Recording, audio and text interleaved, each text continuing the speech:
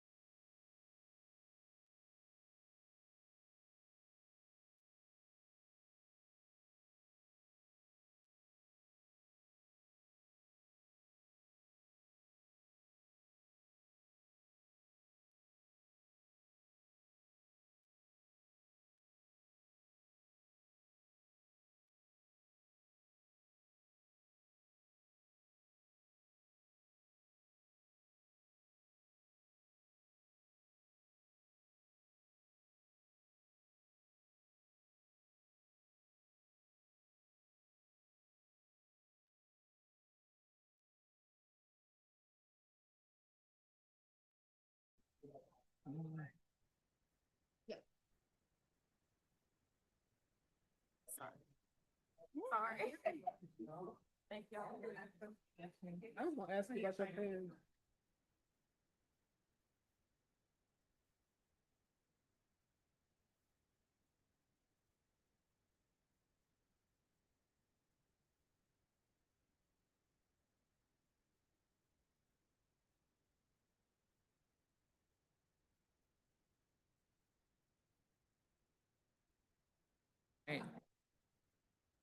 Good evening, everybody. Welcome to our, what would be our April meeting, but today being March 31st, 6 p.m. here in the Media Center. So I'm calling this meeting to order. And if you will please join us in a moment of silence.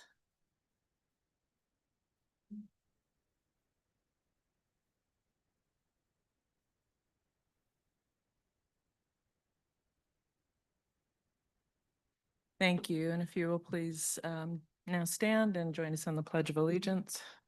Ms. Craig Headway.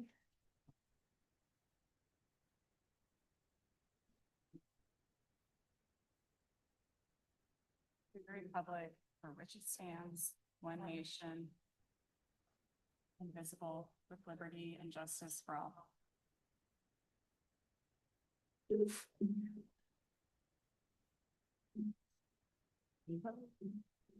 Thank you. And now for roll call, Ms. Decker.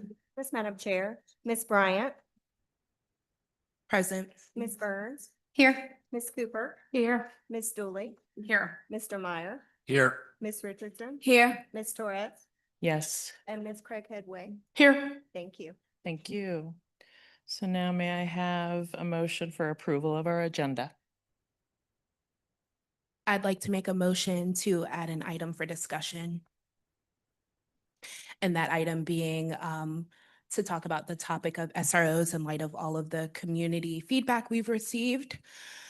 And I actually think that it's more timely to discuss it today. We can still keep the work session that you all have put on our calendar. But I think that we are due to give some sort of response to the public due to the fact that we've been getting emails for the past 2 weeks. So I'd like to make a motion to amend the agenda to add the item about school resource officers to our discussion. And do we have a second? Second. And we're now open for discussion. Ms. Bryant, do you have anything else to say? Yeah, I do. A lot, actually. So I wanted to just start by saying thank you all for your feedback. I really appreciate it. I've had countless phone calls, in-person meetups, and received a lot of emails. And I've been petitioned along with the board on change.org. And I just want to say that, as I've said before on the record, I completely agree. I think that the process should have been more transparent. I am still not convinced that there is enough data to back having school resource officers return to our schools.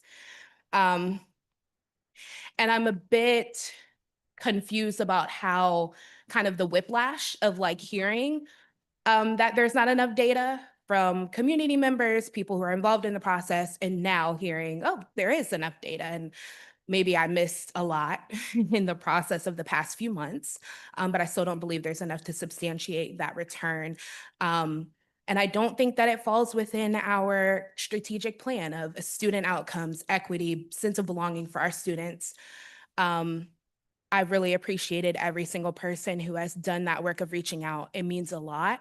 And I do not want any of you to think that your voice isn't being heard, because when there is silence, you can rest assured and know that I will speak on it. I have spoken on it. I will continue to. I did in 2018 when I was a student here, and I will continue to advocate for transparency. And we don't build transparency by giving silence for a week and a half.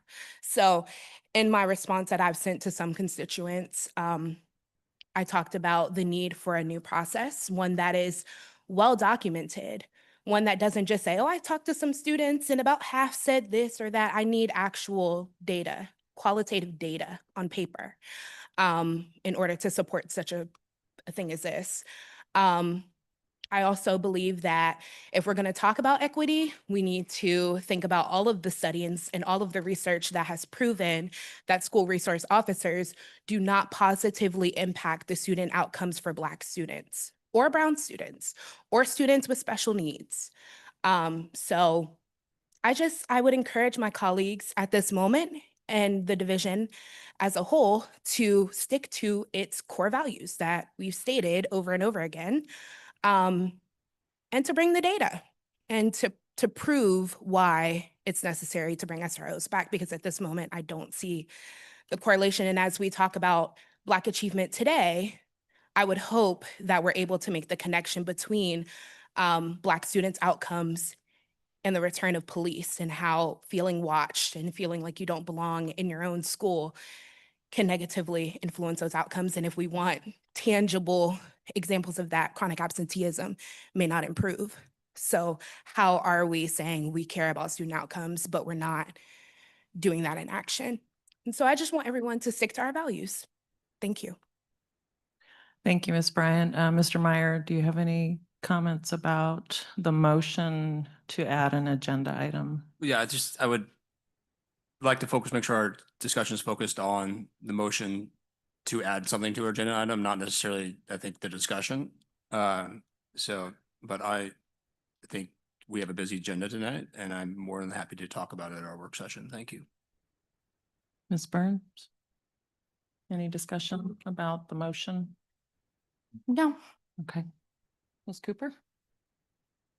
The only thing that I would like to add in reference to the motion, I know that we put a date aside on April, I think the 16th, to discuss this further. I do want to highlight that and thank the community for the mass amount of emails that we received in reference to SROs, and just to highlight that for some of us that may not have responded to all of the emails, it's not because we don't or we do support SROs. It's more so that it's a policy in place that the school board had voted on in reference to who would respond to emails, and that's the chair. And so I kind of want to highlight that it's not that we are not listening or we're not responding back to emails, that it is a policy in place that some of us have been told that, it is important that we as a board kind of, if we vote on a policy, kind of stick into that. And so I look forward to a more fruitful discussion on April 16th so that I can share my views of how I feel in reference to the return of SROs. I was not here when the vote passed for SROs. I was absent. And if anybody would like to speak to me one-on-one, feel free to reach out and I will have that conversation. I'm not a fan of SROs, but I think that that's an opportunity for me to share on April 16th when we have that work session. Thank you. Ms. Richardson? Yeah, so for me, I would like to say that I was disappointed that the vote happened. It happened so quickly. I believe we voted twice to come to that decision, and Ms. Cooper was not present, and I did not approve of that. I would like to have that discussion as well. I know that we do have a work session on April 16th, and I appreciate Ms. Bryant for bringing this up today, and I'm open to adding this to the agenda today as well. Ms. Dooley? Okay. So we will now take a vote by voice, please. Ms. Thacker? Again, and this motion is to add a discussion or amend the agenda and add a discussion item about SROs this evening. Ms. Bryant, Yes. Ms. Burns, No. Ms. Cooper, Yes. Ms. Dooley, No. Mr. Meyer, Nope. Ms. Richardson, Yes. Ms. Torres. And again, my vote is no, based on the fact that we have a dedicated date and time where we will be prepared to have a comprehensive and thorough conversation and discussion around this as is warranted. So again, in review, that was, pardon me? 4 noes. 4 noes to add this to the agenda this evening. And we will look forward to having a robust conversation and follow up on the 16th. Thank you. Madam Chair, I move that we approve the proposed agenda. I need a second, please. Second. Any discussion? I just want to say that I hope that everybody understands that April 16th is a work session. And is this open to the community, correct? And just acknowledge that it is open to the community. So please show up and be there because as you see, the votes happen today. So we still have more work to do. Mhm. All right, we're going to take a vote. Oh, wait, I'd actually like to add another note too. Yeah, we have been polling for work sessions. And I know that for the Black Achievement one, we tried to poll, it wasn't successful. For this one, it was interesting because we weren't polled on it. And so I thought it was interesting in light of all of the emails we've been receiving and there hadn't been much discussion about this topic. And just to have a Black Achievement thing crammed into our schedule with no discussion of how we would address this or even give a statement. Also, given that I reached out about a public, response, and for 2 days, I heard nothing until after that response was sent to the press and on change.org. I just think that perhaps we need to have a larger discussion as a board about what that looks like. We just had the support workers debacle, and I think there was a lot of dissatisfaction. I can only speak for myself as far as how that response came together and how we were all held accountable to something that we wouldn't have necessarily maybe even sent out. And so I think that was kind of my intentionality behind that. So it was really unfortunate to not hear anything. So yeah, to Ms. Richardson's point, I hope the community shows up on the 16th. And in the meantime, please feel free to reach out to me. I'd love to be in conversation with you. Thank you. So for clarification around the polling, are you talking about polling for the 16th? Yes, to add today's work So- session. So there was polling about the work session I on the didn't- 16th. I didn't receive any You polling received, about today. for us to have Black achievement added to today. I was just told that that was happening. That, and I emailed you, I believe. Yes, a but, response. and I was just told that that was happening, and it was very frustrating because this is a more time-sensitive matter, I think.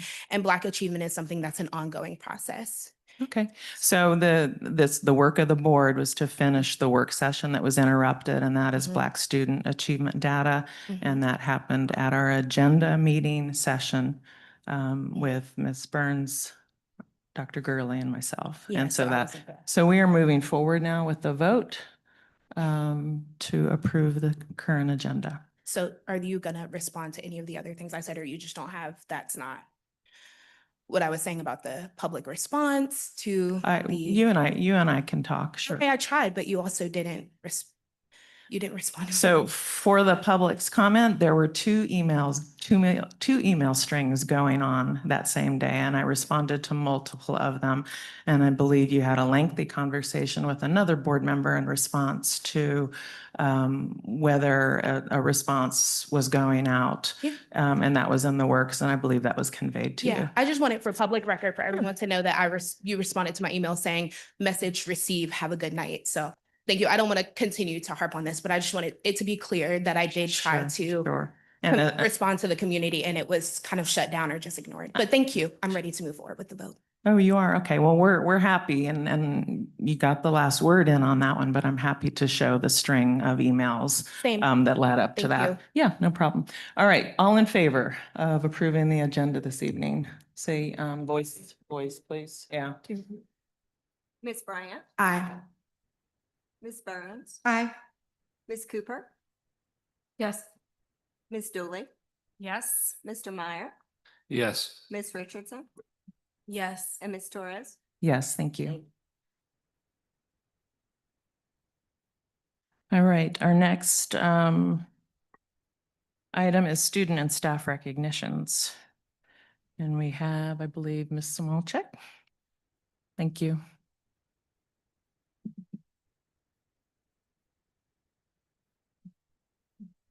Good evening, everyone. I'm honored to be able to be here tonight to congratulate 8 Charlottesville City Schools teachers who won grants from the Public Education Foundation of Charlottesville Albemarle for winter 2026. Those teachers are Jennifer Ryan, Charlottesville High School, for her project, The Language Lab, gamified English learning for emerging multilinguals. Kevin Paquette at CMS for a STEM career pathway pilot. Lucy Spencer, also at CMS, for Table Talk with Teens. Ms. Washberg at CMS for SOL Game Ready Day. Ms. Johnson at Greenbrier for STEM in the Wild. Jessica Sow at Jackson Elementary for From Pencils to Print, Our Journey to Becoming Published Authors. Sabre Timmons at Jackson for Crossing the Line and After School Soccer Club for Building Inclusive Communities. And Amy Wizikirk at Walker for Classroom Economics for 6th grade. Please join me in congratulating these 8 fantastic educators.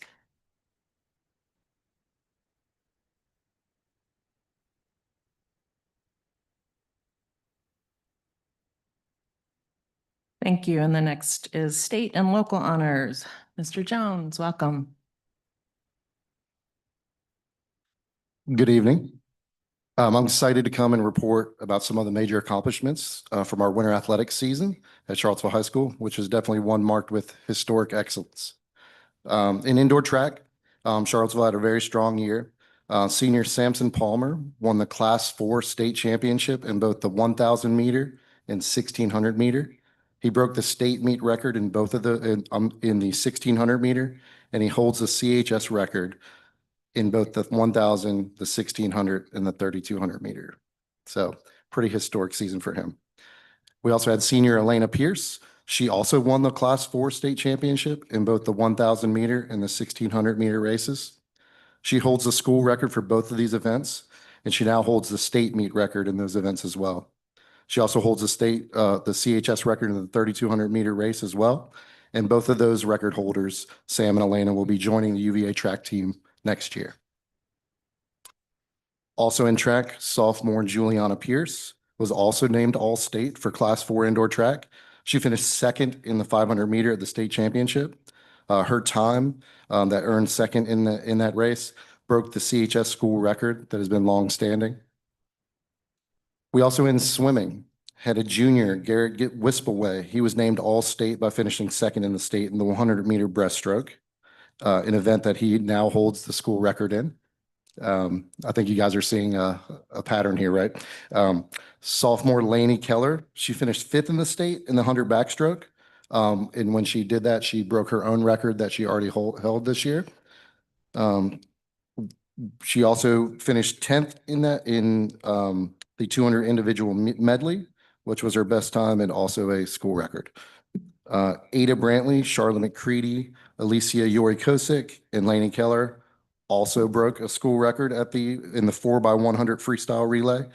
That record had been on a CHS record for 25 years. And they finished just off the podium in 9th at the state championship.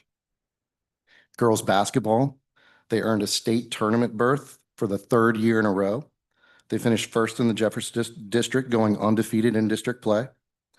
Avery Stavitsky, a senior guard, finished first team All-State. Elena Pierce, a senior forward, also earned second team All-State honors for the Black Knights. But overall, it was a remarkable run by our seniors.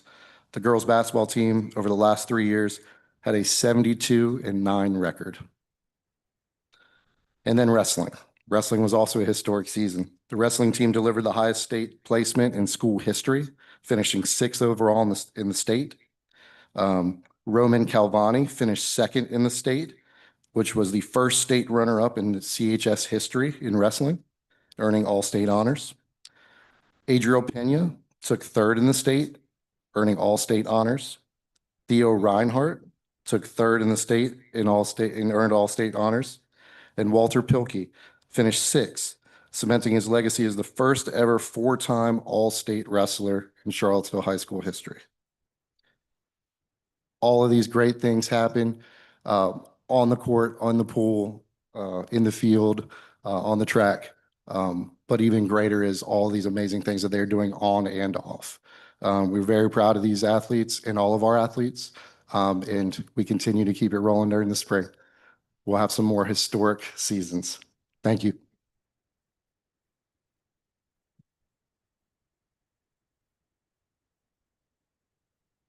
Thank you, Mr. Jones. Wonderful to hear all of the wonderful things our students are doing. Next, we have comments from members of the community, and the first opportunity is designated comments from students. So if there's students that would like to make comment, please make your way to the podium. Okay. This is our first opportunity for comments from members of the community. I believe if you're signed up, please state your name again clearly. You have 3 minutes. And then behind you, Amanda, is Emily. So I'm going to read a couple of names. If you guys will line up and just be ready to move, that would be great so we can keep things moving. So it's Amanda, Emily, Shannon, and then Ms. Parker are the first 4, please. Great, thank you. Good evening, board members.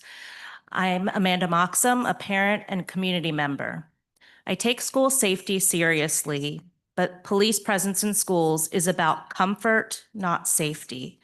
Comfort that perpetuates racism should not justify a policy that makes students less safe. Schools with majority Black or Latino students have 3 to 7 times more SROs than predominantly white schools. This is a pattern that tells us who these programs target. An analysis of 7 studies found that schools with SROs had a 21% higher risk of exclusionary discipline. These exclusions are not equal. Black students make up 16% of the student population, but represent 31% of school arrests. Black girls are 4 times more likely to be arrested by SROs than their white peers. This is the school to prison pipeline. This board would be voting to open that pipeline and fill it with our children. Research published through the Office of Justice Programs found that increases in recorded offenses and exclusionary discipline due to SRO presence were most pronounced for Black and Hispanic students, not for white students. This harm is documented, it's racial, and it's very predictable. If SROs increase arrests, exclusions, and do so most severely for our Black and Brown students, who are we protecting? Our children deserve counselors, social workers, and restorative practices. They deserve education, not criminalization. I urge you to vote no. Thank you. Thank you. My name is Emily Kingsley, and I am a community member and teacher. As teachers, we are trained to make instructional decisions based on data. We look very carefully at the teaching practices we use to make sure they are aligned with what the data tells us. When we lose sight of the data, we end up falling into the classic teacher trap of going on vibes. Going on vibes is when we start jumping to conclusions about our students and what they need. It's when we start letting assumptions, fears, and biases poison our perspective. And when it comes to the decision to add SROs back to our schools, I have concluded that it seems to be very much a decision made on vibes. There have been some scary incidents in our schools. There are problems that need to be solved. But instead of slowing down and really doing the work of parsing out the data and the needs, we're taking the easy way out and going on vibes. The problem is the current vibe of our country is authoritarianism. In fact, when you think about it that way, it's not at all surprising that we find ourselves in this position. Attempting to fix a complex social problem with guns and intimidation is exactly what Trump is doing at a national level. He's busy trying to turn our country into a police state, and we're just falling in line. It's clear that we have challenges at CCS, but it is far less clear that SROs are an effective avenue to address this. As two scholars wrote in a 2021 article for the Journal of Policy Practice and Research, more than 2 decades of research have not yielded evidence that police enhance school safety. Don't go on vibes. Trust teachers, trust kids, trust families, trust data. Thank you. So we have Shannon, Ms. Parker, Ms. Tyree, and then Ms. Carr. Good evening, school board members and Dr. Gurley. My name is Shannon Gillikin, and I'm president of the CEA. 2 years ago, CEA's Representative Assembly, which includes people from almost every work site across our division, passed a resolution opposing the adoption of SROs in our school. I wish I was here tonight to talk about something else, but unfortunately, here we are. 2 years later, you still have not truly sought community input before making decisions. You have not presented us with alternatives to police and schools, and you have not surveyed staff about this issue. You didn't reach out to staff, so I did. 2 weeks ago, we asked CEA members for input. Less than 30% support SROs returning to our school. Last week, our Rep Assembly again voted to oppose the return of SROs in our school system. Our stance on police and schools hasn't changed. We don't want them. They don't make our schools safer, and they harm our most vulnerable students. What seems to have changed is some of your opinions on the matter. Some of your campaign platforms included opposing SROs in schools. But now you don't want to talk about it anymore. We are here to hold you accountable to what you told the public before you were elected. Please listen. Thank you.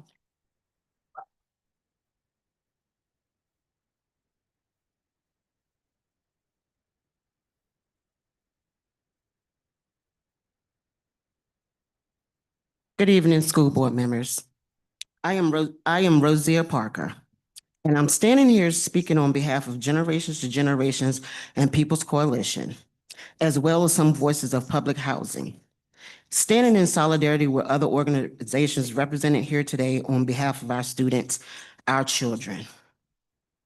There are deeply rooted Black history of trauma and harm that has been inflicted upon Black families due to structural demonstration A system that has reinforced inequalities, restricting opportunities for them, producing unequal outcomes. Over the years, systems have kept them down and unjustifiable. Injustice continues today in our educational system, with intersectionality working together to sustain equality of our Black and Brown students. Education and disparities of the criminal justice system have been intertwined school to prison pipeline that results in disproportionate incarceration. Internalized and personal institutional racism plays a big role on our children. That brings us to the issue of today, having SROs in our schools and the negative effect that could inflict them.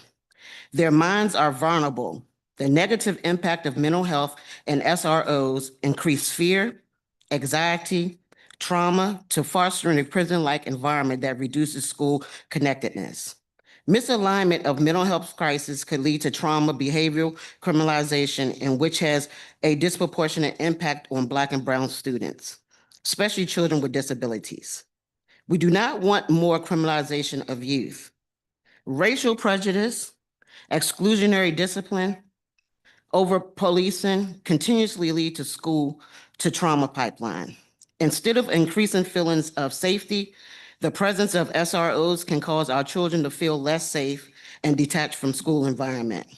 So the organizations I represent, we ask you, the school board, to rethink, to revote on your previous decision. Thank you for your time and consideration.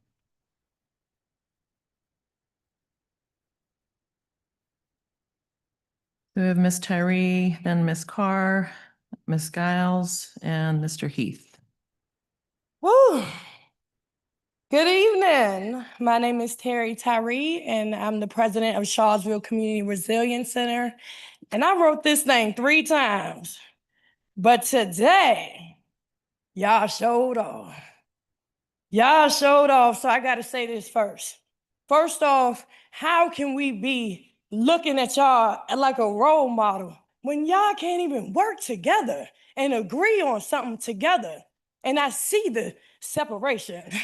I see the difference. I see who's on our side and who's not, and it ain't right. And simply to add something to the agenda, for you to be the first person to say, nah, we got a work session on April 14th or whatever day you scheduled the work session, April 16th, to see the importance in everybody in this room. Standing here, coming here today to pack the room, to ask you to add it to the agenda. And y'all turn and say no? How can we trust you now? How can we thank you for us now? That's not right. And you got your own people. You debating with your own people. Snarky comments to your own coworkers, your team. That ain't right. And I seen it. And trust me, I speak loud. I'm gonna share it on Facebook. I'm telling everybody what y'all did up here today. So now moving forward, I'm here tonight because this decision y'all made is personal. When I send my child to school, I want to know that they're walking into a place of learning, care, healing, and support, not a place where armed officers are treated as the answer. I want to ask this board, whose input did you use to make the decision? Did you center the voices of parents, students, Black families, families of children with disabilities, and those impacted by over-policing? Or are decisions being made about our children without truly listening to the people who carry the consequences? I also want to know how you plan to measure the impact of this. What data will you track? Will you track who gets stopped, removed, searched, handcuffed, or referred to police? Will you track racial disparities? Because I can see them clearly right now. Will you track whether Black students and students with disabilities are harmed more by this decision? Will the data be made public so that families can see it, see the truth? Why do you believe this is a good idea? What are y'all afraid of? They're just kids. What are y'all afraid of? Why do we need police? Please choose support over surveillance, healing over fear, prevention over punishment. If we truly care about safety, why are we not investing in counselors, peer support specialists, restorative practices, trauma-informed staff, and stronger family partnerships? Get it together. The community's waiting and we are watching. We elected y'all. again. And you doing us like this again. Have a beautiful day.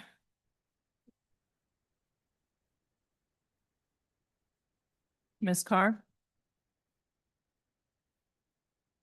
Oh, my. My name is Salithia Carr. I'm with Not Me, I Believe, the CEO and founder of Not Me, I Believe. I am anti-bullying. I work with youth and families within the community. I don't care what community you're in. I work with you and for you. We are servants of the people. That's who we are. As your job, you are a servant. No more, no less. You are for the people, and I am for the voices of the people. I bought my grandson today because he's up and coming. So that means whatever you're doing is going to affect him. And I can't control who he is being here right now. There's no control. I can only teach him. I am to teach him. And that is what you all are to do. The voices of the people has to be heard.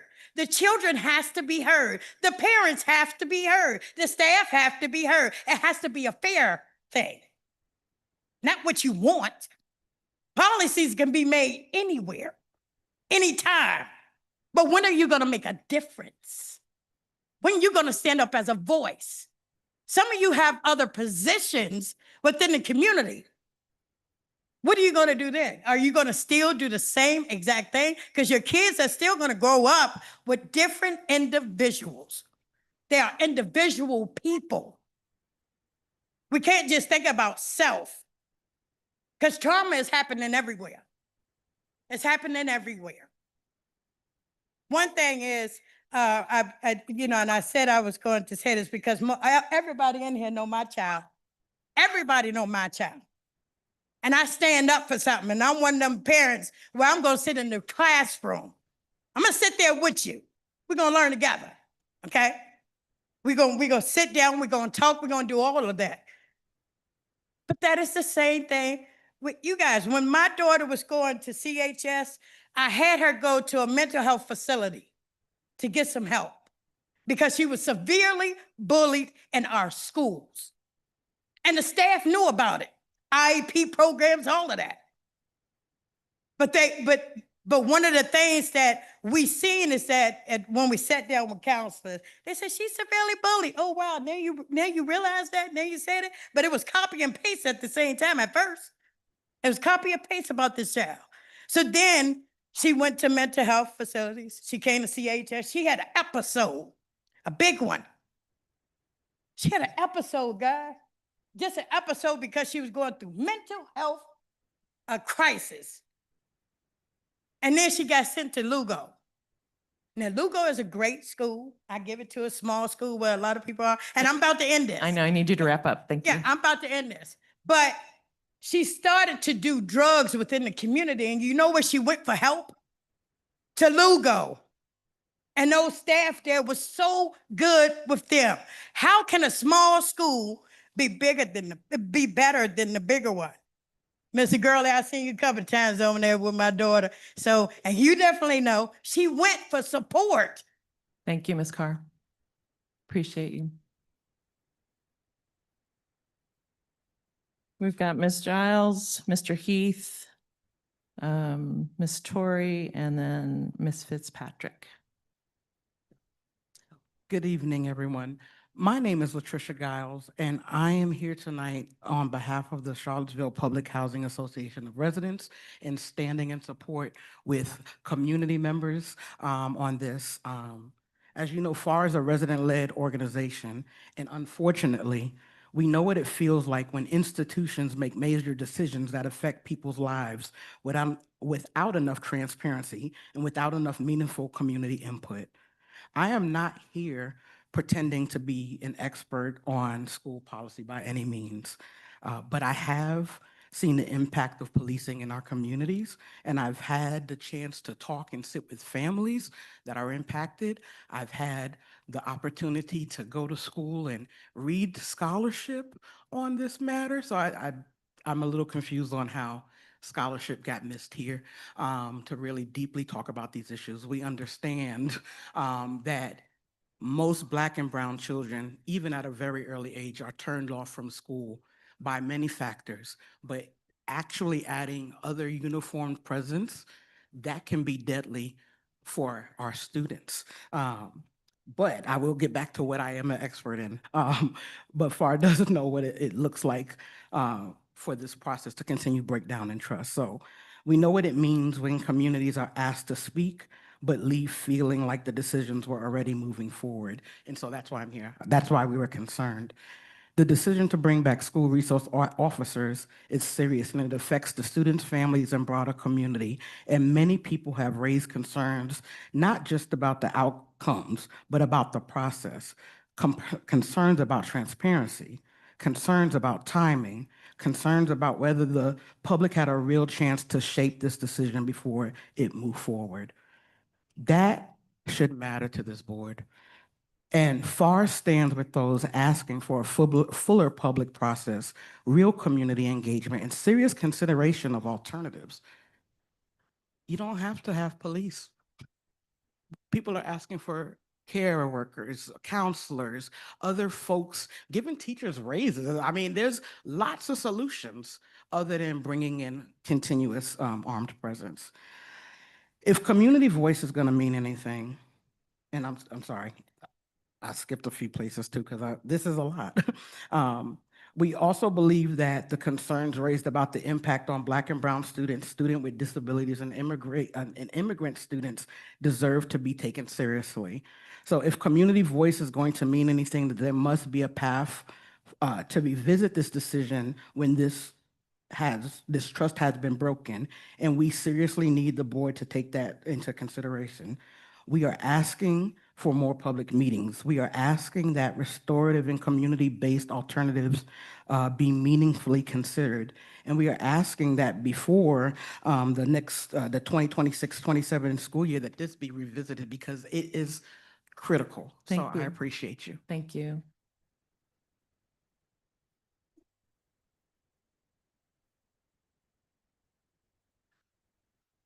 Dr. Gurley, board members, thank you for being here. Thank you for listening. My name is Sam Heath, and this is my shadow who needed to come up with me.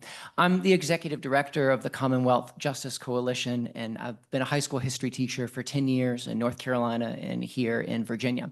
And for those that are parents in this room, including those of you, you know, you fail so often. The stories that I could tell. But one thing in our home that I know that we've gotten right, at least philosophically, is how we approach harm. And each day we're figuring out what that looks like. But in our home, when harm happens, what we do with our kiddos is ask, what happened and what does repair look like? Rather than what law was broken or what rule and what does the punishment look like? So we've tried to shift that discussion and always build into them, what is it and how do we think about repair? How do we center that person who was harmed? How do we think about, in an instance of violence, harm, or crime, always picture in my head a triangle of three groups that are always harmed in any instance of harm. There's the person who received the harm, of course, the person who did the harm, and the surrounding community. And thinking about what does it look like to care for that group. So what I'd like to ask for and to have you consider deeply, and with community input, with groups that are here, are what would robust, administrator-supported, community-informed restorative practices look like in the school, which we know is not a new question. There are incredible models for this. There's organizations here and ready and excited to help with that process. But we want to partner with you in that, to think about how we respond to harm and how do we move towards healing. So the Commonwealth Justice Coalition, lots of other groups within the city are here, but I think it begins with the rethink and the revote. I think about the geographer Ruthie Wilson Gilmore talking about what a beautiful and perfect society looks like. And the thing I've loved most that she says, she talks about part of it is an absence of something. Maybe even more important than that is the presence of something else. So while some of us are here asking, remove police from schools, more important than that is to spark the imagination of let's put something else in its place. There are organizations, there are people, there are groups here and ready to help with that at a moment's notice. Thank you for listening.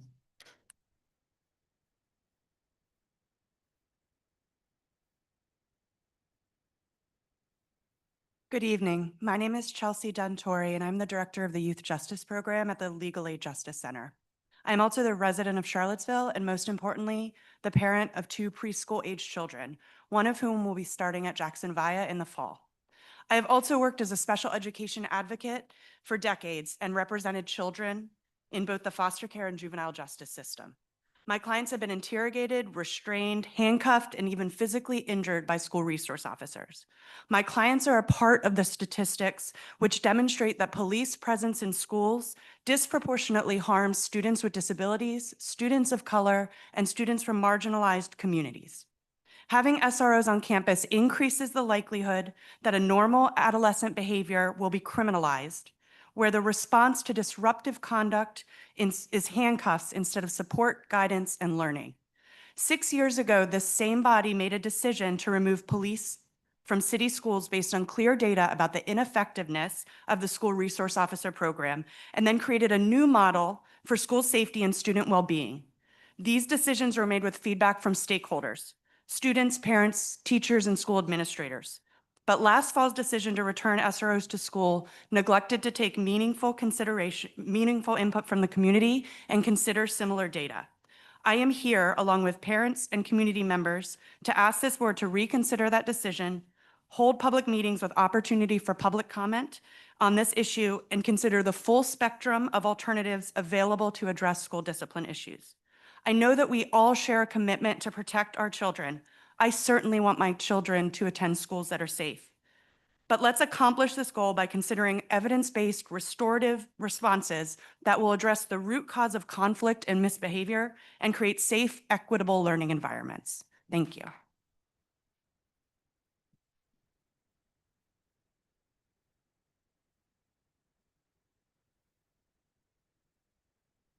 Hi, my name is Mimi Fitzpatrick. I'm a parent of children in Charlottesville City Schools, and I grew up in these schools when there were SROs here. Thank some of you for being brave enough to recognize publicly that the issue of returning armed officers to patrol daily life at the middle school and high school is an issue worth rethinking. It's close to an apology, but not quite there yet.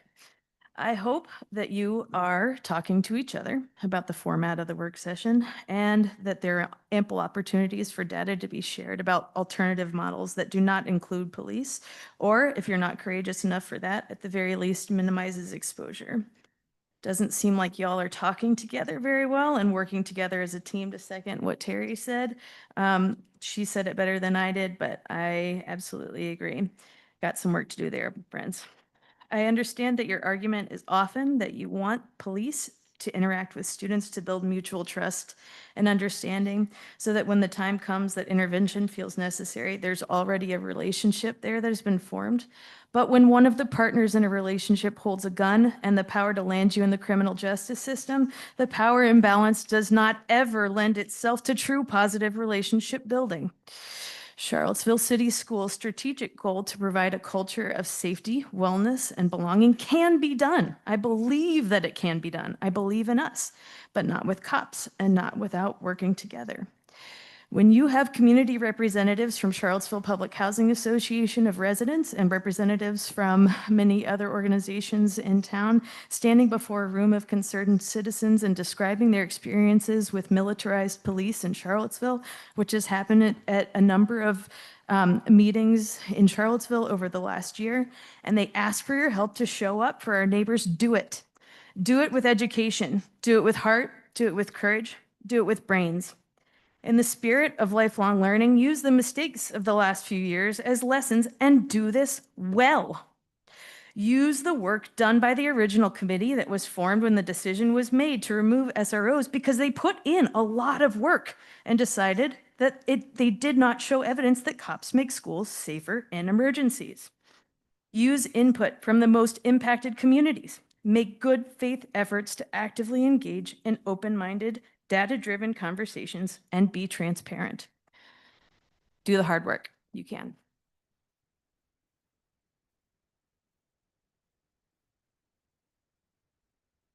At this time, we don't have anybody else signed up for comment here in the media, but I believe we do have one signed up via Zoom.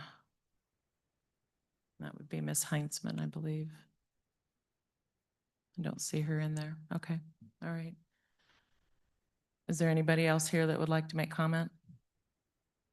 I'm gonna leave the sheet up. I'll bring it up.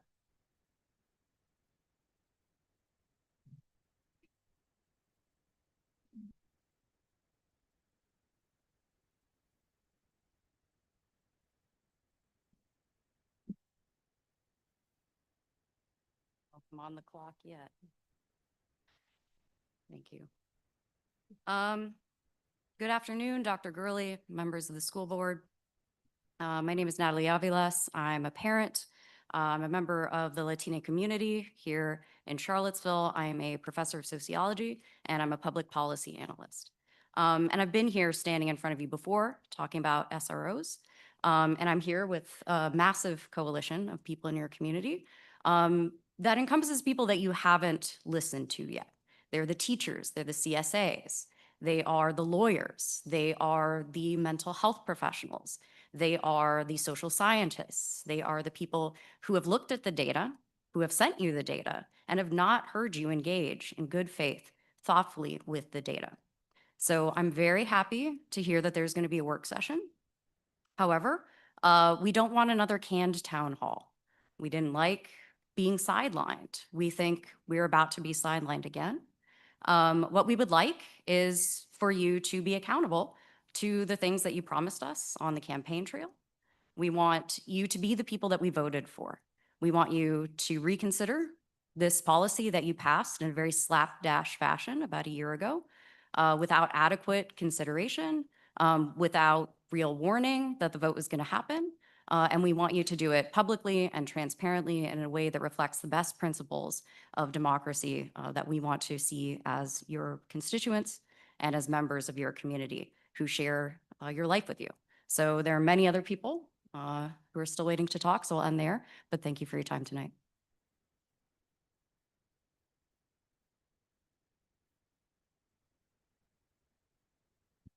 All right, my name is Ian Mullins. I am a Charlottesville resident. I am a CCS parent. I've been here before. So we have engaged the board and the school district in good faith. We've asked that you hold this vote through a democratic process. It didn't happen, as Natalie just elaborated upon. You say no, Chris, I say yes. Giving out a survey online saying, do you want to know more about this, is not a sign of approval that people want that. Having a vote. Sir, when we're you- not going to make comments directed at board members, please. I will address that to the entire board then. That's fine, It's- thank you. From what I am standing, more than Chris is culpable in this. The board is culpable in this. The board is accountable to the people. This is growing. More people are finding out about this. More people are mad. And we're mad that we were not engaged in good faith. And as a result, we've lost trust. That is absolutely essential in democratic process. We must have trust in the people we elect to make decisions on our behalf. And when we lose that trust, we need transparency and accountability.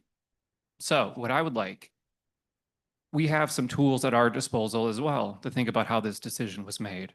I would like the board to voluntarily release all of the data that you have combed through to make this decision, so we can look to see how you made your decision and to see if we agree. If you do not voluntarily do that, Virginia has FOIA laws. I know I get targeted a lot for harassment for my job. I don't do it to harass, I do it in the spirit of the actual law, which is transparency and accountability.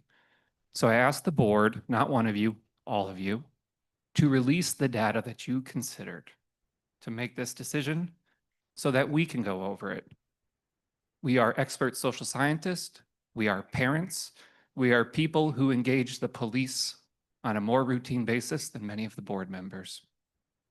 Let us see how you made your decision, and let's see if we can trust you. Thank you.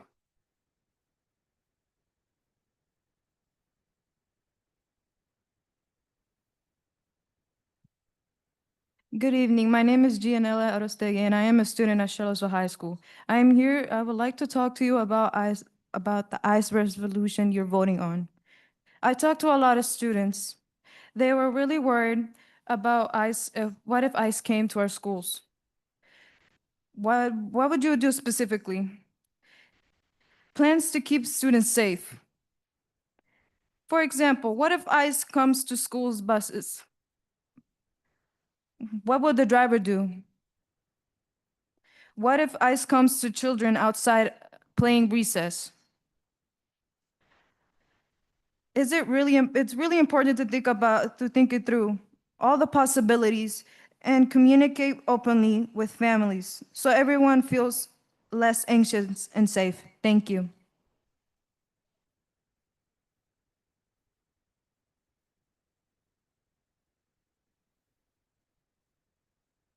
Please make sure you have the sign-up sheet, Stacker. Good evening, Dr. Gurley, members of the board. My name is Sandra Yvette Avles, and I'm here on behalf of Charlottesville United for Public Education. What we have consistently heard about the SRO decision from our community is that it was far from fair or an inclusive process. Many students, parents, and educators did not feel that they had a real opportunity to voice their perspectives or be meaningfully heard before this decision was made. At Charlottesville United, we're committed to amplifying community voice, especially when it comes to decisions that directly impact our children. And for some time now, we've been hearing a clear call. Our community wants the opportunity to reimagine what safety in our schools can look like. Safety is not one-dimensional. If we truly want to reduce harm and support our students, we have to invest in their mental health and emotional well-being. That means going beyond traditional approaches and partnering with community organizations, as well as investing in training for community members so that they're equipped to support young people in meaningful and culturally responsive ways.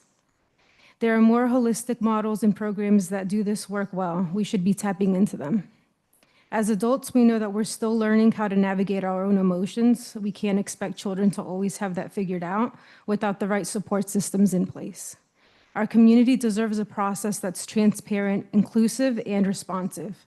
I urge you to create a space for deeper engagement, explore alternative approaches, and ensure that decisions moving forward are shaped by the voices of those most impacted. Thank you for your time.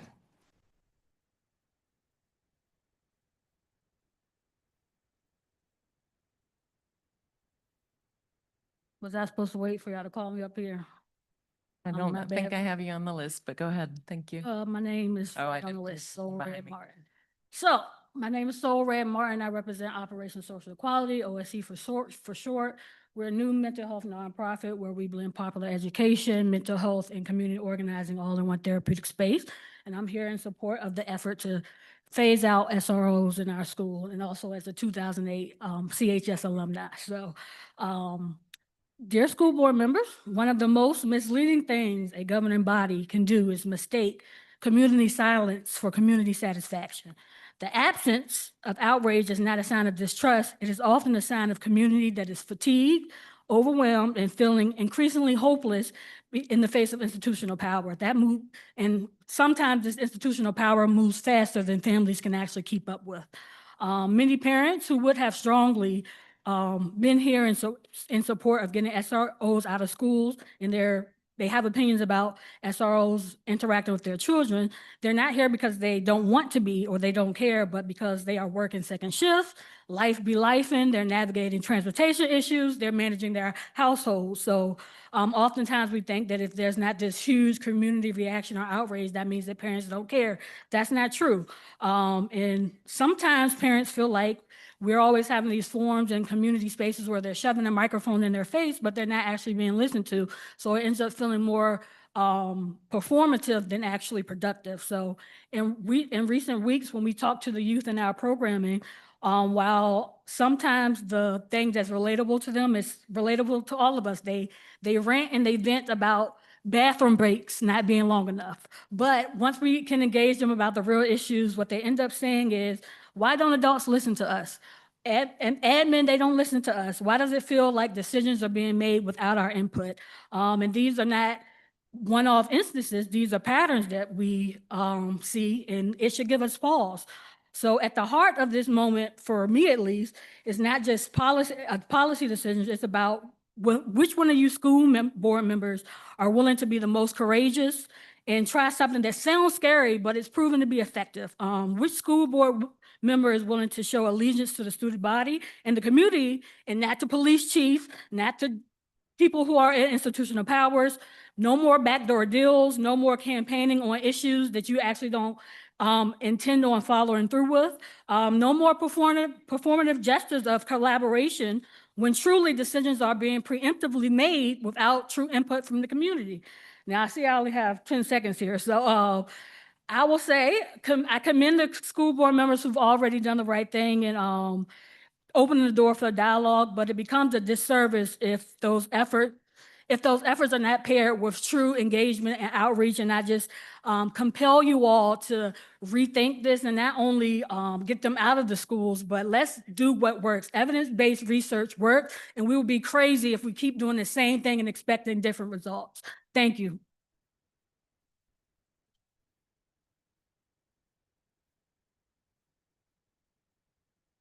Good evening, Dr. Gurley and members of the board. My name is Brett Volmer. I'm a Charlottesville resident and a social worker in our community. One of the greatest barriers my colleagues and I face is skepticism and distrust of public institutions, especially among underserved communities.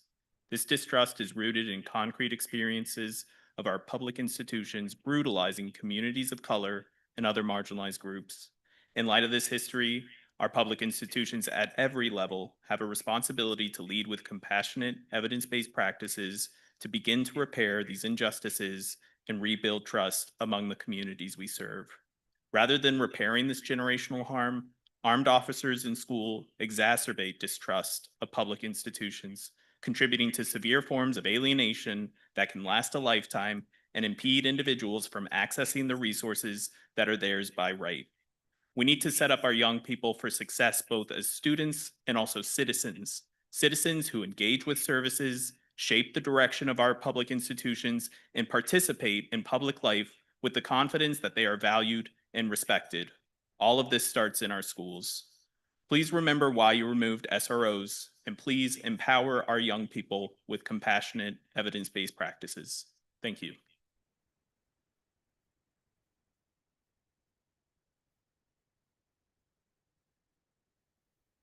Madam Chair, members of the board, my name is Hank Bostwick. I'm with the Legal Aid Justice Center. Your community has spoken. Just over 2.5 weeks ago, we all came together to address this issue. We are almost a dozen organizations strong at this time. Just over a week ago, we started a public campaign with a petition and a direct email campaign to try to reach not only the community, but each and every one of you. We started 2.5 weeks ago, and we're not done yet. We started our petition over a week ago. We're not done yet. We're still collecting signatures. We're still handing out flyers. And we will be here en masse on April 16th to show up, to speak out, and to convince you all, or to try to convince you all, to take a different tack. We all live in a hard and hardening world. Everywhere around us, our institutions are closing in on themselves. We are using police in our community development projects. We see police in our public squares. We're now even seeing police in our airports.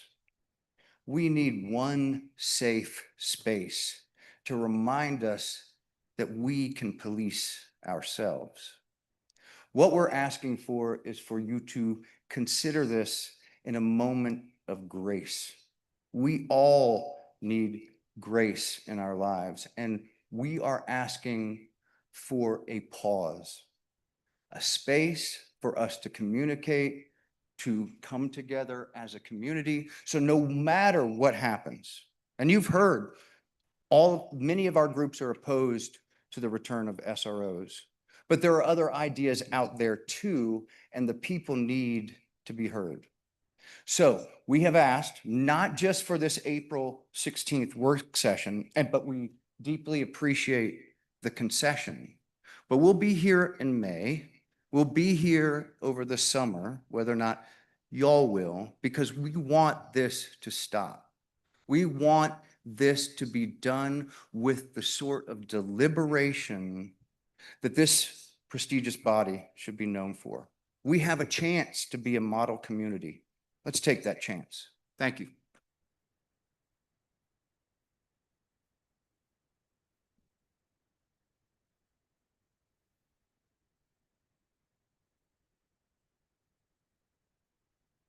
That was our last speaker that was signed up. And I think I don't know if Miss Heinzman is on. We'll check one more time.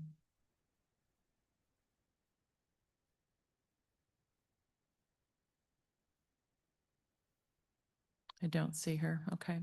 We do have another opportunity at the end of the board meeting for public comment.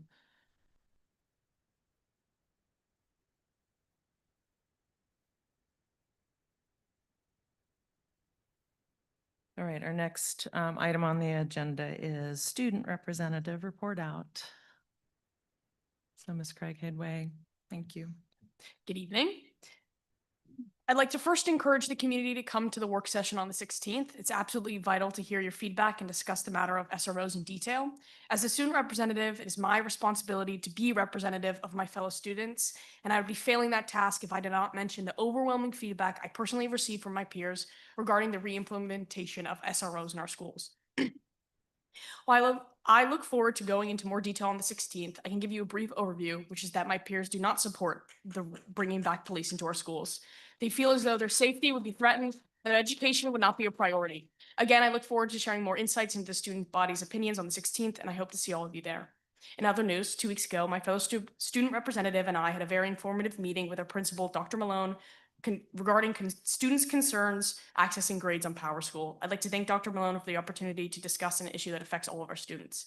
I'd also like to turn some attention to action item 11.1, the ICE resolution. After reading the agenda for the meeting earlier this week, I was curious to know what my fellow students thought about the proposed resolution.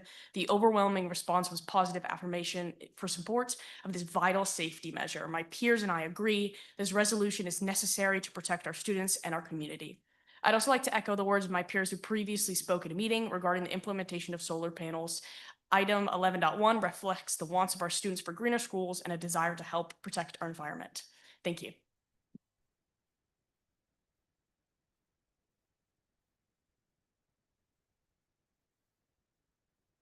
All right. Our next item on is adoption of the consent agenda. So if I have a motion for that, please. So moved. We need a second, please. Second. Any discussion? All right, can we call a vote, please?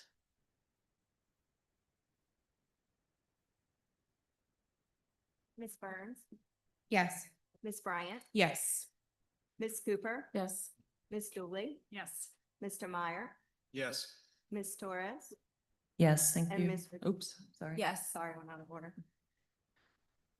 Thank All you. right, thank you.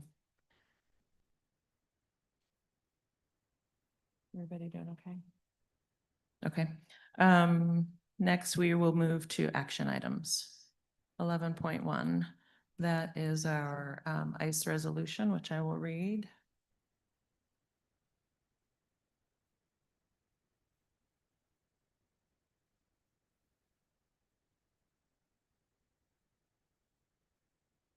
So this is a resolution affirming safe and welcoming schools and protecting students from unlawful immigration enforcement activity.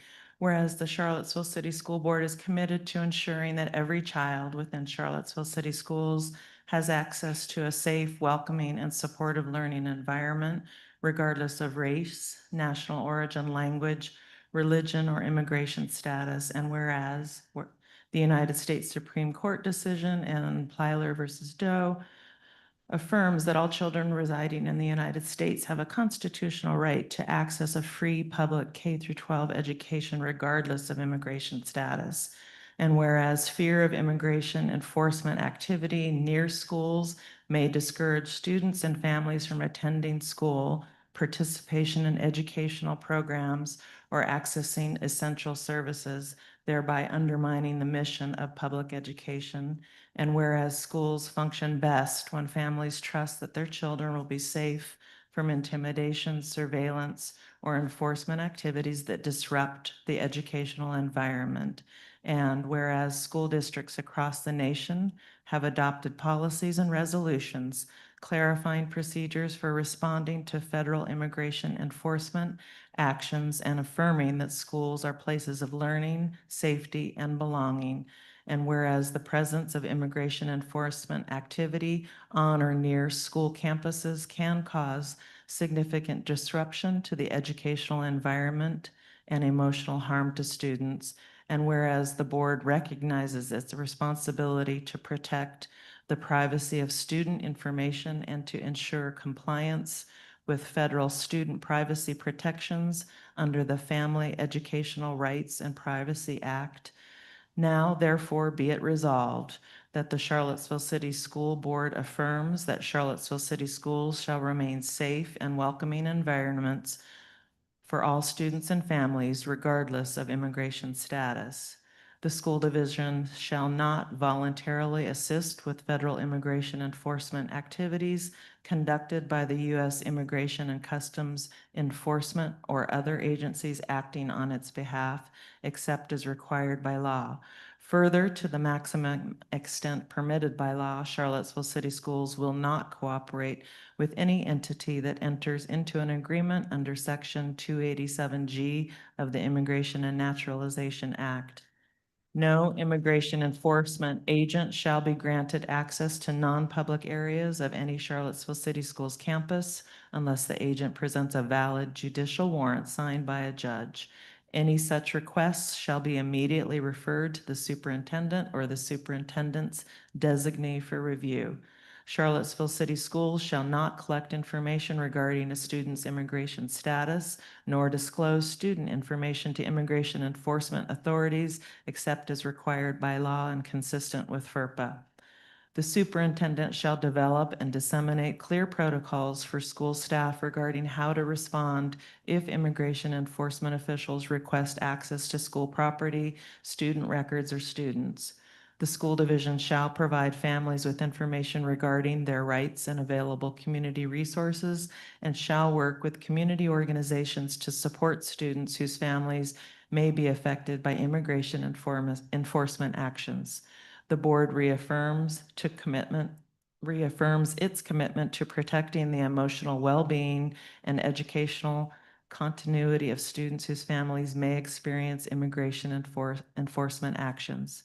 The Charlottesville City School Board calls upon local, state, and federal leaders to ensure that schools remain safe spaces free from immigration enforcement activity that undermines the educational mission of public schools. This resolution is to be adopted this day, the 31st day of March, 2026. I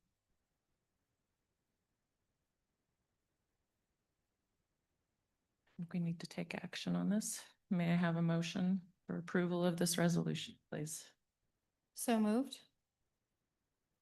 May I have a second? We will. I need a second first. I'll second. All right, and we can open this up for discussion. Ms. Cooper, go ahead.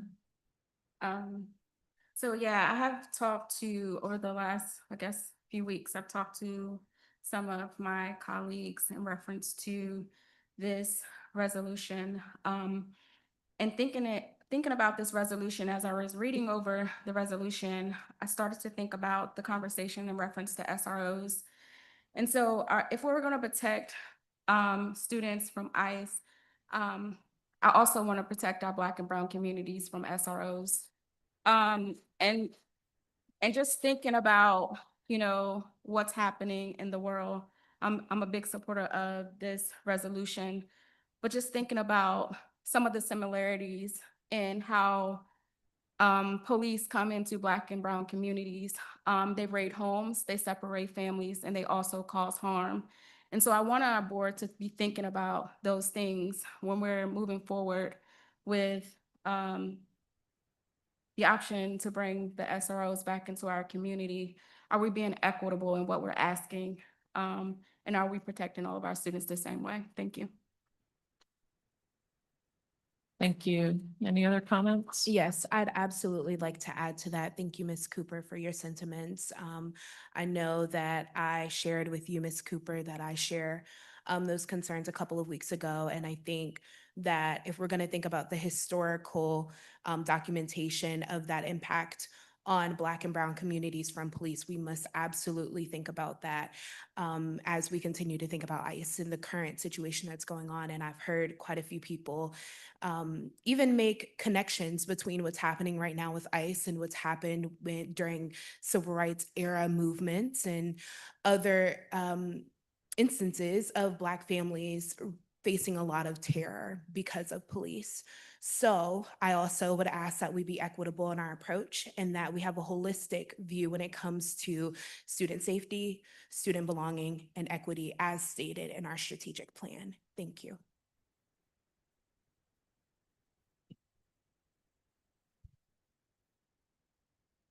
Mr. Meyer. Yeah, thank you. Just some questions for clarifications from staff, please. I think I sent this to you prior. How much of our budget is coming from the federal government? And which programs are those supporting?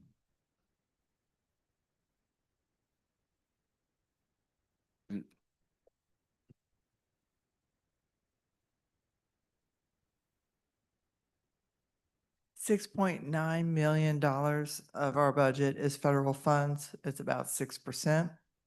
And they are Title I funds, Title II, and our food nutrition program and Title 6B are our major federal funds.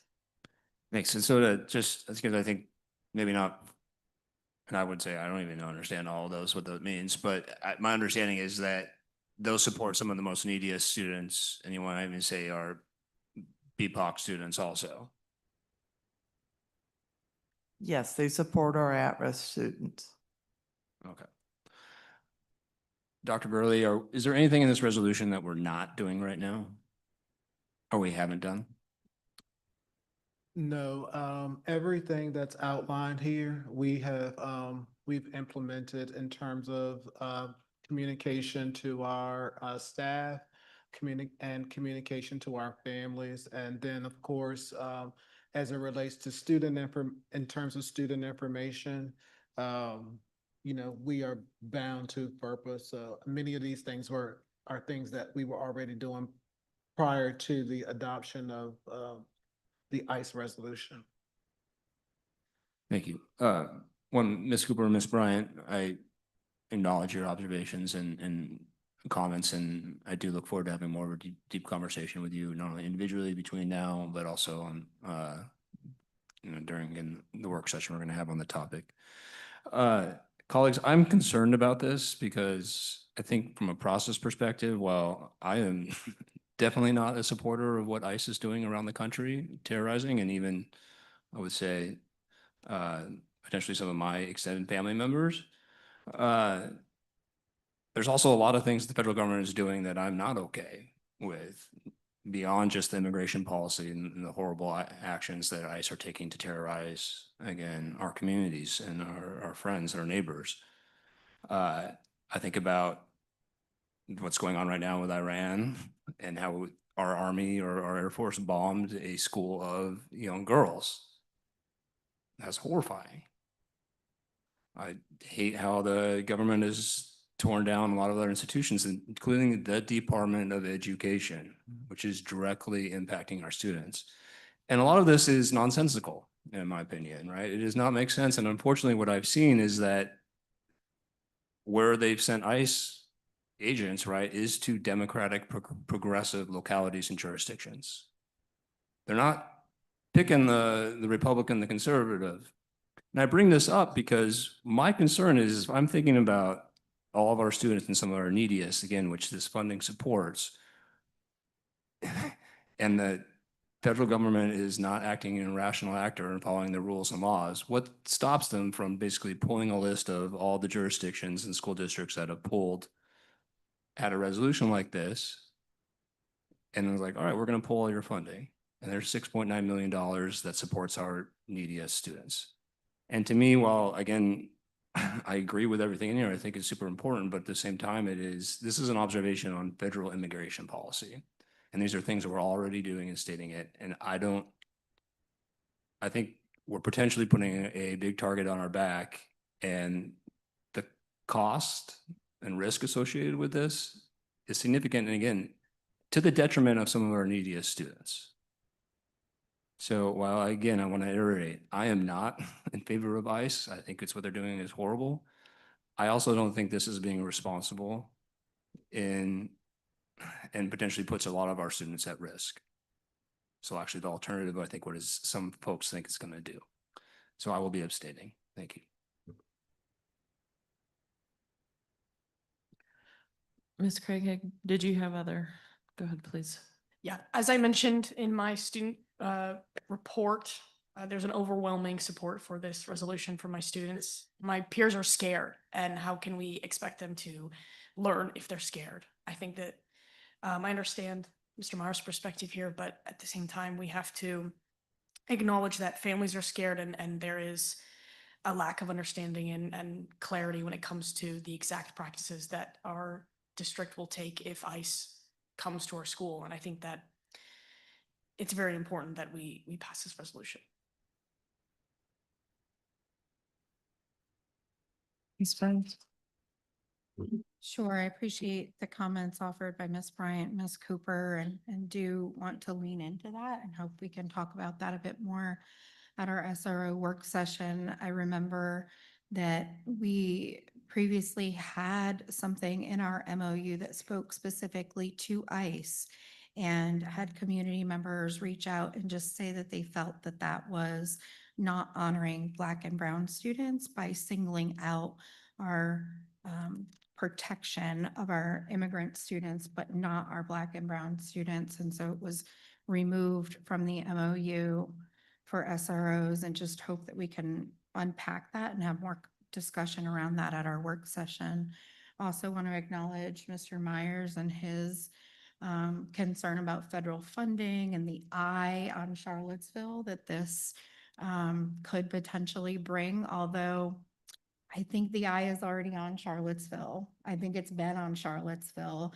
And I think we have a generous community, we have a philanthropic community, and my hope is that if the federal government comes in and pulls $6.9 million, this community better stand up and say, Charlottesville City Schools, here is $6.9 million, because we care and we appreciate the work that the board is doing to recognize our immigrant students and hear the voices of those students, which I have heard this week coming into the school. I have met with students in our walk program specifically, many of which would fall under these titled funds and immigrant students. And to echo Ginger's sentiments, they are scared. They are scared more, I would say, for their parents and their older sibling groups. What happens if I come home and they're not there? What happens if I get a call from legal aid who is helping my family through these immigration matters and my family member is gone? And so I hope that we can continue to engage, and I'm glad that the questions were asked about what have we done, what have we not done, because I do want to lean in and understand if all of our staff have received appropriate training, all of our staff. And I appreciate the member of the community who brought up the student about the bus, because I don't know that I've heard that our bus drivers have been adequately trained for such a scenario at bus stops. And so I'm interested in that. I'm also interested in understanding if it's not required training, are they doing it? Is it outside of contract hours? Are we asking teachers to do this? And what is the expectation around it, that they've received the training? And then just understanding what the division is planning to do, if there's any information sessions for student groups or parents. Again, I don't want to draw more of a lens or a target, letting anyone know that we're holding a big event with our immigrant families. I don't think that's appropriate, but how are the trusted partners that we work with, the IRC, legal aid, our ESL support staff, to lean in with those students, either in smaller engagement groups or otherwise, to ensure that they do know the process and ensure that they do understand who the helpers are. And so that's just my commentary. Thank you. Thank you. Ms. Cooper, anything? Okay. Ms. Richardson? Ms. Dooley? Okay. So we will call for vote, please. Yes. Ms. Bryant? Yes. Ms. Burns? Yes. Ms. Cooper? Yes. Ms. Dooley? Yes. Mr. Meyer? Stan. Sorry. Ms. Richardson? Yes. And Ms. Torres? Yes, thank you.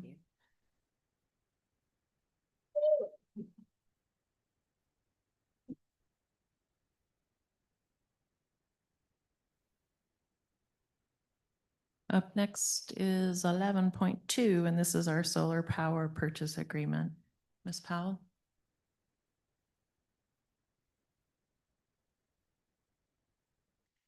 Good evening, Madam Chair, members of the board, Dr. Gurley.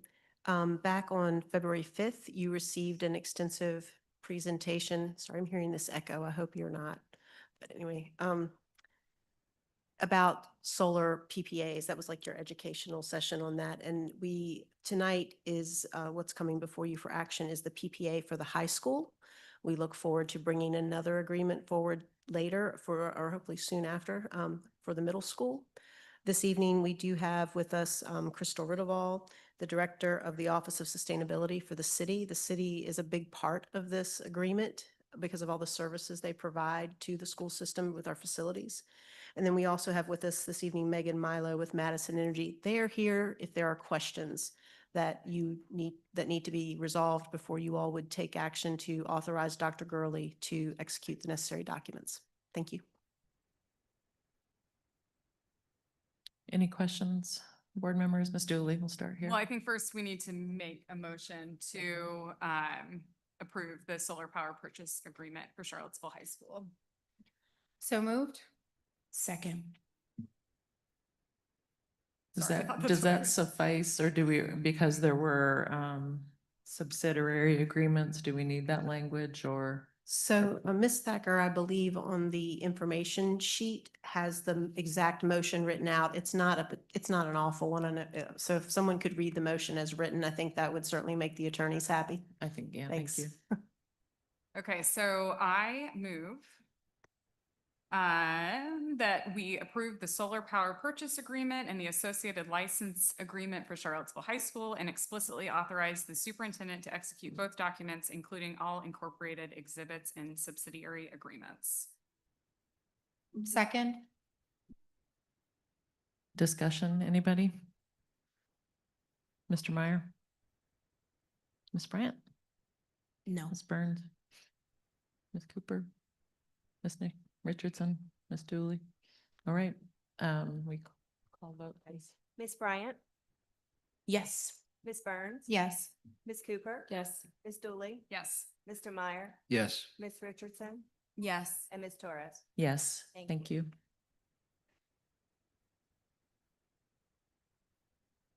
And now we have an action item regarding KTAC local plan. Dr. Helt? Good evening, Madam Chair, members of the board, and Dr. Gurley. At the March 5th school board meeting, I presented the 26-27 Perkins Plan, and tonight the superintendent is recommending that you take action. Thank you. We do need a motion, please. So I move that we approve the 26-27 career and technical education local plan. And a second. Second. Ms. Burns, second. Any discussion, questions? All right, vote please. Ms. Bryant? Yes. Ms. Burns? Yes. Ms. Cooper? Yes. Ms. Dooley? Yes. Mr. Meyer? Yes. Ms. Richardson? Yes. And Ms. Torres? Yes, thank you. Thank you. Thank you. Chair Torres, before we move forward, I'd like to ask if we might be able to take a 10-minute recess. A motion? Motion. Okay, a second? Second. All in favor? No. Yes. Yeah. Ms. Dooley? Yes. All right. So we're going to take a quick 10-minute recess and we will resume. Thank you. Were you okay with that? Okay. Hey, Emily, who was second on that?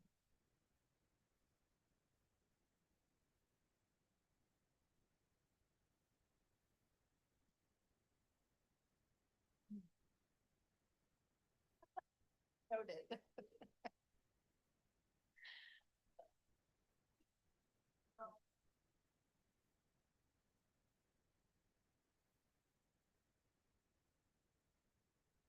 Yeah, it's her computer. Where's the board? Yeah.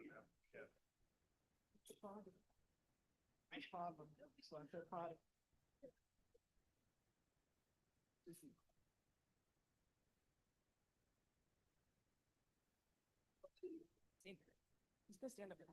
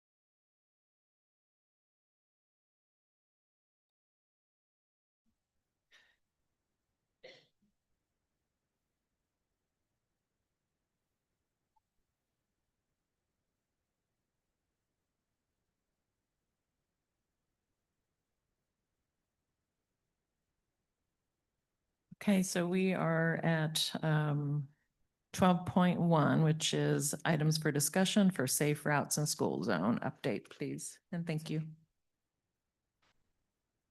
Hi, good evening, Madam Chair and members of the board and Dr. Gurley. Tonight, I'm excited to have with us Kyle Rodlin. He is the city's Safe Routes to Schools Coordinator, and he has a number of really meaty updates for you this evening about what's going on with our Safe Routes program. So Kyle, turn it over to you. So I'm going to move this a little bit so I can control. Hey, thanks for having me. Good evening, everybody.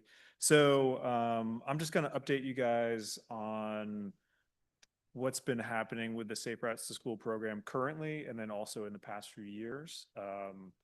So this slide deck, I've got a little bit of a show and tell, and then also in this deck is going to be some things about travel data, historical data, and then things happening at Summit, which I imagine we'll probably want to have some discussion about.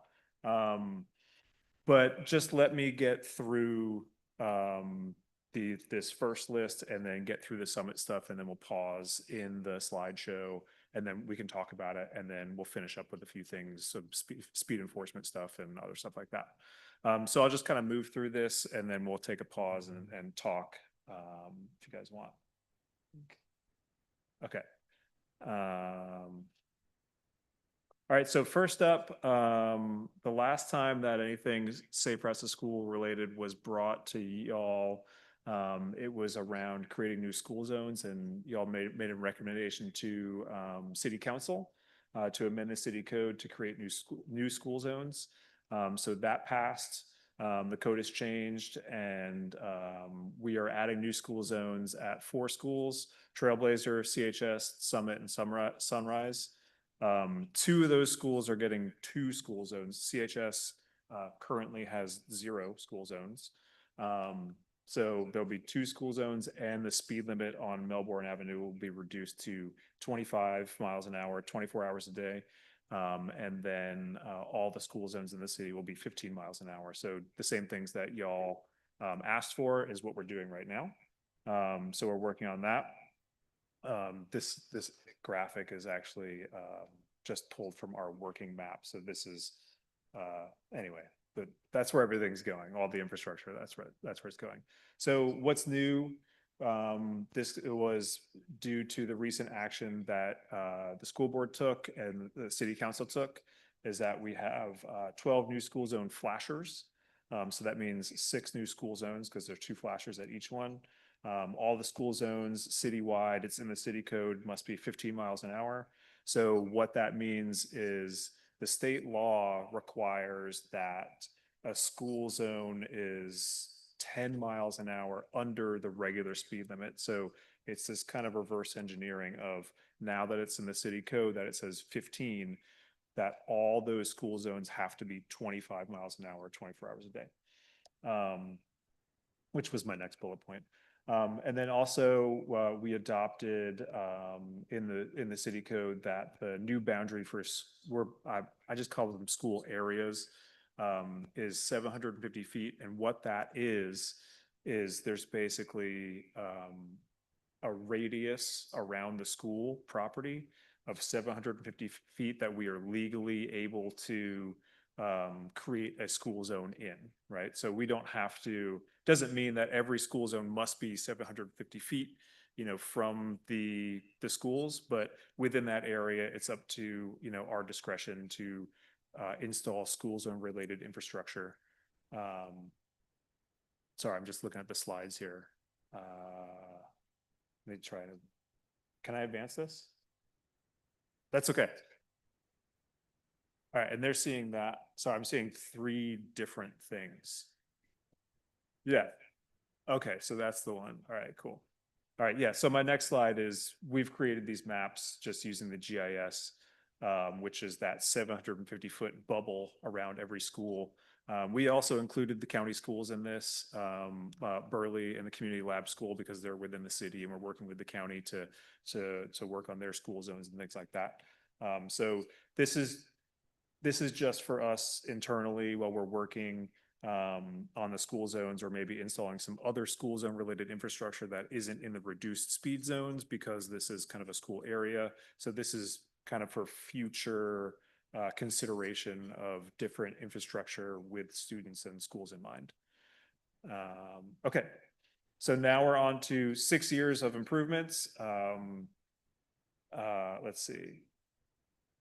So over the past 6 years, we've done quite a lot. The pandemic was kind of a turning point for the Safe Routes to School program. We started off doing these quick build projects, which were crosswalks, paint, plastic, things that we could get done quickly. And a lot of that had to do with when the walk zones expanded, because when those expanded, there was reduced bus service, and a lot of students and families would be walking and finding their own way to school. So we needed to update our infrastructure to support them and keep them safer. And we did, in that first year, 188 quick build projects. Well, that's what hit the list. And then eventually we got to finishing 188 of those quick build projects. So now the Safe Routes program is now funded through the city. And we have a budget of $250,000 every year for 5 years to put towards quick build projects, or these concrete projects like sidewalks, stairs, just moving anything around that. I mean, and I have a list of 80 something projects that we need to get to. So here's an example of one of these concrete projects on Belmont Avenue. This was actually on a route that was the walking school bus route from Summit that went to Kindlewood. So you can see before these stairs protruded into the sidewalk, it wasn't ADA accessible. It was barely even passable by one person, let alone a group of 60 children walking. So we prioritized these official routes to school when we're looking at these projects. And that brings me to these maps that the city and CCS worked together to create. We're actually going to be revising these maps coming up very soon, so that we can kind of keep these current. But these maps, they look cool. They're kind of transit maps, right? And they're nice, to send home as refrigerator magnets, or in school folders or something like that with families. But they also do a lot more. I mean, we use these maps internally at the city. They inform public works for maintenance, snow removal, and sidewalk repair. We also use them as a tool for prioritizing our infrastructure projects. So we look at these maps when we have a whole list of projects, and we say, okay, here are all of our deficits that we need to either repair or bring up to standards. And so we say, where do we start? And so we look at these official routes to school. And just so y'all know how one of the things that we considered when we originally created these maps, we looked at the sidewalk continuity. So not just where is everybody walking, but where is it physically safe for people to walk? We also did some public engagement surrounding this in each of the schools, and asked people where they feel safe to walk, what makes sense for them, because we may not live in their neighborhoods. There may be some shortcuts here and there or something like that. So now we're into the data. Full disclosure, I made this presentation when school was closed. My 4th grade Summit student helped me make this slide using AI. So what do the numbers say? So the student travel data, this is all the historical data that we have on the travel, basically how kids are getting to school. This is a city average, so this is across all the schools. You can see the first set there, the majority of the students got to school by bus, and then it was car, and then walk, bike, and public transit. And you can see how it shifted over the years. So 2024 is kind of the latest full set of data that we have, and you can see that things have shifted. Now the bus service is less, the car is number 1, and then bus. And then you can see, walking has improved quite a bit. And then also riding a bike to school has improved as well. Okay, so here's Summit Elementary. I want to start by saying that we've done a lot of work around Summit and that we have a lot of work to do. So I'll just present to you kind of what we have done and what we've got going on, and we can talk about this. So this is an infographic that we use in a lot of our public engagement when we have these meetings with the neighborhood and the school community. This graphic is the current layout that we have at Summit. So this is what we have on the ground right now. This is how it works. And this next slide is our initial concept. This was our first design, and this is what we piloted with the design. I'll toggle back and forth real quick so you can kind of see it. It's not that much of a change. You can just kind of see how this parking lane and bike lane just kind of shift. They just kind of trade places, right? So this is what we have. The bike lane is right next to the car travel lane. This is what we piloted. And there's a little bit of a difference in the performance with what we piloted than what's happening right now. And we can talk about that in a little bit, but this is, we ended up with this design here because of fire department regulations and all their equipment and everything. Let me move through this. So this is also a part of the initial concept. This was to create a kind of a one-way loop around the school using Belmont and then Tufton and these loading zones on all three of these streets. Some of this was adopted and some of this wasn't adopted. What came out of our sessions with our public engagement was that we would make these changes on Belmont Avenue first and then evaluate and then see if we need to make any changes on Tufton or Monticello or anything like that, because this was something that residents felt very strongly about. And that was the feedback that we got. So here is a little bit, this is kind of drilling down into the data. This is just travel data for Summit. These are the current modes of transportation at Summit Elementary School. You can see that 70% of the students get to school by car. Buses, just under 6%, 5.5% walk, and quite a bit of students walk to school. It's one of the highest, if not the highest average out of the city. So if we use, kind of some projections and look at when the district lines change, this is our projection, how things will go in 2027 when there is no bus service at Summit. This is just, projected how the numbers are moved, how students will get to school. And this is based off of this bus car correlation, kind of using these figures and how they interact with each other. Let me see what's next. So Summit's challenges. It's really the only school in the city that doesn't have an off-street facility for a car loop or a bus loop or a parking lot that someone can loop through. They have a parking lot at the school, but it's basically just a dead end. And it's very small. There's a major arterial street on one side, which is Monticello Avenue. The volume of Monticello Avenue has the highest volume of flow of traffic into town out of any street in town, more than High Street, more than Fifth Street, more than the Parkway. It was surprising to me to learn that, but it has a major arterial street, so that's another challenge. One of their biggest challenges at the moment is that families are dropping kids off and picking students up in areas and in ways that are unsafe. It's school policy that all the kids who arrive by car are dropped off on one side of the school, but that policy isn't being followed. So that's a challenge that they face. The families, when we talk to families, what the challenges that they face is there is no designated drop-off zone So, you know, if school staff or even CPD or a crossing guard is out there saying, hey, don't drop your student off here, and they say, well, where do I do that? They don't have an answer.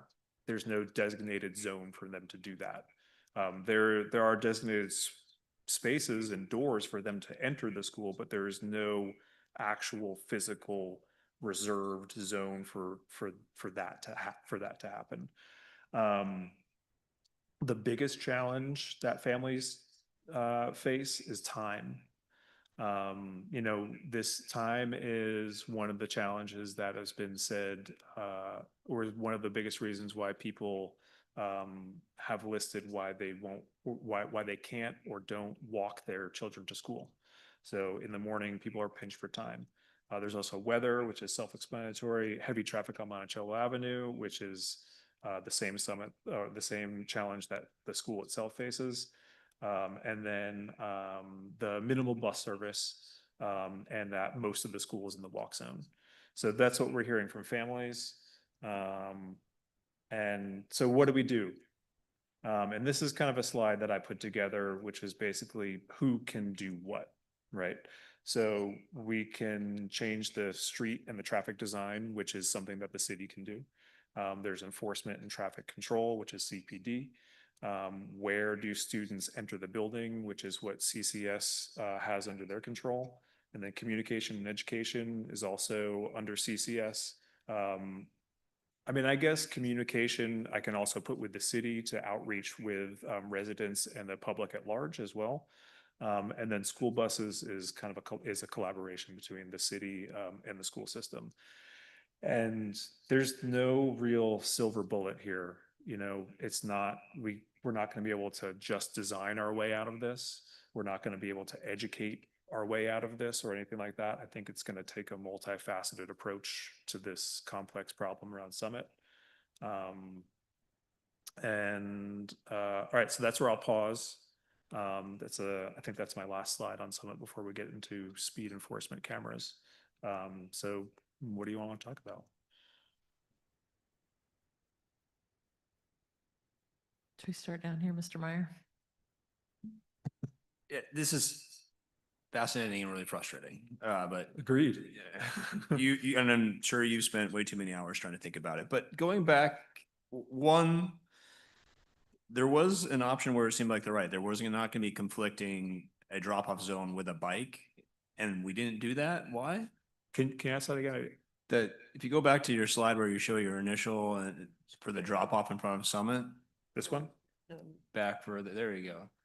Yeah, so that was the initial concept, right? And you had the bike lane on the inside. Correct.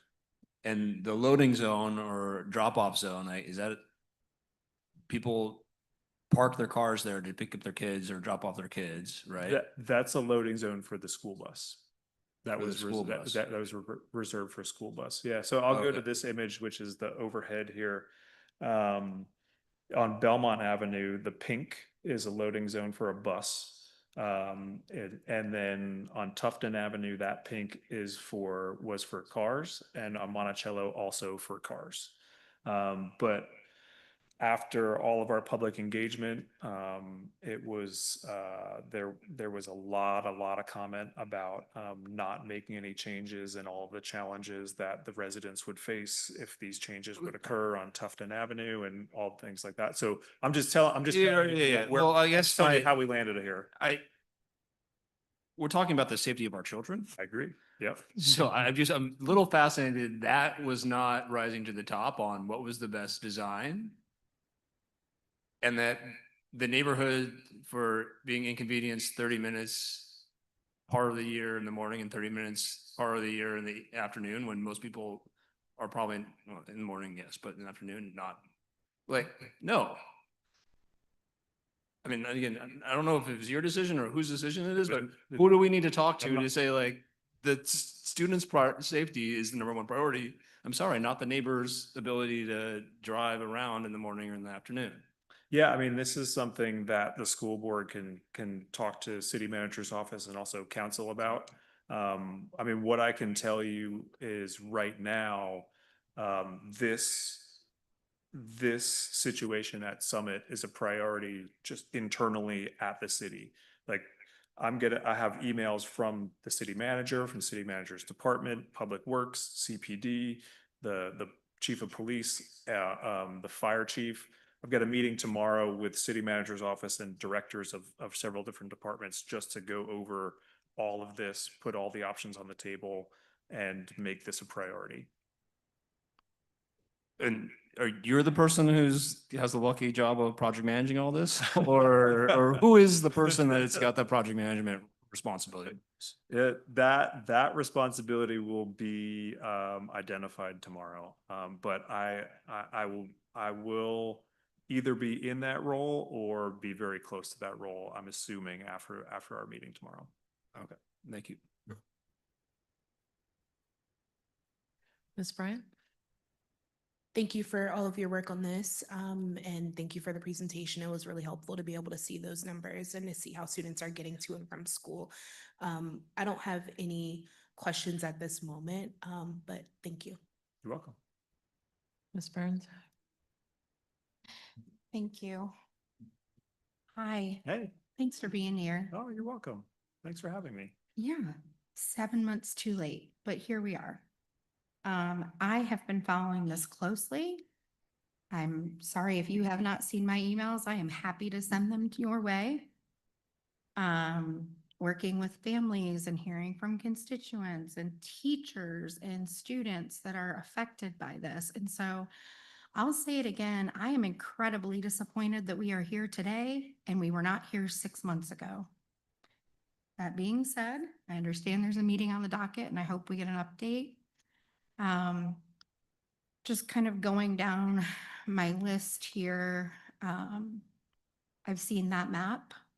I don't know why we didn't do anything other than the community feedback, but as we talk about teachers and staff and student safety, I think we need to also engage them in their community feedback is important as well, where they work and how they're interacting. I was there last week responding to a parent concern and just overall observing what's happening in that space. And it is not acceptable for our teachers to have to stand in the roadway and stop traffic for the bus to pull away. It's just not acceptable. And for the community, our own parents not stopping. I don't understand that either. If we are truly a community that cares for one another, then you should stop your car when children are getting out of school and being able to get into their vehicles.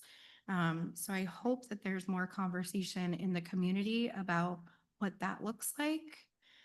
I wonder has Kat have you worked with Kat on ridership, like teaching ridership skills to students, by say, not just Summit, but like overall? How are we educating our students on ridership? So we've talked about it in I think, was it this past summer that we started to talk about it? Wow, yeah. Yeah. for kids and- We've looked at it expanding at least the capacity of buses to the routes that go to the high school and the middle school around those times that that students travel to and from school. Some of those routes have smaller buses, and we've looked at, putting larger buses and encouraging families to do that and to ride the bus. So we're currently still working with CAT. So those talks are happening. There's just not an official, system, to educate students in the schools about how to do that quite yet. But we've talked about that with school comms and city comms and everything like that. Do you have anything to? And I think as the city, as I've heard, city colleagues, city council committed to ridership, committing to increasing frequency, I hope that they are, and I'm asking that they include students in that conversation about how we are educating students on ridership. There are plenty of opportunities for people to come in and table during lunchtime for students to learn how to ride CAT, to learn the system. If that's what we're truly committed to as a city, then I hope we're engaging all ridership, not just adults to and from work, but also our students to and from school. Thank you for that suggestion. The only other thing I would add is that starting during the pandemic with Dr. Gurley himself, we do go into communities and we reach out through administrators to make sure that especially our middle and high school students are aware of their CAT options, as we see that could be a great asset for them. So there's been that type of targeted outreach to neighborhoods at different times, and that still comes up even recently with the principal for the middle school next year reached out and wanted to make sure she was well informed about all those options. So there's an awareness, but I love the idea of bringing folks in for tabling that has not been done.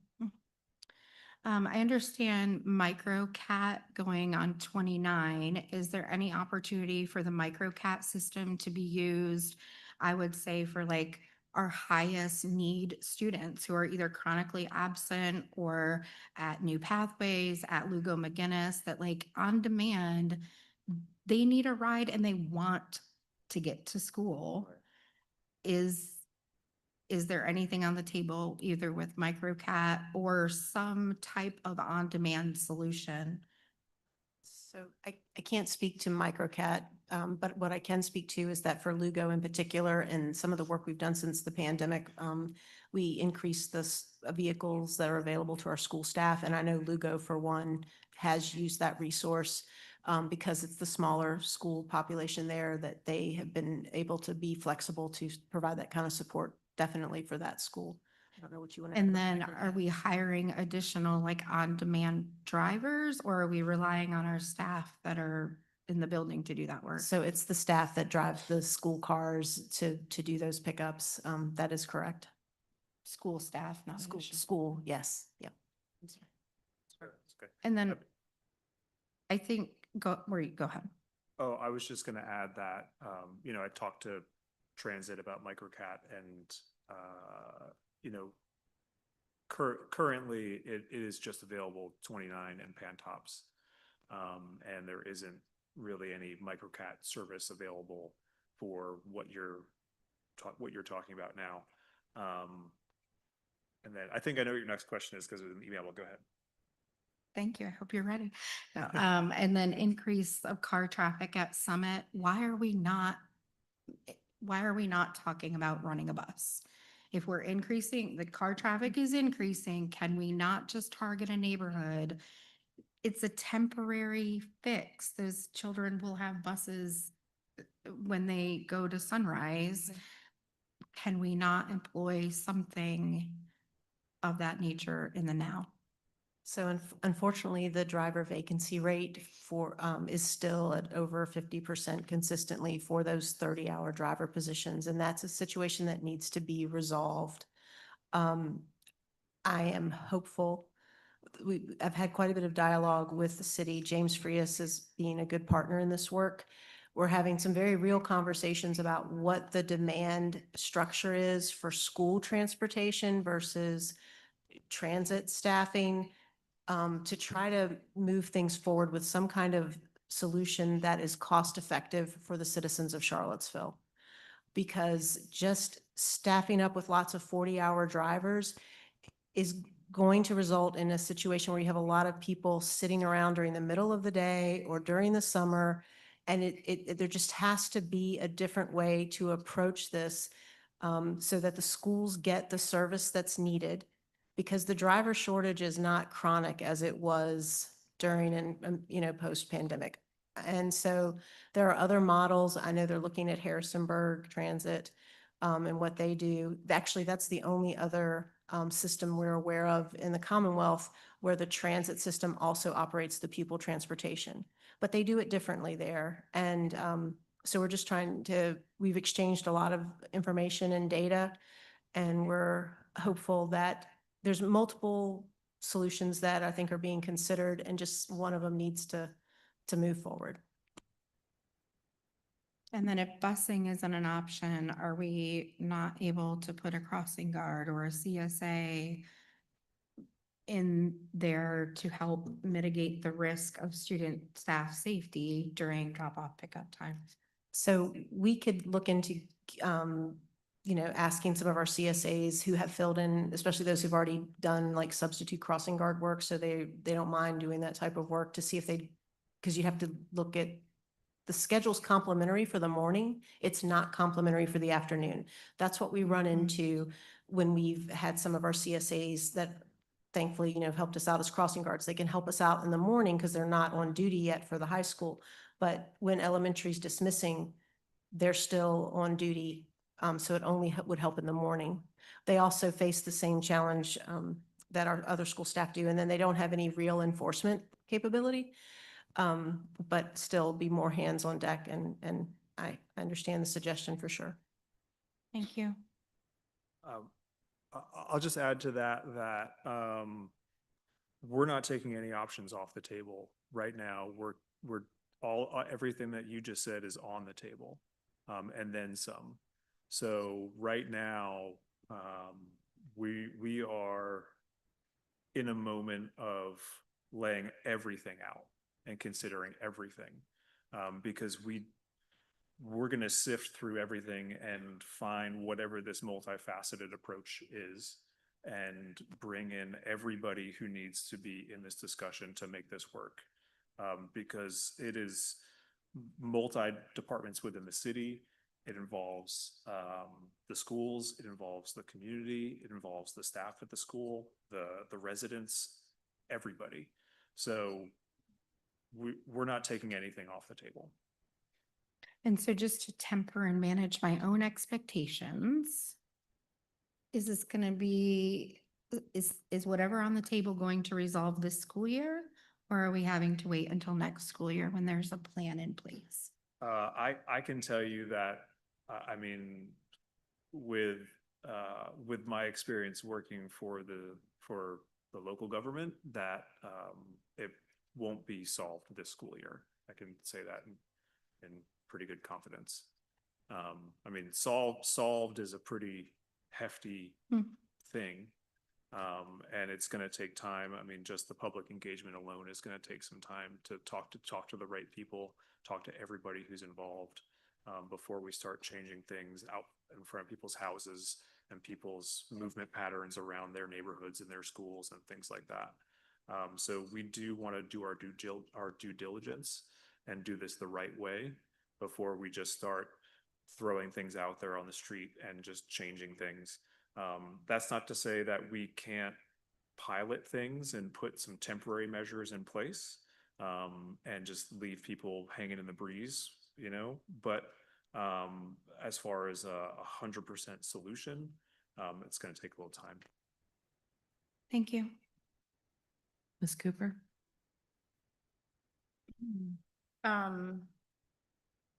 My understanding that it's going to take some time to figure all of this out. Is the city committed to having a traffic person out in the morning and in the evening to kind of help with the traffic control? Because I do, like, as a person that dropped my kid off and picked my kid up, it's hard to get in and out of Summit, because it's a lot of people that is driving to pick their kids up, but it's not enough parking spots. Yep. And so thinking about what that could potentially look like for temporary solutions, is the city committed to having a traffic officer or an officer out for the safety of our children and our families? Thank you. Thank you, Ms. Cooper. In anticipation of that question, I reached out to Lieutenant Wade, our primary liaison for CPD, to ask for a statement specifically regarding that, because I didn't want to speak in a hypothetical, or I wanted to get the right from them. And it's the response to that question is CPD provides support through traffic education / enforcement direction to Summit Elementary whenever possible and anytime it is requested by the school. That is what was, the response was. That said, I do know there was one time immediately after we sent out the SOS that there was a morning, like within 2 days of that, where they didn't have anyone there. But I do believe that in light of all the attention and the emphasis that we've been placing on this, that the whenever possible is a reflection of what they will do. But I do know that within I want to also be clear that there was very soon after we made the request, I think it was the second day after they started, there was no one, but then they came back and I believe they've been there most every day since, but I'm not personally there to monitor that, so. And they also, I believe, are only sending one officer on some days, so that means they'll either sort of pick the battle, either be on the Belmont side or on the Monticello side. I don't think they have presence on both sides every day, for sure. I think that's interesting for them to want to be good partners and be SROs in our schools, but when we're having a challenging time with our traffic and our student safety, they're not willing to step up. So that says a lot about that. I do think it wasn't that they weren't willing, they just had something else that had materialized in the city and they didn't have the manpower to send over at that time, was because I did inquire as to why. So it wasn't a willing choice, if you will. It was just, was necessitated by their staffing and what else was going on in the city that morning. Ms. Richardson. I don't have any questions for that. I'm waiting for the speed enforcement cameras. That's next, it's coming up. Ms. Dooley. I think just whether if we can get some sort of consistent update on this working group in our response to written reports section, just I think this is something that's obviously been. You want me a to come back? concern. Not necessarily. I think a written report would be sufficient just to, this is top of mind for us. Sure. We'll making sure that it's noted, like the meeting tomorrow, I'm not part of, that's great. So I'll rely on Kyle. He's a great partner to keep us posted on the meetings and the work. I would also say that when we did the the public engagement around, making Belmont one way and the first solution that was implemented, the first, out of the gate, we had no one show up. It was during the summer. Zero people. Then we did have, was it one or two more sessions, but we had one that was very well attended in the media center. Principal Johnson was there, at least one of the teachers was there. But it's one of those situations where when there is public engagement on this again, we need to make sure, and some of you weren't on the board, I don't even think when we were doing this engagement last time, but we'll make sure you're all aware, because I do think the people who show up for that are the neighbors in the neighborhood, the folks who don't want to lose the parking, and the teachers who were there and the principal. They spoke very passionately about the concerns. I spoke, Kyle, we all talked about it, but the majority of the folks there are the ones who are going to be impacted with change in their parking and things like that. So even getting Belmont one way felt like a big deal at the time. And so we'll be sure to let you know when that engagement happens for the next round of changes. Just one more. I heard you say you wouldn't be there. I know, Dr. Gurley, will you be there tomorrow? This is the first time I'm hearing about You're talking about the meeting tomorrow? Right. Oh, it's just an There's a- internal city meeting, yeah. But I think here's where there may be a breakdown. We're having an internal conversation about a school problem without a school person at the table. I don't. I understand. I totally understand what you're saying. And I'm sorry if I interrupted. It's not you. I know. I You. know. We're all together on this. We are.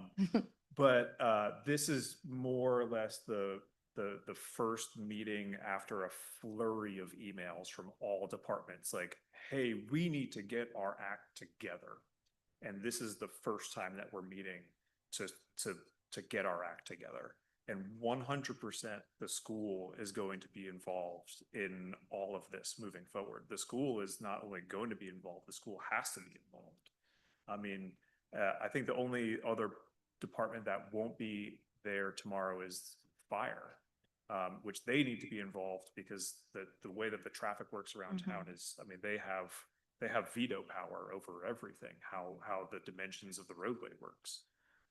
So after this meeting happens and we get our act together and we get organized and we know who's doing what and how we're going to do it, we're going to bring everybody in on the conversation moving forward. Thank you. I just think if we're asking for monthly written reports and updates, then our staff should be. Thank you. Yeah. And I do think that in response to the question that Ms. Burns raised about additional support, that as a part of that meeting tomorrow, and I've expressed this to Lieutenant Wade and I've expressed this to City Manager Sanders, that I feel that we should have an officer out there. It shouldn't be a staff member trying to control the traffic. I mean, they feel the danger of that now. The principals express the danger of being out there. It needs to be someone out there. It needs to be a constant presence out there daily, someone who can like do something. The principal, she can't do it. The staff members can't do it. So that would be my request, that there always be an officer, and it really should be two officers, one in the front and one in the back. Um, because I mean, the staff can't manage, the staff can't manage the road. They have no jurisdiction on what happens on the roadway. Yeah, thank you for that. And to follow up with that, the interaction between staff and families and the stress and the friction that causes has been duly noted. I mean, it is high on the list of things that cannot happen. So we're well aware of that. And like we said, we're working with CPD to try and make all of that happen. So just to reiterate, and I want to thank you, Dr. Gurley, that what I heard, and I'm hoping that this is kind of an official ask on your part, that until, and we do recognize that this is going to take time, but that we are asking CPD to partner and to prioritize the safety of our students and our staff and the rest of the community. So to the extent that they can consistently have somebody out there, that would be Understood. greatly appreciated. Yep, Thank you. understood, and I'll bring that back. Do you have another slide? Oh, I do have more slides. Yeah, everybody, we're done with the summit. Which one are you guys seeing? There's 3 different screens. That's the one I think that's on the, That's on the Zoom? I think that's on the Zoom. Okay. There, no, you're on speed. Okay, speed enforcement cameras. So there was, let's see, I'll go through this. We have our first phase was at 3 locations. So this is technically a pilot, and school board and city council were really kind of the movers and the shakers to get all this done, as well as the crossing guards really showed up and advocated for all of these cameras. They were huge in actually implementing this.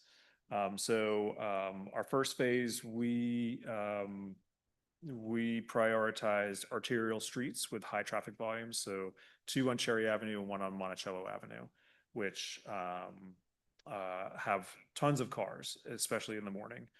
So the first one at Charlottesville Middle School on Cherry Avenue, Summit on Monticello Avenue, and then Tall Oaks on Cherry Avenue. So each location has 2 cameras, so they can get cars going either way. So there's 6 cameras total. And per the state law, vehicles must be going 11 miles an hour over the posted speed limit to trigger a citation. So just to spell it out, the speed limit is 15 when the lights are flashing, so they have to be going 26 miles an hour to trigger a citation, and that's state law. So that's how that works. And then my next slide is just some data on how many citations were there. Happy to take questions about this after we go through this.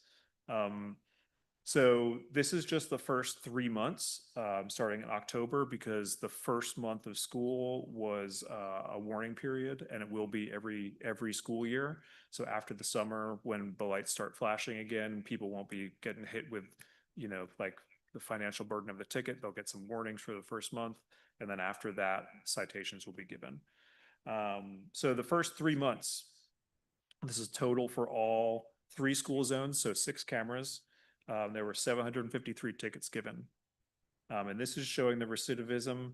And you can see that the only 38 tickets were given to second-time offenders and 18 tickets were given to 3-time offenders.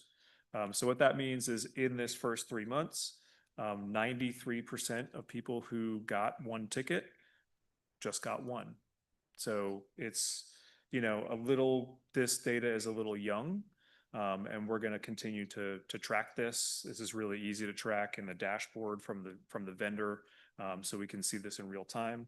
But what we're seeing at least as of now, is that this is pretty effective. If 93% of people, are not committing a second offense. So that's a good thing. I don't know if you can see that little thumbs up, but that was from my fourth grader. And then after, this is my last slide on the speed enforcement camera. And this is just a little bit of like show and tell. This is the work that Charlottesville Safe Routes has done outside of Charlottesville. So things that I've presented at, places that we've been to, conferences and partners that we have kind of nationally. So we work with a lot of people across the country. Okay, any questions? Speed enforcement cameras, anything else? You want to go back to anything? I guess for me, I wanted to know the amount of the ticket. Do we know? I think it's $100. Okay, Yeah. thank you. There was a question that was in email about. It was me. Go ahead. You asked.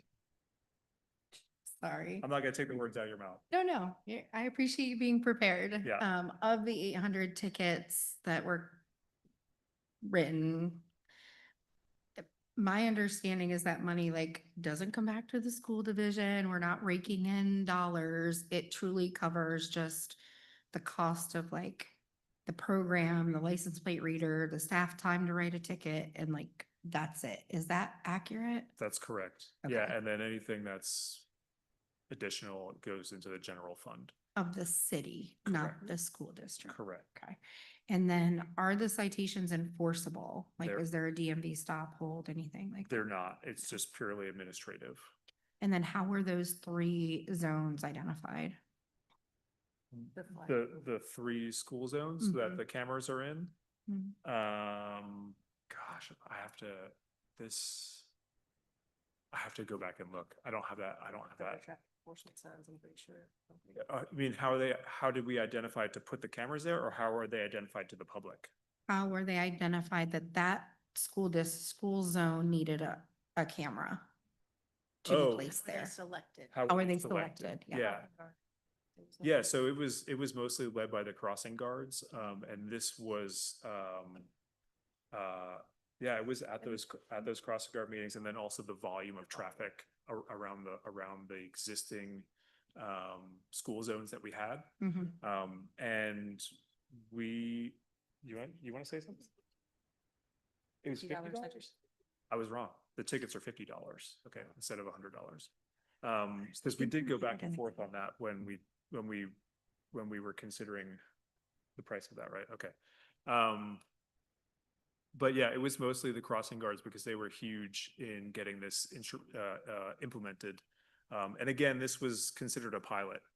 So, a pilot with the, chance to expand later after evaluation.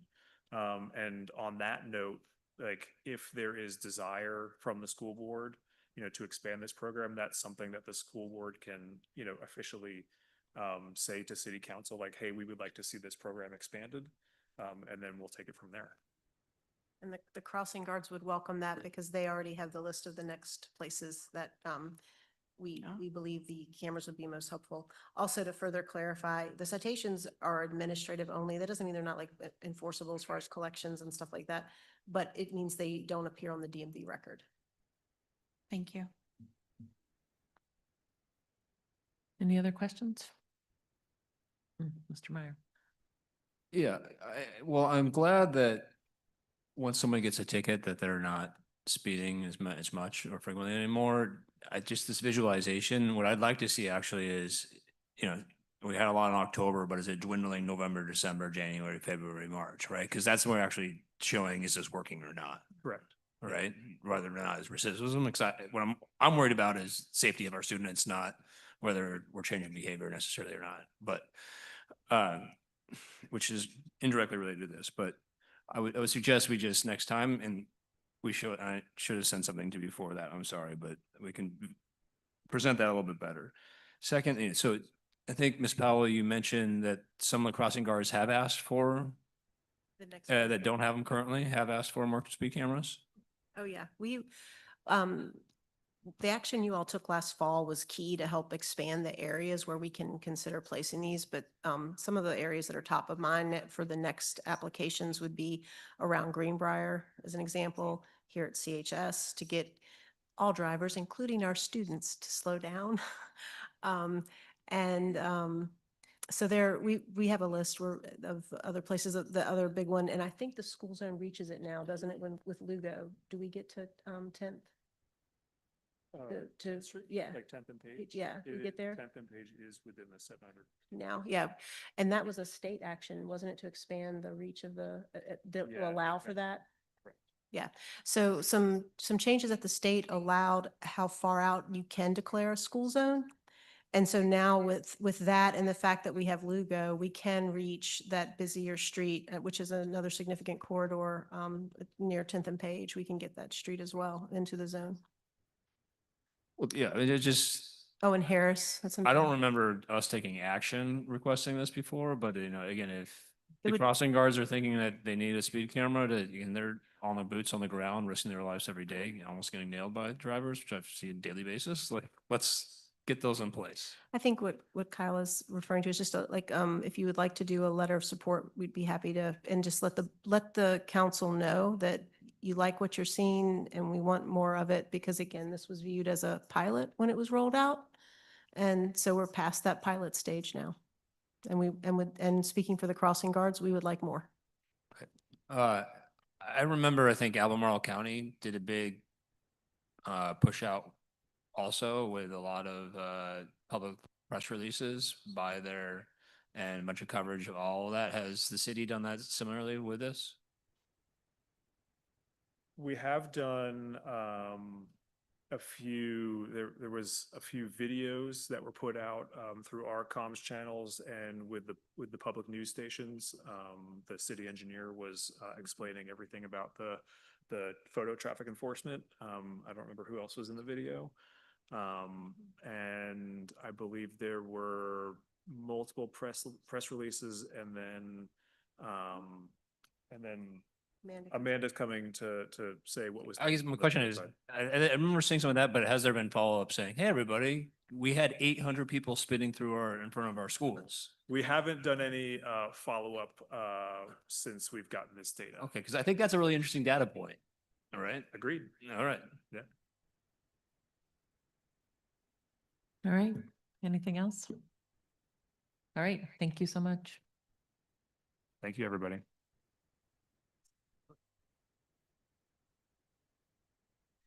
Next, we have our 2026-2027 special ed annual plan.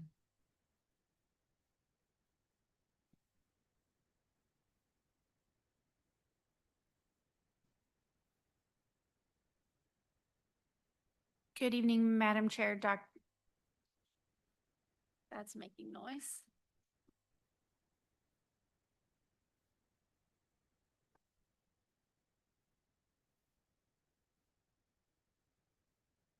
Okay, good evening. I'm going to be brief in this part of the presentation as there's a substantial part of the student achievement session where we'll discuss special education. So each year we have to present to our Special Education Advisory Committee and the board our special education annual plan. That is how we plan to spend our Title VI-B funds, which are our federal funds that support IDEA. They are flow-through funds, so the state presents a plan to the federal government, and then school divisions present their plan to the state. So we will discuss it a little bit tonight, and then I'll be asking for action at our May meeting. It has to be submitted to the state by May 8th. And so if there's any changes that need to be made, that will need to be discussion and action in May.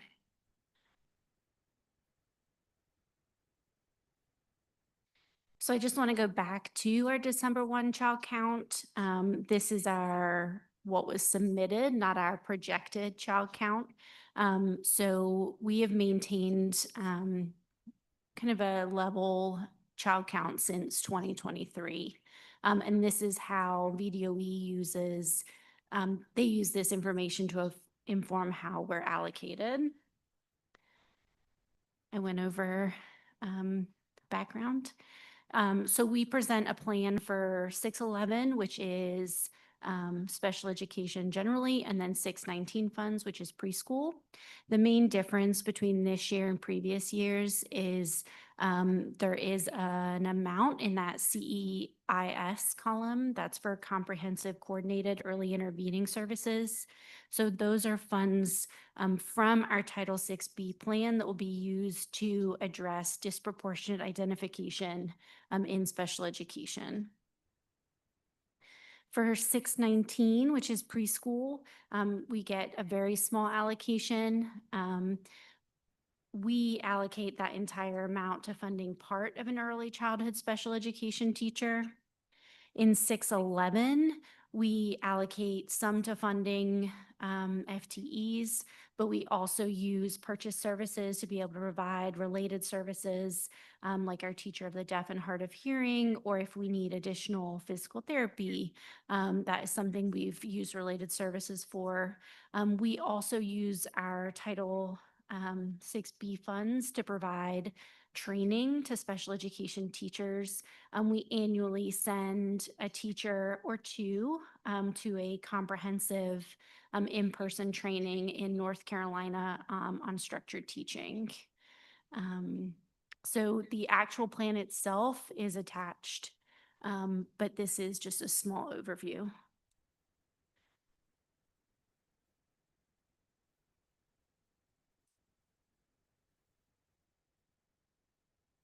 Any questions? I was very efficient. Sorry, you were. Yes, thank you. Any questions? And as Ms. Resnick said, she'll be presenting more information soon. All right. Okay, so we'll see you in May. Thank you. Thank you. All right, next we have 12.3, which is our fiscal year 2026 bonus payment. Ms. Hoover.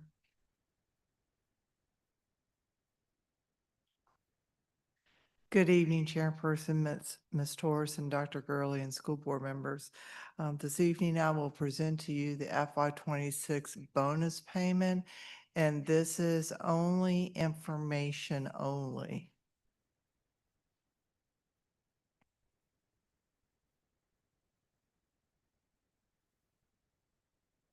The bonus payments fits into our strategic plan by support of our staff. It recognizes division's value of staff and reinforcing its commitment to their well-being. The caboose bill, which includes budget amendments to the fiscal year 2026 budget adopted by the General Assembly and signed off by the governor on February 20th, 2026, provides a $1,500 bonus for employees. To access these funds, the school division must certify its intent to participate by May 1st. There is a required local match to promote retention among instructional and support positions.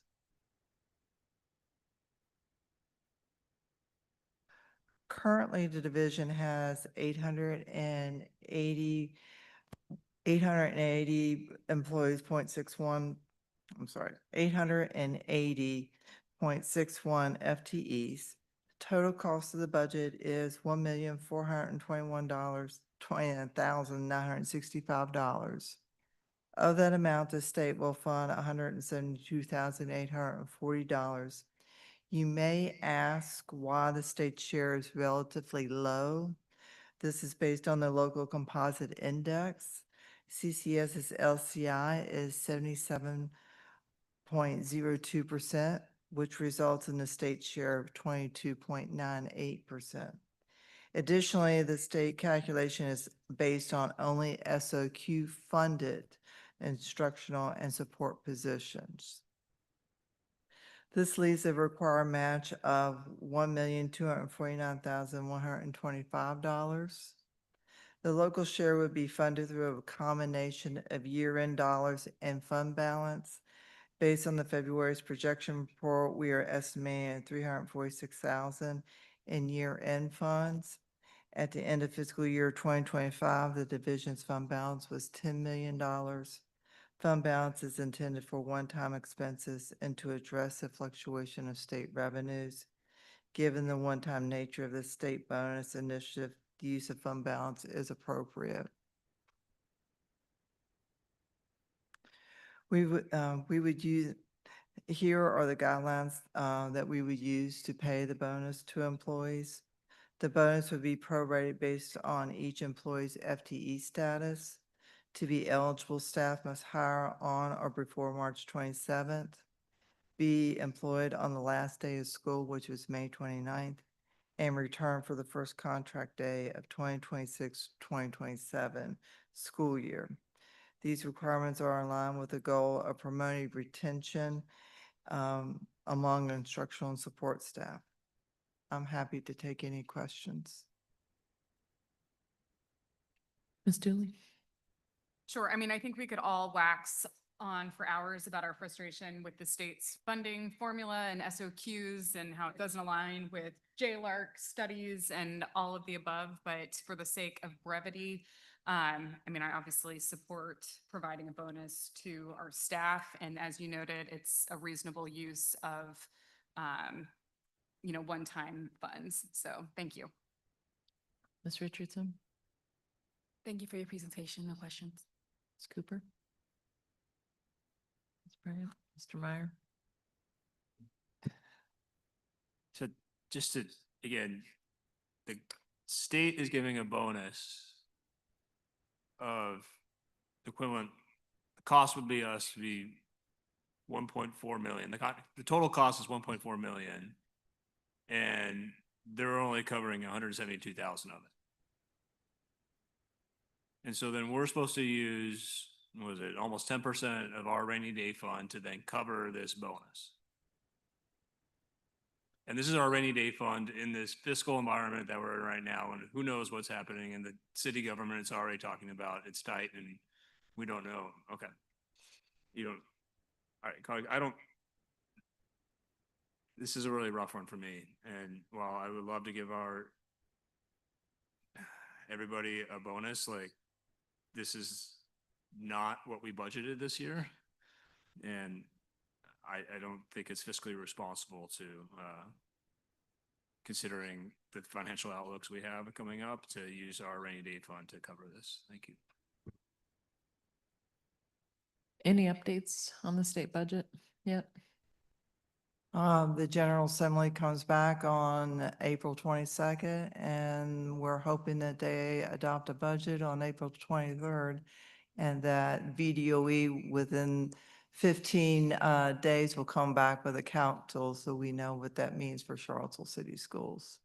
Okay, thank you. No more questions. Thank you. Thank you. And we will, when we have the work session, if we could put this on the agenda, so, for action, since this needs to, since you have to vote on it before, May the 1st. Thank you. Ms. Swift? Yeah, that one's right.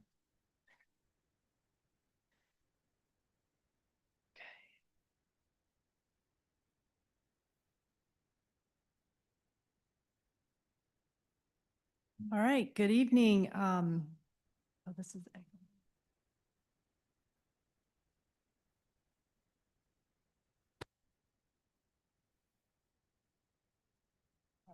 Okay.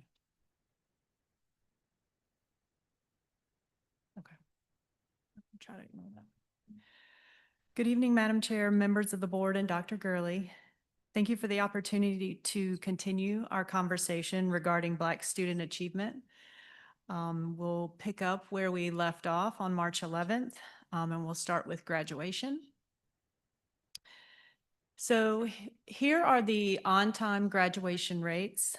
If you look at last year's cohort, 2025, that last column, 89% of our Black students graduated, which is 5% higher than the previous year. And it's also higher than our overall graduation rate.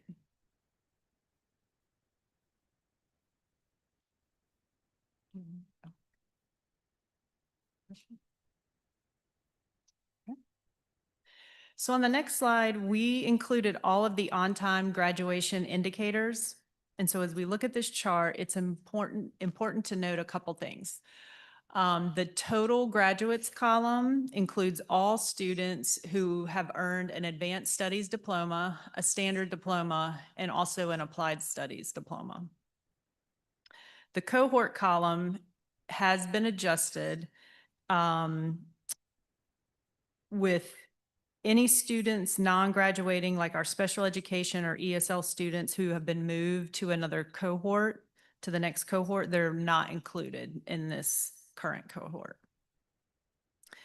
The still enrolled column represents all non-graduates and non-completers who are still enrolled and they're working towards graduation. A dropout column represents all non-graduates, non-completers who have discontinued schools. So they have not earned a credential and were not enrolled in school at the time of this report. And then the long-term absence column represents students on long-term medical absence or a family emergency absence, or they may have been expelled for the school year. So when we look at our 2025 cohort of our Black students, out of the 80 students that graduated, we had 27 Black students, or 30%, that earned an advanced diploma. About 60%, or 48 students, earned a standard diploma. And we had 5 students earn an applied studies diploma. 1 student earned a GED, so that increased our total completers to 81. We did not have any students that were still enrolled. However, from the previous year in 2024, those 5 students that were still enrolled graduated with the 2025 cohort. We had 7 students that dropped out. And then we did have 1 student with a long-term absence. We also had 1 student not on here, but with unconfirmed status, because you can see the cohort had 90 students and there were 80 graduates. So it only adds up to 9 up there, but the 1, it was an unconfirmed status, which just means it was reported to the state, but the status was inconclusive. So either a transferred out, or they earned a GED or dropped out of school, but they had like transferred out. So they couldn't, it was inconclusive. Do you know offhand how the percentage of standard or advanced studies diploma compares with the average of the cohort at large? With Black, oh, like Black students compared to, right. Yes. Hold on.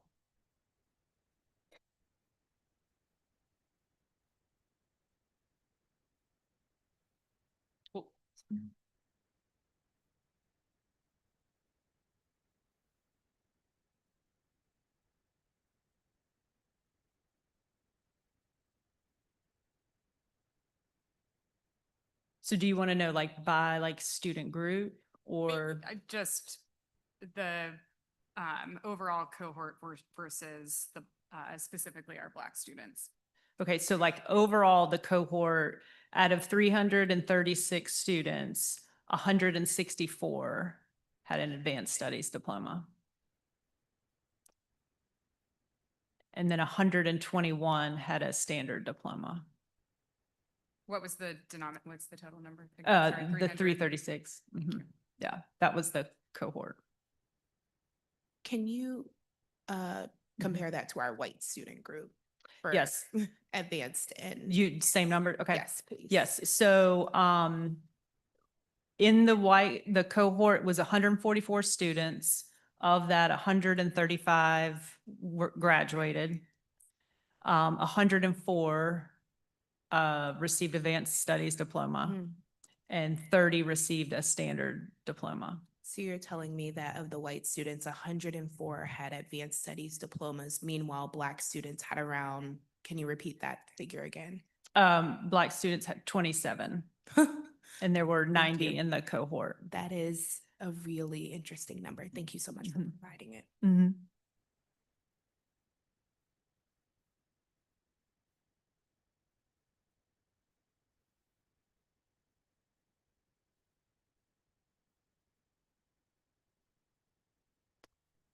Any other questions?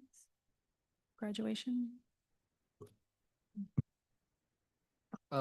Getting back to that last question, what is the poverty rates of the racial cohorts for our schools? So of the Black student group, 83% of that group are economically disadvantaged. Okay. And For white students, it was 25%. and Latino, Hispanic, Asians.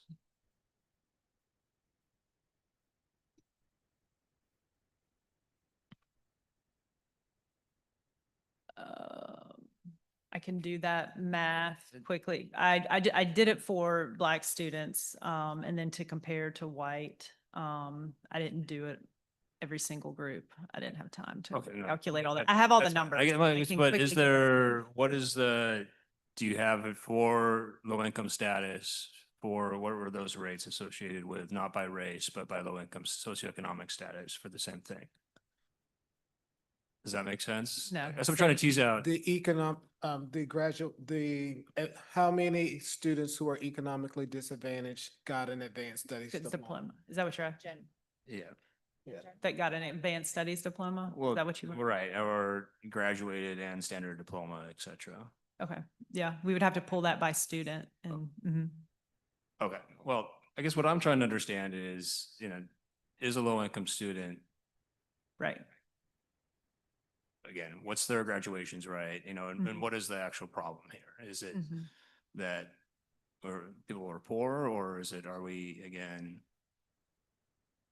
have racial issues in how we teach or the curriculum, et cetera, right? And that's not what I'm able to understand from when I was looking at this data at the moment, because I can't compare, what is the underlying issue here? Right. I'm trying to understand that. So I'm not, sorry, No. ma'am, letting you, this is great. And again, there's tons of different ways we can split this all up, but yeah, that's how I was just trying to understand. Thank you.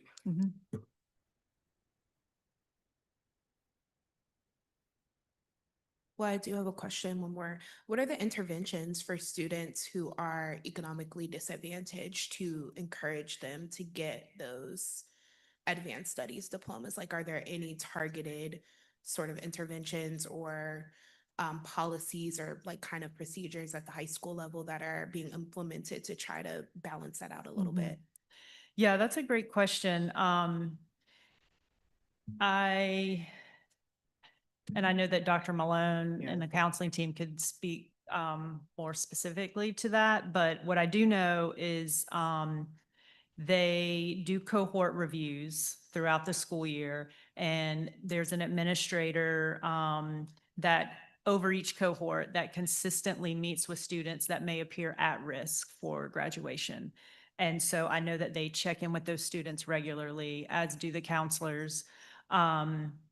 And just making sure that they're getting the supports that they need in order to graduate. I know that we do utilize like lunchtime and that in the impact classes in the 12th grade to really share information and make sure that the students are getting the help that they need and to be able to also like keeping track of the graduation requirements. So when we look at the credits, CTE credentialing, making sure you have like sequential electives, all those things, making sure they're in place. And we actually start that in 9th grade. So we do these big cohort reviews and we progress monitor all of that information. But I know that they could speak more specifically to And I was going to some of say, that. and I was going to remind us of at the last meeting when Dr. Malone talked about that they are being very intentional now about looking at the course request and seeing like what students are being referred for dual enrollment and DE classes. So like why isn't this student on the list, but this student is? So that work came out of our systems work just to make sure that like we're not overlooking any students.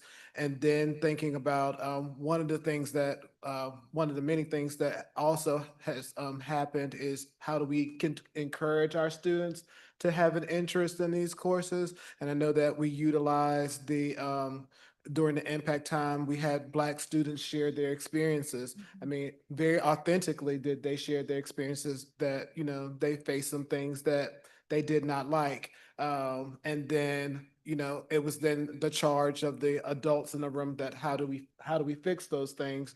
And so really creating this funnel of how we get our students in.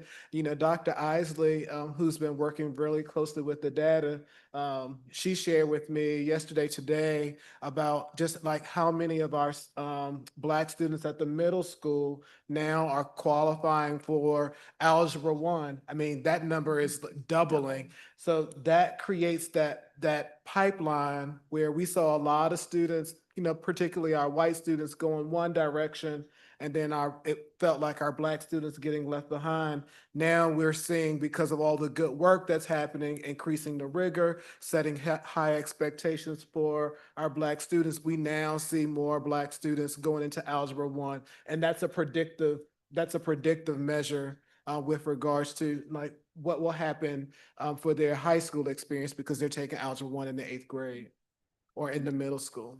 Yeah. I We- quick question, in reference to this, how are we bringing parents in the middle school to have these conversations, to look at the trajectory of the difference between a standard and an advanced diploma? From my experience, I don't know that the parents is being brought in to understand that Mhm. there is a difference, Yep. and kind of helping those students to be able to understand what classes to take to set themselves up for success. So are we doing any of that work? And if we're not, is there opportunity to add? Yeah, that's a great question. Actually, today we had our first meeting to talk about school links that we're gonna implement next year. And we're actually going to onboard our 11th grade students this spring, which is a college and career readiness platform. And there's a parent portal associated with that. And so we're going to start it in 6th grade through 12th grade. And so this is going to be a great opportunity for students to allow them to like build course plans, to align like their interests, career interests, to creating that like kind of what classes that they want to take, setting those career goals. And then parents can communicate with their counselors through the platform. And they can also like kind of create that portfolio where they can keep keep track of all their information, build resumes. And I think this is a piece that's really missing right now. And so we're very excited to roll out this new platform, really starting in the spring with our 11th grade cohort. And then our 12th graders our current 12th graders will have access. They'll have like an alumni account, so they can also keep track of all their information as well. I think that's great, and I'm excited to hear that, but I do think that person-to-person interaction needs to also be a Oh, component. no, I agree. I think this will be in addition to, I think this will also kind of open that door to these conversations, because it's also going to provide resources, not only for the counselors, but for teachers and students to have those conversations, and have the resource to be able to like provide that information to students when they have those one-on-one conversations. So yeah, I absolutely agree. And this is, and we've talked about, this is definitely some work, you know, we have Abigail Ferguson, we have the FACE team. This is, you know, having school links creates an accountability measure for the staff. Yeah. You know, like you can direct, as board members, direct families to communicate with the school counseling team through school links. And so that, you know, kind of creates this trail of communication, and they get to engage in their students' uh, academic trajectory, Yeah. but also like from the family and community engagement. This allows us to be boots on the ground, to have, you know, real-time workshops, meet people where they are. You know, if there's an app involved, here's how you use the app, here's how you engage with the school team. So there's a lot of opportunity here for us to Yeah. do some groundwork. I have a question, my last one, promise. So as far as community partners, I know that the FACE team is gonna present later. I went to their Crack the Code event like last week and it was really good. Yeah, I sat at your table. Yeah, it was good. So I think that could be interesting for modeling, like Yes. for this particular work of like program of study and stuff like that. Yeah. It was a really, really good event.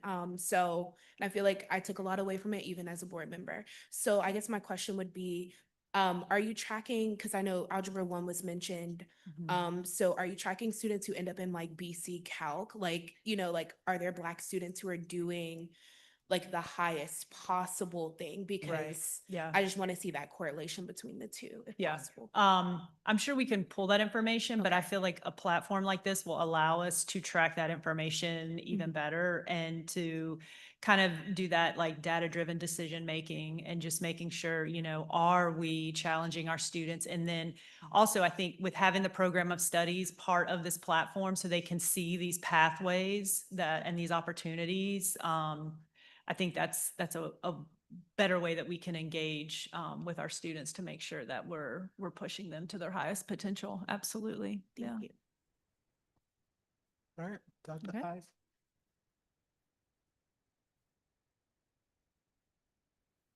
Oh, sorry, I have a ton of stuff up here. All right. Madam Chair, school board members, Dr. Gurley, I think following the last presentation, there was a desire to add a couple slides about reading plans and intervention at the middle and high school. So I'm going to spend a little bit of time talking about that.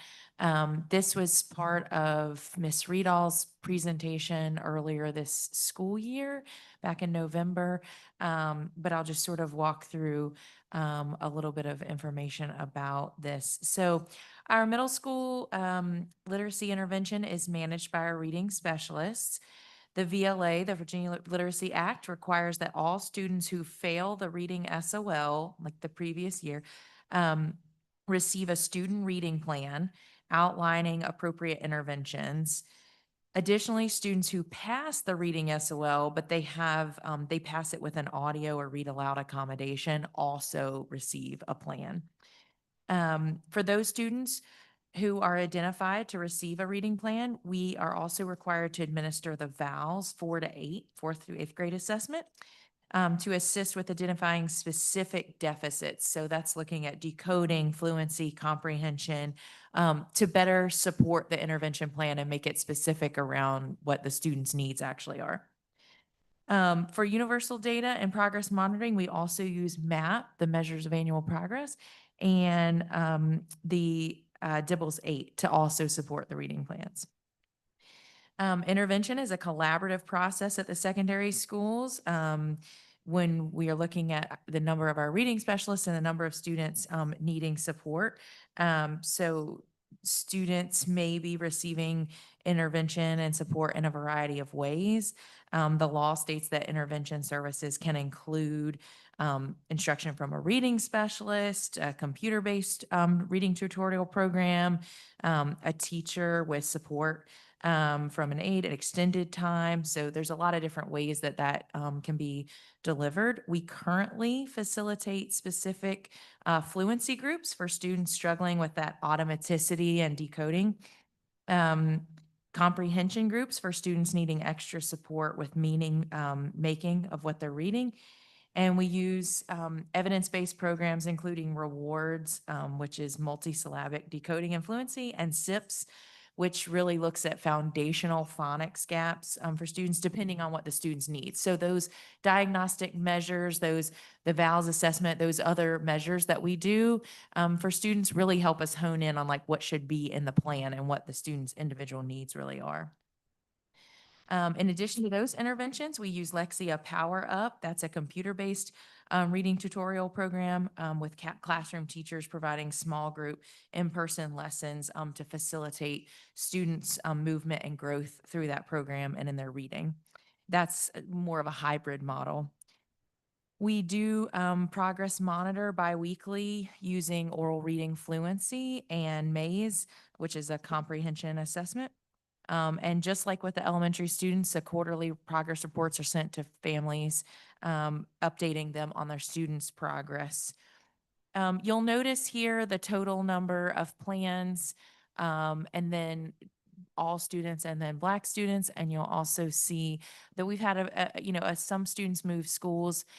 Changed placement means that they've moved within like the intervention, like the thing that they're getting. So we actually have had one student who was with a classroom intervention is now working with a reading specialist. We've had 6 that were working with reading specialists that have now moved to the more classroom-based intervention. So that change placement doesn't mean they don't have a reading plan anymore. It just means they've moved within those options. So, and depending on the severity and intensity of the need, some students meet with in their or engage in their intervention daily, and then sometimes it's more like 2 to 3 times a week, depending on what the need is. And then likewise, the reading specialists at the high school manage reading intervention. We use the MAP test, the growth data, as our primary screener. So any student who falls below the 20th percentile on MAP is flagged for additional testing. So that's sort of the universal tool. And then we do further assessments on students falling below that marker. So for that, we look at the grade 8 DIBELS, which is the oral reading fluency and comprehension assessment. That is going to pinpoint for us the specific deficits in decoding, fluency, and comprehension. So the VALS is only through 8th grade. So we use the DIBELS for our high school students, and we are utilizing the grade 8 assessment. Placement isn't automated for the high school, so they synthesize the data from the MAP and the DIBELS, and they come together to determine whether the student requires an intervention. We currently facilitate specific fluency groups for students who are not reading as automatic as we would like. We utilize the evidence-based programs like rewards and SIPs, which we also use at the middle school level. We have had 9 students actually have demonstrated such significant growth in their progress monitoring and their MAP scores that they were transitioned back to Tier 1. So you'll see exited program up there. That's what that line is.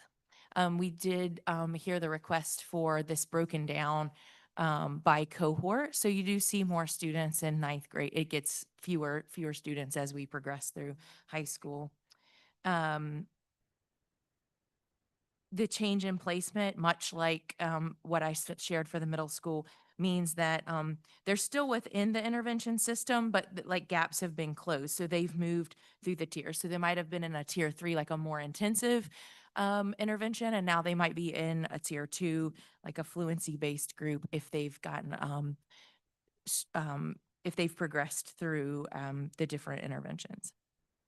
Out of MTSS, 7 have already been screened and were recommended to be rescreened to identify how current supports are helping them.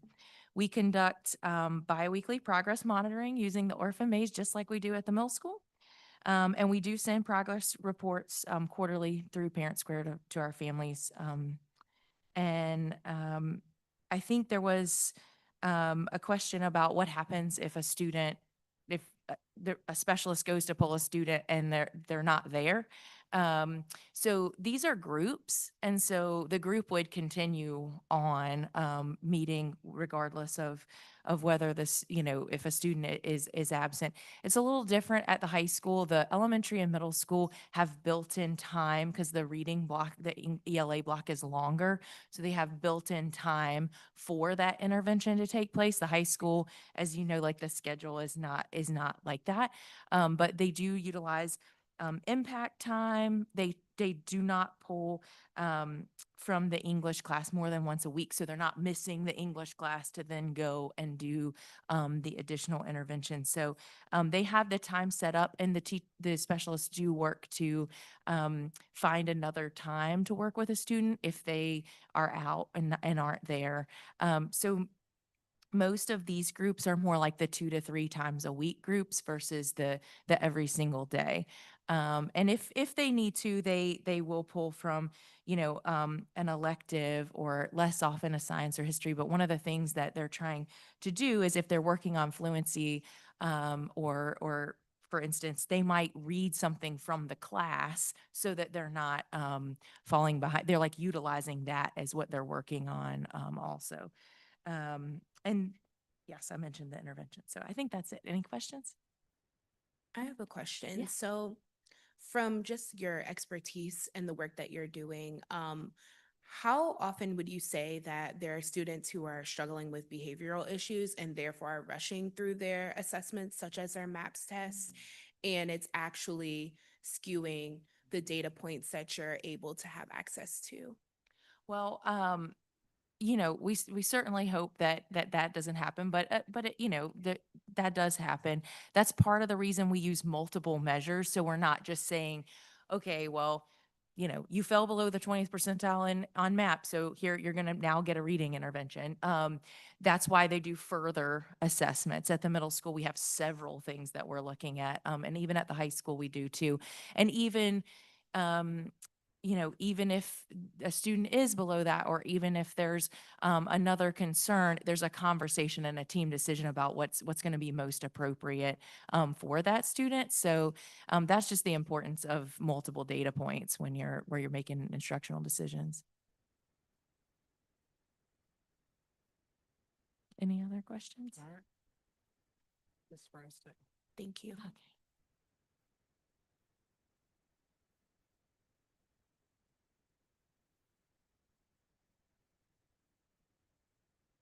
Thank you, everybody.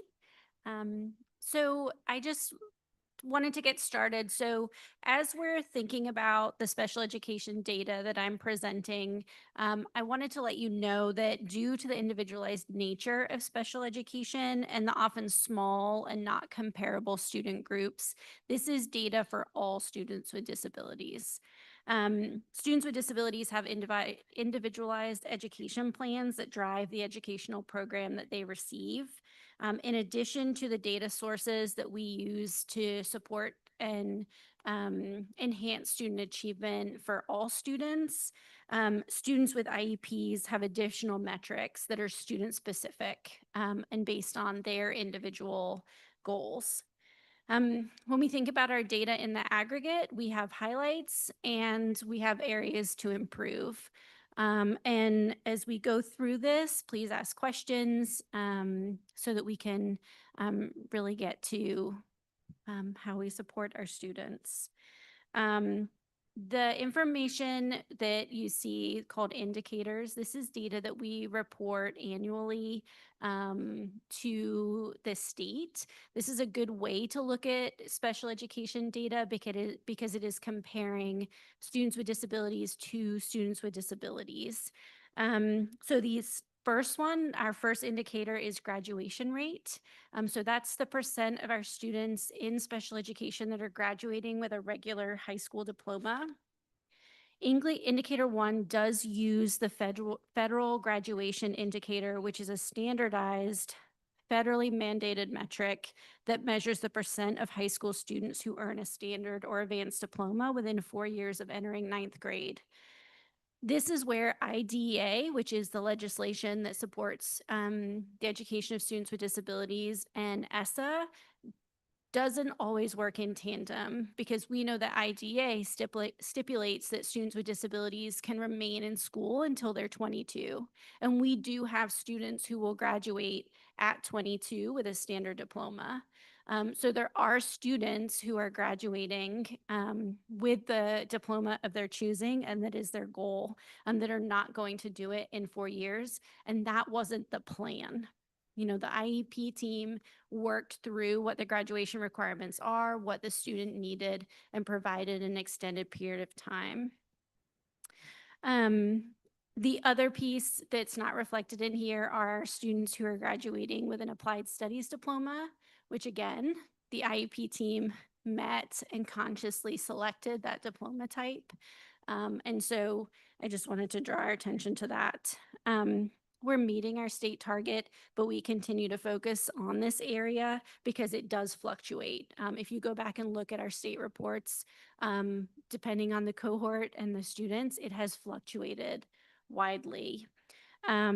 We use effective transition planning and all possible avenues, including credit accommodations for students to obtain the diploma that they are striving towards. In terms of post-secondary outcomes, so we get this information over the summer. We actually call students and their families who have graduated a year ago. And we're like, what are you doing? And so we gather this information and then report it. The first one is our students with disabilities who graduated a year ago who are enrolled in higher education. We don't meet the state target, and this is comparable across the state. The state isn't meeting the state target in this area. We are meeting it for students who are enrolled in higher education or are competitively employed, and we are meeting our target in students who are in higher education or post-secondary education or training programs. That would be if they're going into a workforce readiness program, enrolling in adult learning. And so I'll talk a little bit about what our transition coordinator does to support students. We were really excited 2 years ago to add that position. And I will say in our family experiences survey, her name has come up repeatedly from our families in our family listening sessions. She's been a really impactful individual, and we really appreciate her. So our referrals to DARS and Woodrow Wilson have increased. We're going to have a full cohort of students going to PERT over the summer, which is exciting. And then many of our students are accessing pre-ed services. What she's also doing is identifying what the barriers are to students reaching the post-secondary outcomes that are outlined in their transition plan. So I'm just going to highlight a few things that she has identified. One is students and families understanding that an IEP ends when a student leaves school. So for multiple reasons, that's a barrier because students need to develop the skills necessary to be successful in their next step. And we are seeing that through interviewing parents, students, participating in IEP meetings, that gradual release of responsibility to the student for a number of things that allows them to be competitively employed or seek higher education.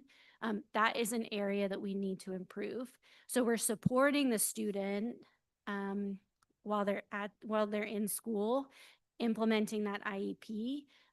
But then there's a drop off when they don't have that IEP outside of school. This also means that she has also seen where even students who have kind of reached that those competencies need support accessing accessibility options in institutes of higher education.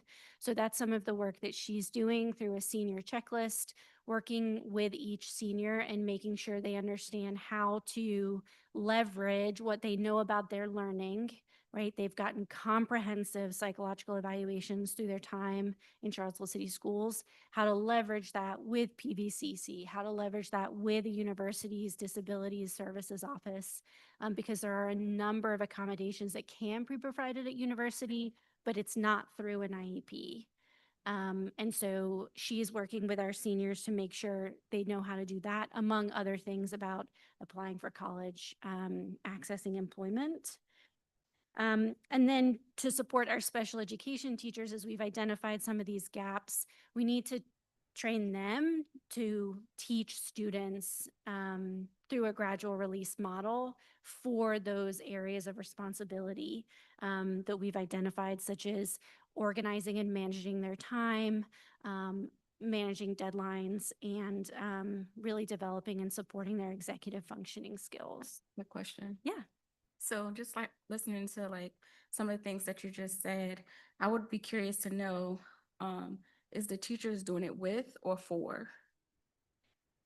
So I think we're seeing that there's too much doing for, and we need to work towards doing with and scaffolding to support. That's anecdotal, but I'm also being honest in that where we see students be successful is when it starts with like I do as the adult, and then we do together, and then you do. We're in the I do and the we do, and we need to spend more time in the you do with support, but with supports that are going to enable you to be successful outside of school.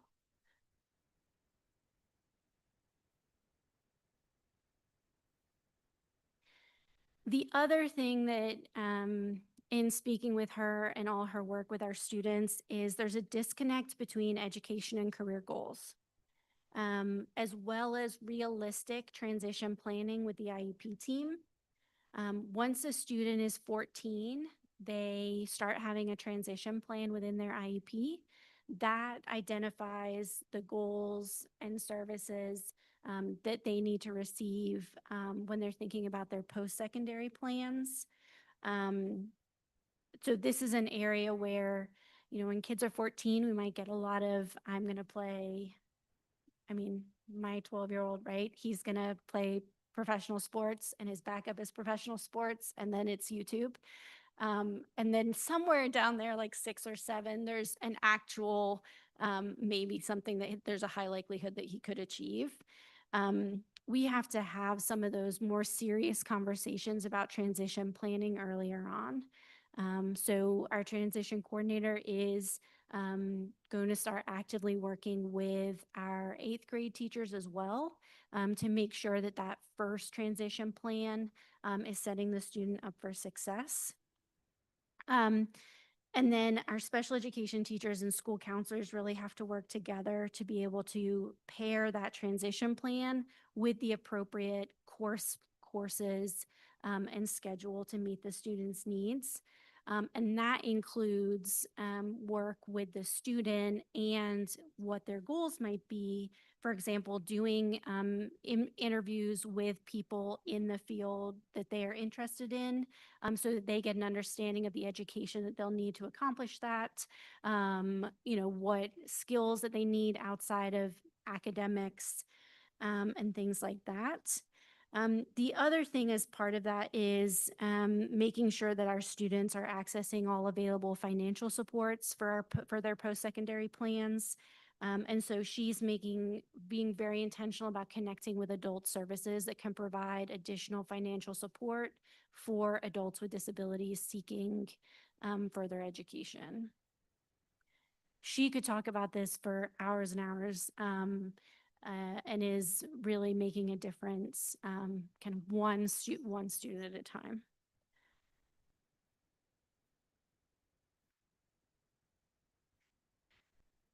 Okay. So the next part, oh, I'm actually still on that slide. I'm sorry. In terms of achievement of our students with disabilities, if you go to our state report, there's 3A, 3B, 3C, 3D, but I pulled out proficiency because that has been our charge this year from Dr. Gurley, is to support our students reaching proficiency.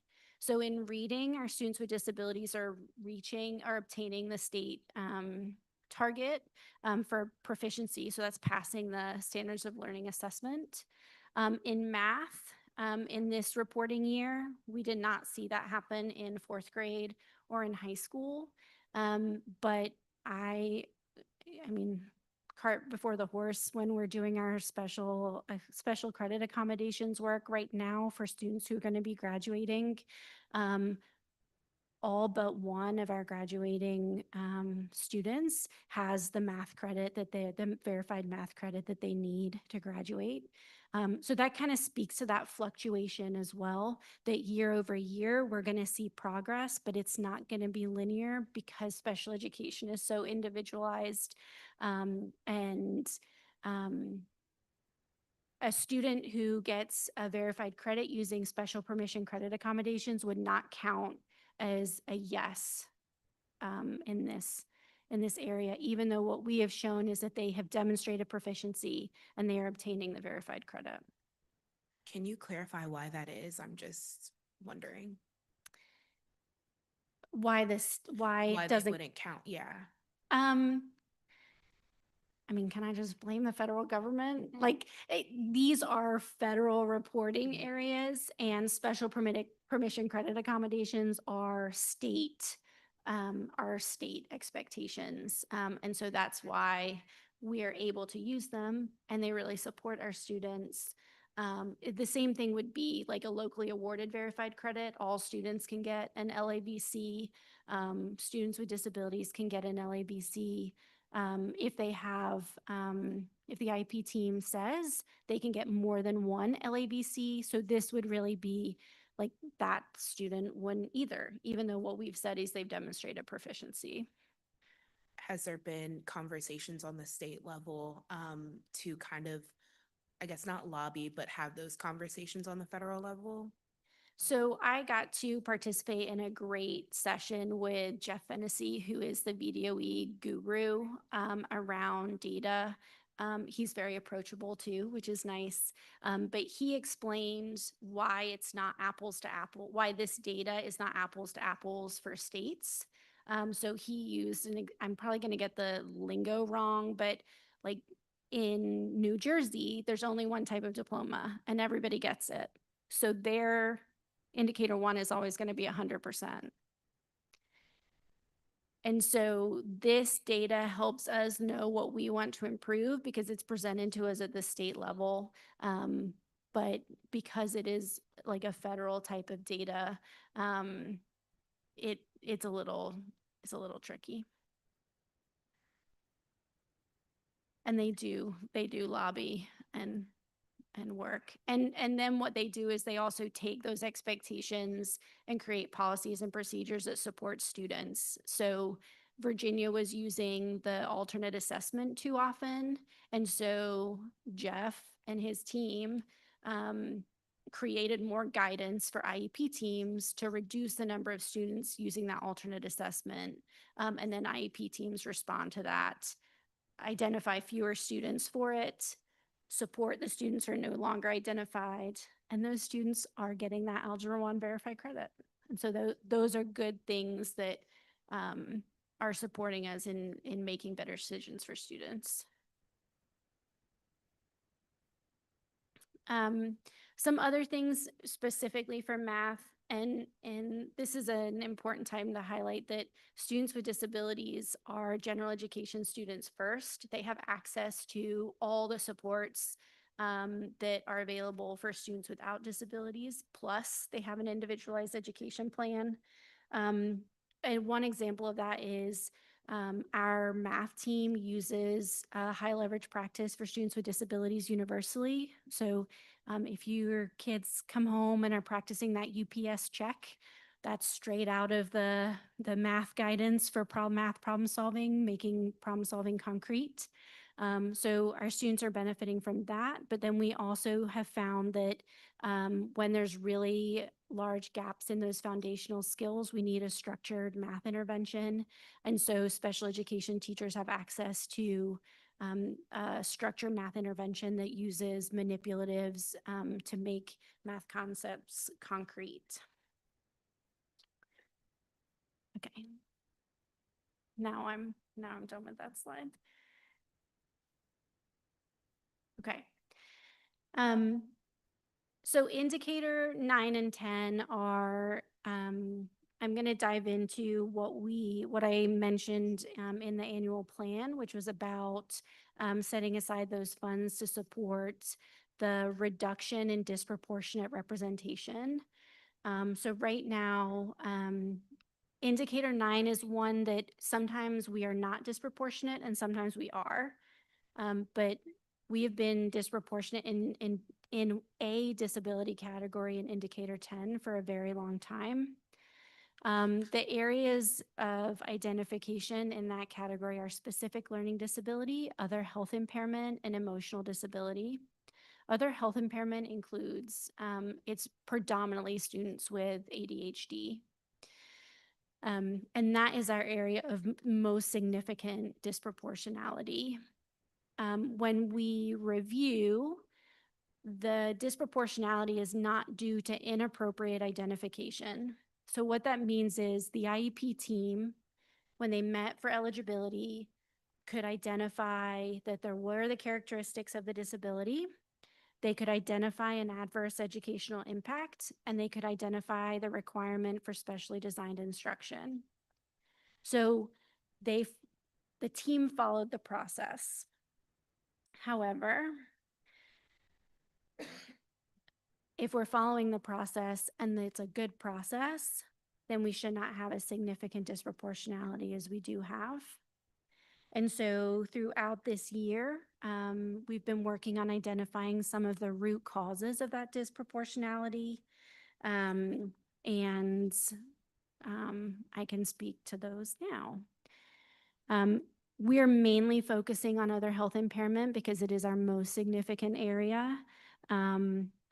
There's 3 things that we need to address, and we're in the implementation planning. First is procedural. So our staff have identified that having consistent procedures from moving from the tiered framework, so tier 2, tier 3 intervention, to the special education referral process. This process has been refined at a number of our schools, and when we see that that process is tight, we don't have as significant a disproportionate identification of our Black students as other health impaired.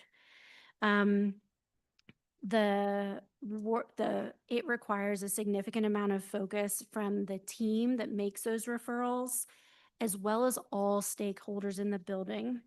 So some of the things that have to stop in order for that to be a tight process, we can't view special education as help. Special education are federal protections for students with disabilities. So if we portray special education as help, and none of this is ill-intended, right? This is all out of caring for students. Then when the answer is no, what we're saying to a family is that we are denying their student help. And that's not what we're doing when a student's not eligible for special education. So that's one thing that we really have to continue to reinforce with our staff. The other thing is there has to be a trusting relationship between all team members, which takes a consistent team. That means retention of special education staff, retention of school psychologists, retention of school administrators, and retention of general education teachers and specialists is essential. And then we also have to have a high level of understanding for what the criteria for special education are. And so that requires those staff in those meetings to feel confident and competent in understanding the criteria, but also being able to ask each other questions and feel comfortable admitting when we don't know and then relying on the experts. So once a student is referred, we also have to refine the procedures by which we evaluate students.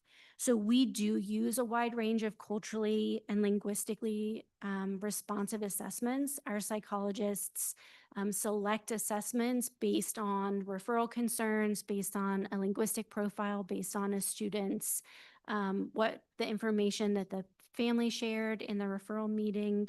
So an example of that is like the WISC-5 is a cognitive assessment. It's kind of like the gold standard of cognitive assessments, but it's very culturally loaded. And so our psychologists, in working with families and in working with teams, are going to select an appropriate assessment. And so we predominantly use the KABC, which allows us to get at the abilities of the student with less cultural bias. That's not a perfect process.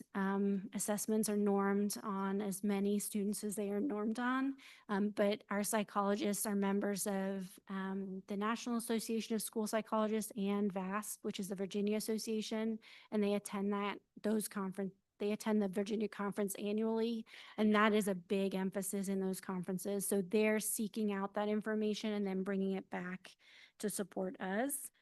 In minimizing cultural bias, specifically for the identification of ADHD, the team has reviewed, we've reviewed every student who's identified, like down to like the first time they were identified. So we have 12th graders that their first eligibility was when they were 3.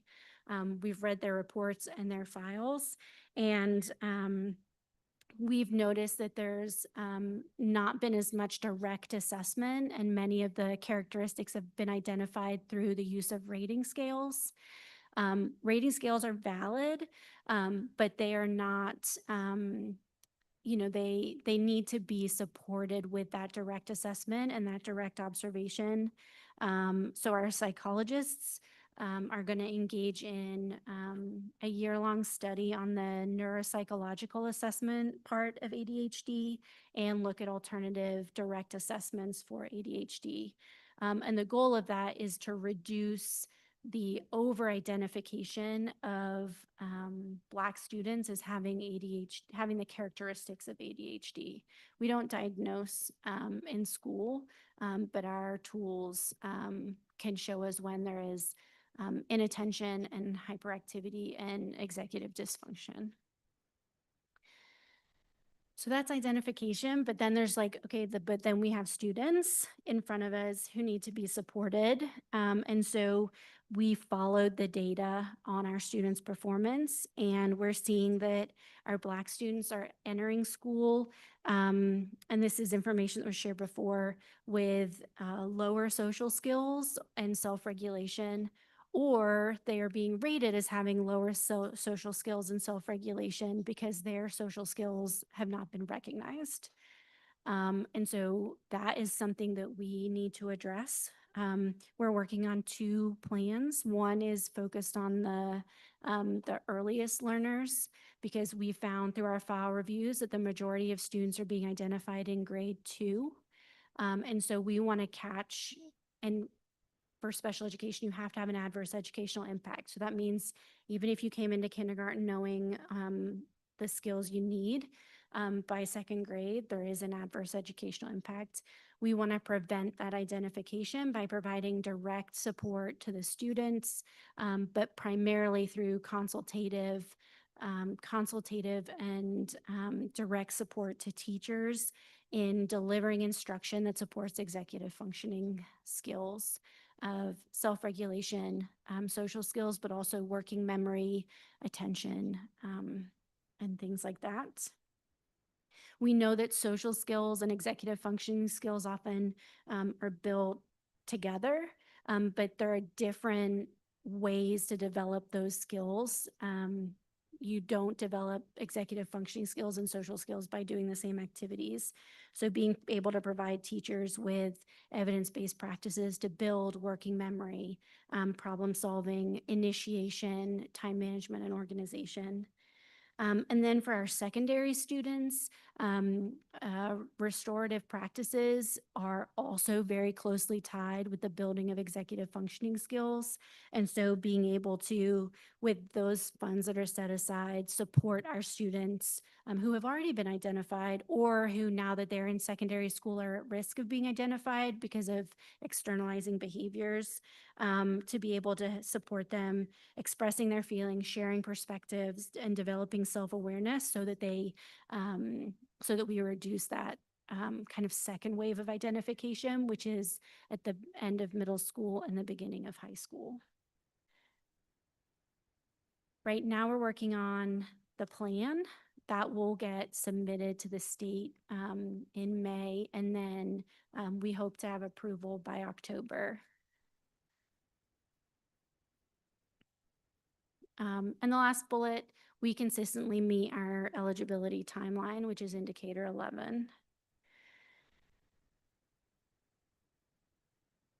And this is why I didn't share anything else during our annual plan, was this information is typically the information that we share in our annual plan. But I've really appreciated the feedback from you all, but also from our families, that if family engagement needs to be a bigger part of what we do in special education. And so we've had listening sessions at each of our schools, which have been really nice. I really appreciated the one at CMS. Parents gave us kind of really hard information, but if you're ever in an IEP meeting or eligibility meeting with me, I'm never afraid to say sorry. So sometimes we just have to say, like, we didn't meet our own expectations, and here's how we're going to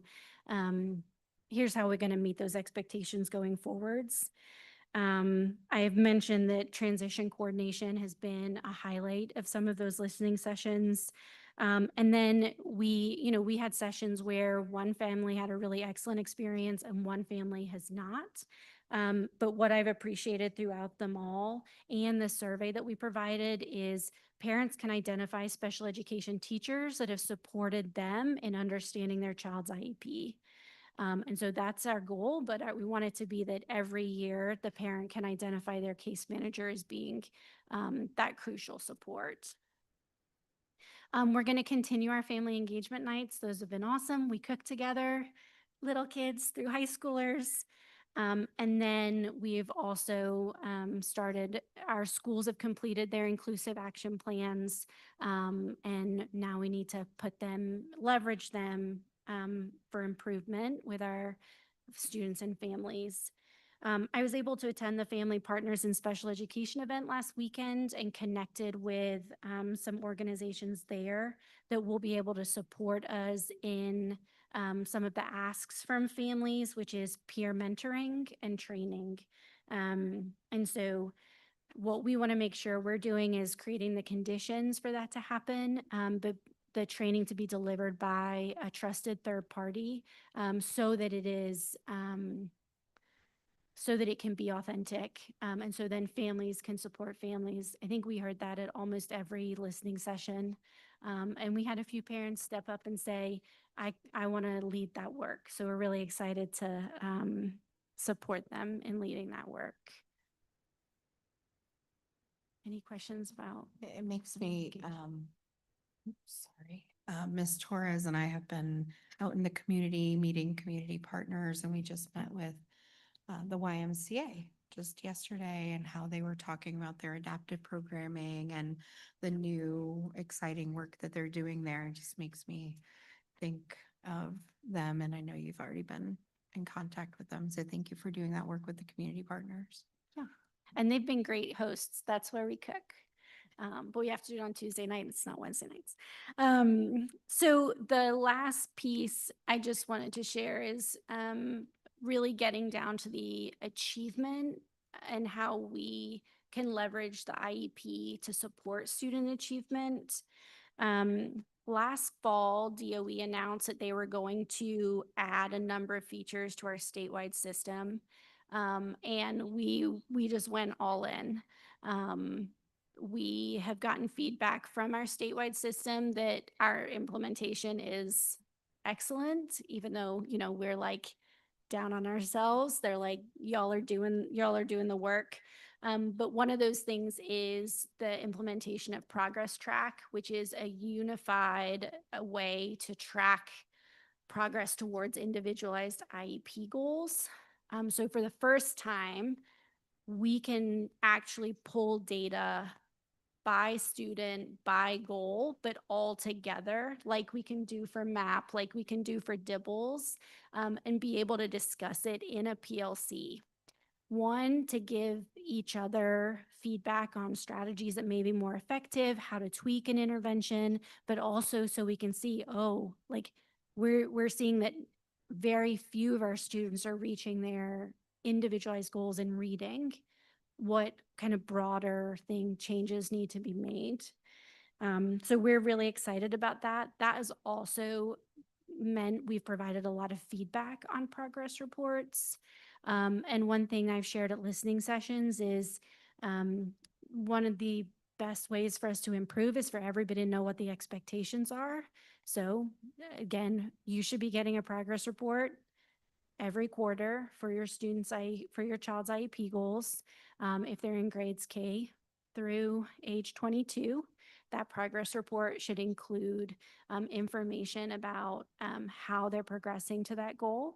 And I encourage families, if they haven't gotten their progress report, it's in the Connect portal. So they can access all of their special education documents to reach out to their case manager. If they're not hearing from their case manager, reach out to a coordinator or myself or an administrator, and we will help you and make sure that you get that information. We heard from families and staff that transition can be really challenging. So we're implementing transition nights. So CMS and CHS are going to host the rising students to provide information about accessing services at that school. And then if a family or student needs additional support, the IEP team will take over and plan transition services, as well as what next steps need to be taken. And as I've already said, this is an area that we have a lot of room to improve. Authentic involvement in the IEP process from both the student and the parent is what's going to support the student meeting their transition goals. And so we're adding IEPs at a glance to our repertoire for families. That is, it's the nuts and bolts of the IEP. It's not the legal document, but it's the things you kind of need to know in a minute: the goals, the services, the accommodations. We got feedback from families about what other information would be helpful. And pretty universally, it was, who do I call at school? And when does my kid get their stuff? So when do they get their speech? When do they get their reading intervention? Not necessarily time of day, but like what days of the week, so that they can engage with those providers. And then we're setting more clear expectations for communication and then verifying that those expectations have been met. And I'll be working with principals to make sure that they're establishing those expectations. But one big commitment that we're making is that on the first day of pre-week next year, families of students with disabilities will get a communication that includes the name of their case manager, the name of their counselor, and the name of their administrator. So that sounds small. Assigning case managers before teachers get back is a big undertaking, but it's something that we have to do to make sure that families have access to the people and information they need in order to support their child's education. And then my unofficial goal is that at every parent-teacher conference next year, the teachers got that IEP at a glance and the parent has that IEP at a glance to look at. Because that can really help in those conversations. You'll have your progress report, how you did on dibbles, but then having that document to reference if needed. That was a lot, and I could actually keep going, so I'm gonna stop. That's a lot of great information. I just had one question in reference to some feedback that I received from some high school students. For them to be able to understand their IEPs. As a high school student, they're meeting with their counselors and their case managers. But when you ask them about their IEP, they don't really understand the process. Yep. And so what work is happening around that? Also, one of the some of the feedback that I heard from some of the high school students is that it's embarrassing for teachers to come into the classroom, because then you are able to identify who's on an IEP. And so is there a way that we could do that better? Because they're like, I don't want the services because I don't want everybody to know my business. And so making sure that we're kind of looking at that as a whole. And so that people that may need the services are taking advantage of it in the way that can help them, and not just not doing it because they don't want to be identified as a student with an IEP. Absolutely. Thank you for sharing. And we share your concern about students not understanding their IEP, and that is work that our transition specialists identified as well. And it's going to take everybody having a better understanding. What one of her goals is, we've got to get their students in their meetings. And so how do we make that less stigmatizing? How do we make that accessible to them so they're not missing classes? And then how do we create a meeting that is accessible to them as well? What does their participation look like? Thank you for sharing. I have a quick question about if the parent maybe struggled in school or had an IEP, how are they able to understand what we're asking them to sign or what we're asking them to understand? Is there like an advocacy resource? Who helps the parent who may struggle to even understand what we're asking them to do? So the special education case manager, and it's called the LEA, the administrator in the meeting, should really be assessing as the meeting is going on that the parent is going to be able to give informed consent, right? That they are understanding the decisions that are being made.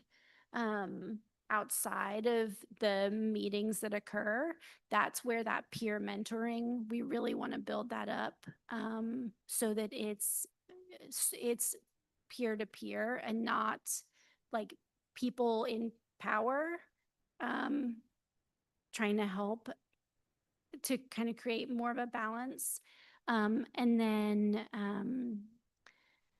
there are multiple organizations, PT being one of them, that families can call and get individualized support, including like telling them that we're messing up, and that the parent needs to ask for something better.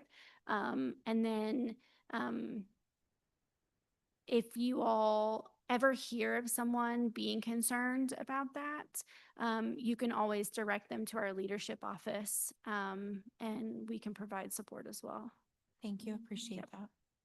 I have a question, a quick one. How often are you having to like work with VDOE for intervention for these types of IEP meetings? And if there's a parent who may be advocating for their student and there's kind of like just a misunderstanding, or you're not able to really make any progress on that particular case, how often are you having intervention, and how many of those would you say are Black students or Black families?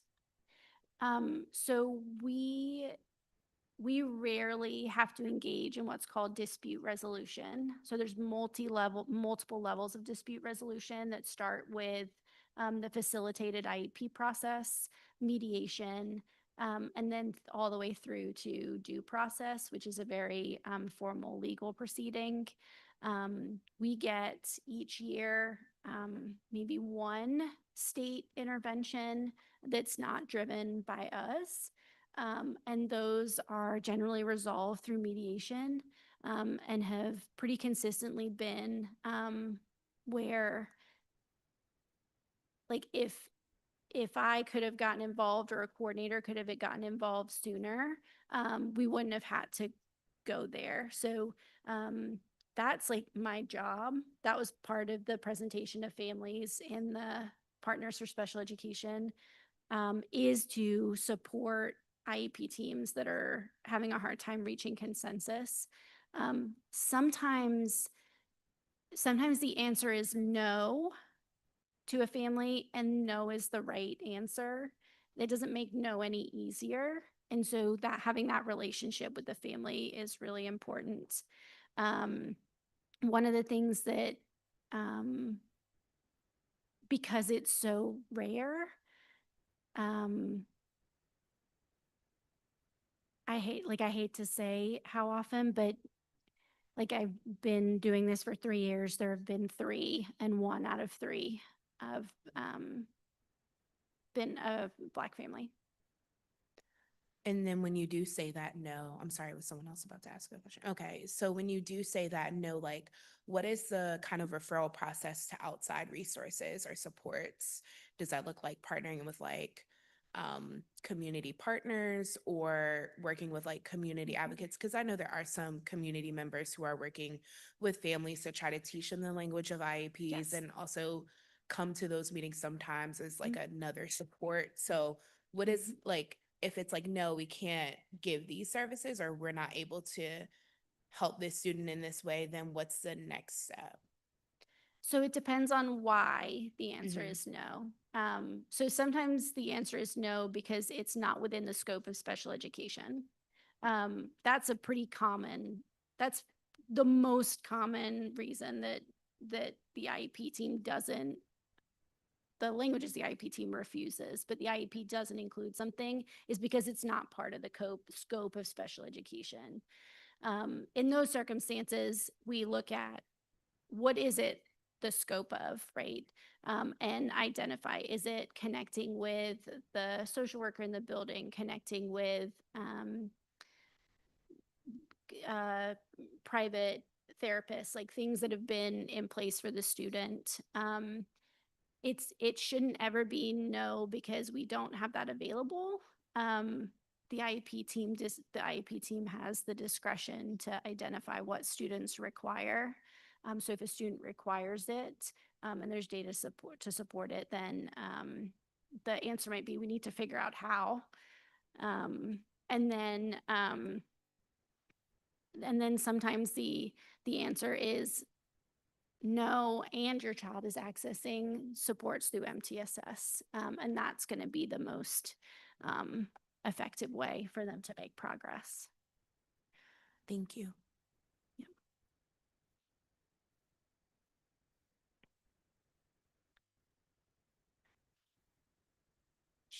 She's leading the next one, but also just want, since the last meeting, we did add a couple more links to this slide. I know that the restorative came up, so Ms. Johnson will jump in when we get to the restorative component. And I know that there was an ask about alternative programming, and then there's a hyperlink at the bottom of that, which Dr. Trotter can speak to. So I will just have a very small part in this so that my counterparts can provide more information. And again, please refer back to the October work session as well for any information. Since then, we have focused on discipline referrals in principal workshop. We've established checkpoints for data entry and our preliminary SBAR review. So our preliminary review of this year's discipline data is ongoing. The visual on the right is the proportion of our Black students who have office discipline referrals. This is a very common way to look at discipline referrals for students because it highlights how many students are responding to our tier 1 positive school culture. And 90% of our Black students have 0 or 1 referrals. When we look at data in the aggregate for discipline, like we're good with that. Because that 1 referral might be for being tardy to Spanish a few too many times. 8% of our Black students are in that 2 to 5 range. And that's where this is starting to become a pattern. We need to start putting some things into place. Are the referrals for the same thing? Are they for a variety of different things? And then the students that we're most concerned about are our students who have 6 or more referrals. And that is a very small portion of our Black student population, and all of the students in that group have individualized planning and programming to support developing the skills to prevent those office discipline referrals. The other good thing about looking at the data in this way, because we can also break it out by like our schools, positive school culture teams break it out in a number of different ways. They can identify if it's predominantly in the hallway, if it's predominantly a certain type of behavior, it's predominantly in 1 grade. But we just wanted to present that because that is a healthy tiered triangle. Obviously, we would love for 100% of students to have no referrals. But in terms of how we intervene, we have the capacity to intervene intensely when our student population is presenting with awesome behavior so much of the time. How does that compare with white students? I don't have it comparing with white students, but while they're talking, I can pull it up. Thank you. I'm sorry if you said this. Is this for 1 year across all schools? This is this year, all schools. This year, all schools. Thank you. Yep. All right, Ms. Johnson, you want to talk to us about restorative? Good evening, y'all. So one thing to note is that there's a bill on the table requiring schools to consider at least one evidence-based restorative disciplinary practice prior to what we call OSS or out-of-school exclusionary discipline. I also just want to name, I appreciate the folks that came up and spoke tonight to advocate for restorative work. I know a lot of times it's a really confidential process, and so people aren't always going to be aware of the data and some of the outcomes. But I did feel like it was important to share some of that information in terms of the work that I have done the last few years, but the work that our community partner, Central Virginia Community Justice, has done as well, but also in the last 3 school years, our combined efforts and some of the outcomes that we've noticed and maybe what we're hoping for in the future. Could we click on that restorative discipline link?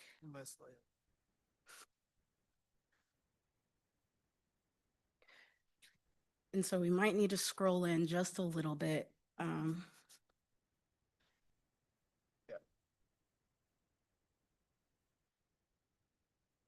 That's it. Can we zoom in?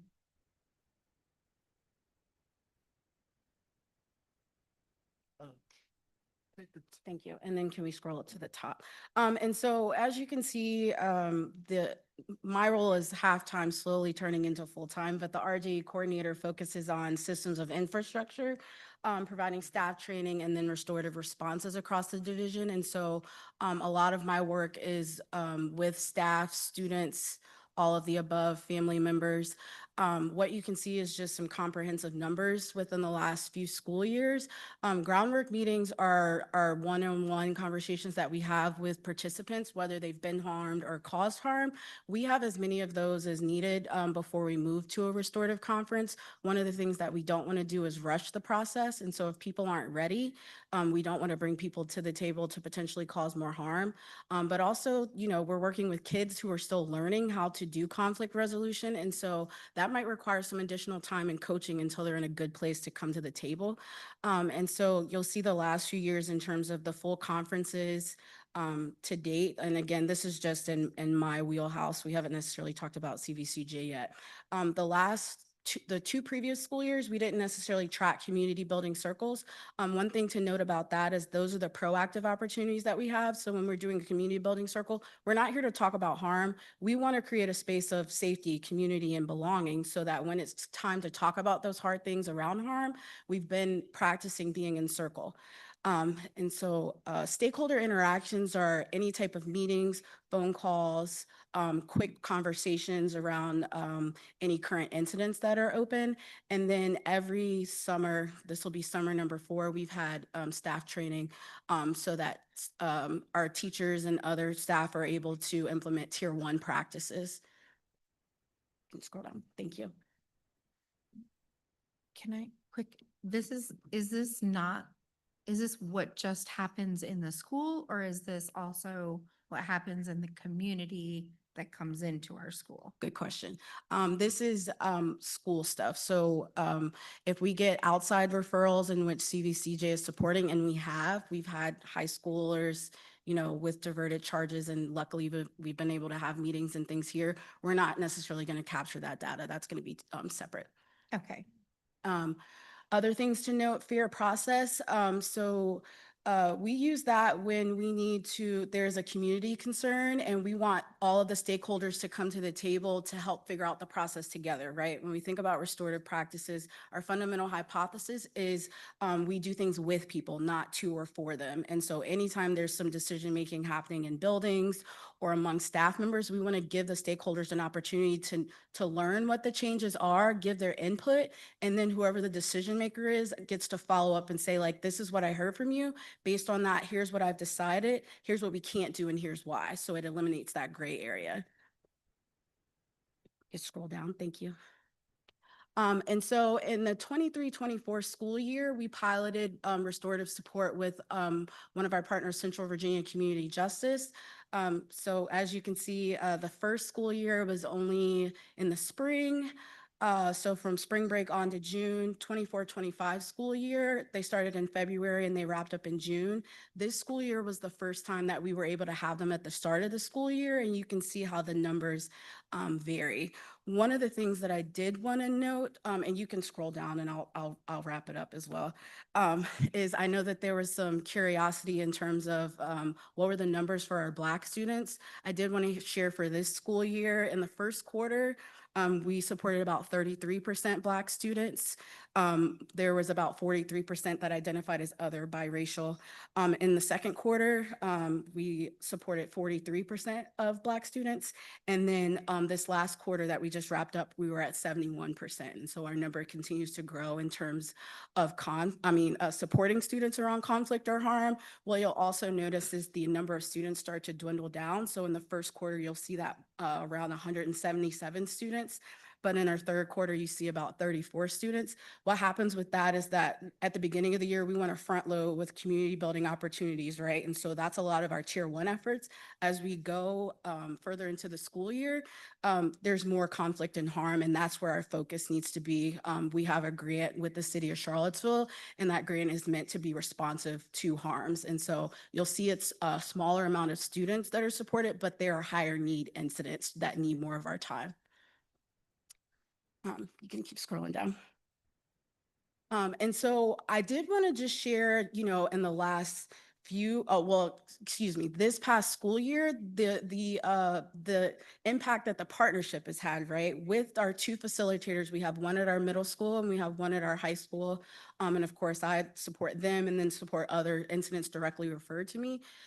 We've been able to have over 450 stakeholder interactions, whether that's a student, whether that's a parent, whether that is a staff member, 86 referrals for restorative support, over 200 groundwork meetings, plenty of more opportunities for proactive time to build community, so 46 community building circles.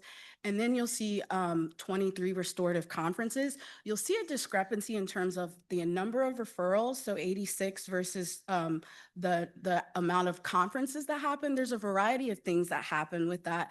Some of it is that the kids have built the skills to solve the things for themselves, and that's a data point that we don't capture, but that's still a metric of success, right? What we want them to do is learn how to solve their own problems. RJ is also voluntary, so we don't force it at all. So at any moment, if a student or any person participating feels like they don't want to participate, they are able to stop at any moment. And then there's a reality around capacity, right? Our facilitators were grant funded, and that money is dwindling down, right? And so while they were able to front load some of their hours at the beginning of the year, the amount of hours that they had to work was not enough to meet the need in terms of the referrals that we've had. So I just wanted to make sure to note that. And then just a little bit of information in terms of our support score. We do survey students. That is an area of growth. We definitely need to survey more, but they get about an 8.75 in terms of satisfaction. One of the things that really stick out, you can see the quote at the bottom with a young Black girl that we worked with. And she was feeling like sometimes she doesn't feel supported in the building, right? Or like they see her and they think really stereotypical things about her, right? But this was an opportunity for her to slow down, to be heard, and to actually make amends and get things right. And so anytime that we're able to provide opportunities like that, I want to make sure that we're uplifting, but also that we are preparing folks, whether they're getting referred to us or to try to eliminate some of these discipline disparities. What are the language or the conversation that you can have so that maybe we don't get to this like heavy bout of conflict or things that are happening within our community. Any questions? Just quickly, as you talk about capacity, we know this program will continue through next year and hopefully indefinitely. Is there an opportunity to add more positions? Has that been discussed? Do we need to talk about funding and budgetary? So at this time, I don't know that we necessarily need to add more staff. I think that we do a really good job with 2 facilitators and me being here. I think what would be helpful, and just so you guys know, we're already in talks to think about the future of our collaboration with CVCJ. I know Dr. Gurley and I met with the executive director last week to talk about some funding opportunities so that we can sustain that work and they can have more time, right? When they've got 17, 20 hours a week versus 7 a week, we can respond to those things quicker in real time, and some of those incidents don't go to the wayside. Thank you. I appreciate that. Thank you for this very comprehensive. So it sounds like we've been ramping up this work. Again, look, I like the results here. I appreciate the quantitative analysis. We're not stopping this next year, right? No, absolutely not. I'm still here. Okay, I just wanted to make sure because I guess I'm a little confused with some of the, because I think this is great and right, we need to continue this, so. Yes, one thing to note, of course, right now, how CCS is doing it, like this is voluntary, right? Like we're doing this because we know it works. But with this bill that's coming, we will have to change the way we maybe have our rights and responsibilities. I know, I've been blessed to do work on the West Coast and studying with Vermont law. And so I have connections to really good restorative discipline policies, or like having a clear understanding of like what we can do with restorative practices or restorative justice when it comes to conflict or harm, but what are the things that we need to be really firm about and which we need to try another approach, including suspensions if necessary. Maybe not the amount of time that we're used to, but maybe we need a day or two so that the adults can come to the table and rethink how we can better support that student. I mean, I think with the conversation about bringing back school resource officers, I think there are community members who are calling on us to explore restorative justice practices and tools. And the question would be, if we were to expand those opportunities and that like the time that these facilitators have in the building, how much of these kind of like peer-to-peer conflicts or fights or whatever is actually contributing to the rationale behind bringing back SROs, and what can we say about not bringing them back and instead going a restorative justice route? Thank you. Any other questions? Thank you. I'm so glad you could Thank you. share this with us. Thank you. So the other part of that, and Ms. Rasnick already talked about the third bullet about the work we've done. We did a presentation for you all back in October, and she went over those 3 bullets. In the bottom right-hand corner of that is the alternative programming. If you want to click on that, Ms. Thacker. And I don't know what questions you all have for Dr. Trotter. Good evening. So as you can see, as it relates to the particular alternative programming by race, it's broken down by each particular race for each particular program, walk, LMA, and night school for each particular school year. Due to the length of time, I won't read each number, but I will open up the floor for questions as it relates to this particular subset of numbers. There was other sets of information that I do want to share with you as it relates to questions that you also had. So I will yield to these numbers and these graphs for any questions. Ms. Dooley? Ms. Richardson? Ms. Cooper? You want to come back? Ms. Burns?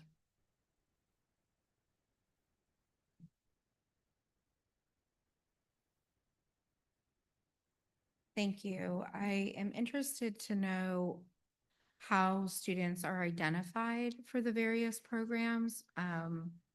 And yeah, let's start there. Yes. And so if we're looking, I'll just start with New Pathways and work our way down. For our New Pathways program, referrals are sent to the school administrator and then reviewed by myself and the school counselor. It could equally be the SEL counselor or a behavior infraction where the student has come before the board. And then we look at a particular time in which the student remains in New Pathways. Equally, students from new pathways, our eighth graders, usually will look in for high consideration to be enrolled the upcoming school year into LMA. And so that's another form of pathway as we look at how students are enrolled in LMA. From the high school, students can self-referral, and that's a process where they're working with their school counselor on particular reasons as to why they feel they would like to enroll at LMA. They may need a smaller environment. They may be credit deficient. And so that's a particular measure. Equally, there is the administrative referral that the school administrator is able to provide to myself. And so it's through the school administrator and school counselor. Additionally, behavior placement that would come from the board. And then again, new pathways, transition, and enrollment. For our night school students, that's just a little bit different. Same measure as it relates to administrative placement from Charlottesville High School, a particular administrator. Oftentimes, our students that are coming back to us from Blue Ridge will first be enrolled through our night school program. And then once we look at the end of the year, we will look at a transition, and then those students potentially transition up to our LMA day program. And then most importantly, students with a behavior infraction, again, that comes from the board, and or a particular LMA day student that may have missed 15 consecutive days. And so they want to be re-enrolled. And so we will start them at our night school program, and then we would introduce them back into the LMA day program. And as it relates to our walk program, Ms. Burns, that's usually like the first stop in terms of students are credit deficient, becoming overage. In the last few years, we have expanded the walk program, which really has served our high school well, because walk used to be 11th and 12th graders. And what we found is that sometimes we were getting students in the ninth grade who were over age. And so the walk program just served as a served as a conduit to help the students get on track and start to recover some of those credits. And it, like the LMA night school programs, that's a blended model as well through the Edgenuity, and those referrals for the walk program come directly from the professional school counseling office. Now, I would like to equally mention as it relates to our LMA and night school, once our graduating students are removed off of our list, for example, we have 12 graduates this year. The goal is not to immediately fill those 12 seats because we want to be very instrumental on who those seats are offered to. So we are having pre-conversations with the school counselors as we get closer to graduation to see exactly where those particular students fit. And so that's always just a barometer of where we look at for the upcoming school year as well. Okay, I just had a question in reference to the walk program, and you said the students that are credit deficient. How did we get here? Like, how do we continue to push our kids along, knowing that they don't have credits, and then they're getting to high school, and now they have to go through the walk program? Like, how do we get here? Well, some of it, Ms. Cooper, and we just had a meeting yesterday, similar thing, right? So when we think about students who have been retained, when we think about students who have failed, when they get to ninth grade, and Dr. Trotter, Ms. Rasnick, and I sat in a meeting yesterday where the student is already 15 years old. This student will be going to the high school as a ninth grader who's 15. I mean, most certainly that student can go right into ninth grade, but we feel like we need to be exploring something different for this Black child, because you're going to lose motivation when everyone's turning 18 and you're 18 in the 10th, 11th grade. So, I mean, as we're talking about retention, I mean, the unintended consequence, and I know we're going to have this conversation during some policy work, we have to think about what the other end of it will look like, because the motivation, that intrinsic motivation part, as educators, we know what that looks like down the road. So, I mean, that is definitely part of how we get here because there are students who are retained, students who fail, students who may have gone into who may have gone to Blue Ridge and who have been away from us for a while. They come back, and so as a multidisciplinary team, we're coming together to brainstorm like what's the best path forward, and what we use is some of these alternative programming so that we can at least try to help the student get caught up.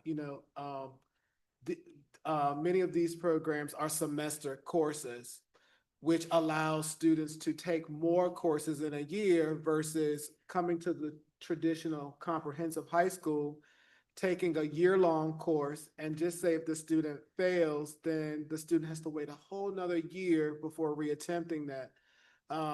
So that's just a little bit of the how we get here, but also why these programs are so vitally important for our students to be successful. Yes, Dr. Trotter. Yeah, and I equally think that the paramount part is doing those cohort reviews earlier, and we're looking at those ages and we're looking at those grades to try to funnel just exactly where that alternative program would best suit a particular kid. And then once they are on track, how do they then return back to CHS, or is it the ISEP program? So that's exactly to your point there as well, sir. Yeah, but I'm just like looking at these numbers and I know like we talk about like the kids that are coming from Blue Ridge, the numbers are high. And so I think that when we think about Black student achievement and, where we are and we're looking at how many kids are on reading plans and math, are receiving math interventions, I wonder, is that enough to move the needle when we're seeing this kind of data of like the kids that may not have enough credits and now they're in high school.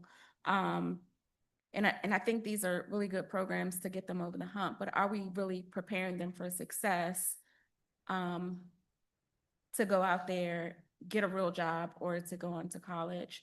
I would say unequivocally yes, because what we have embedded in our programs are ways for them to get certifications. We've connected. I know Dr. Trotter could probably talk for days, and Ms. Poe can talk for days about the community resources and connecting them with Virginia Career Works. I mean, we are not pushing by, I don't think by any stretch of the matter are we pushing students out the door.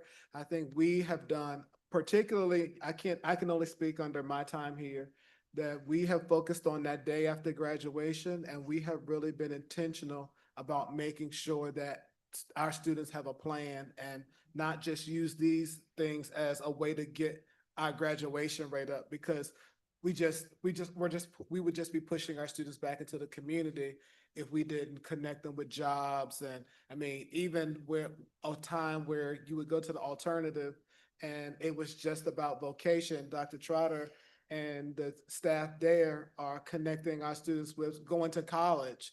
So it's just rethinking what we do for students. And then when you look at a number like walk, the difference with walk is why why that number looks high is because sometimes kids are just coming in there for a period.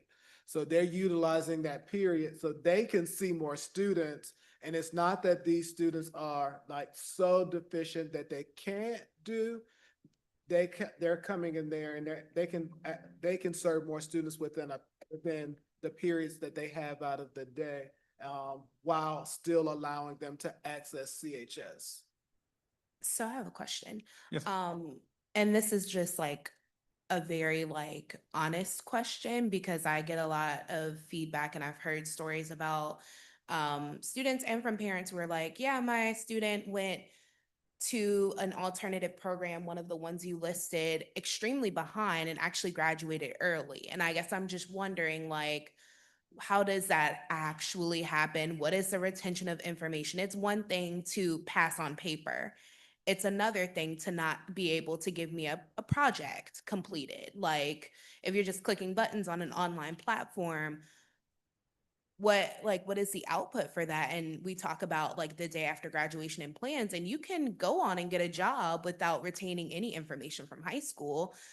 I mean, Because I think there are cases of students who may do that. I mean, they may like just retain like 1%, right? So how are we tracking what students are actually gaining from the work? Yep, thank you for that. I first want to make sure that that we talk about just exactly what type of instruction is occurring at and within our alternative programs. And so we do, and I'll first speak to our LMA day, we do lean directly heavy on the direct instruction with the teachers that we do have within our classrooms. But I've also stood at the podium and said how Mr. Grady uses Edgenuity and that he is able to flip his mind from an Algebra 1 to a geometry and so on, AFDA. And so from that, the expectation is that the teachers are using and following the exact SOL blueprint that is aligned with VDOE standards, as well as the pacing guide from CHS. Now, the question at hand is, how are they moving so fast? And that's because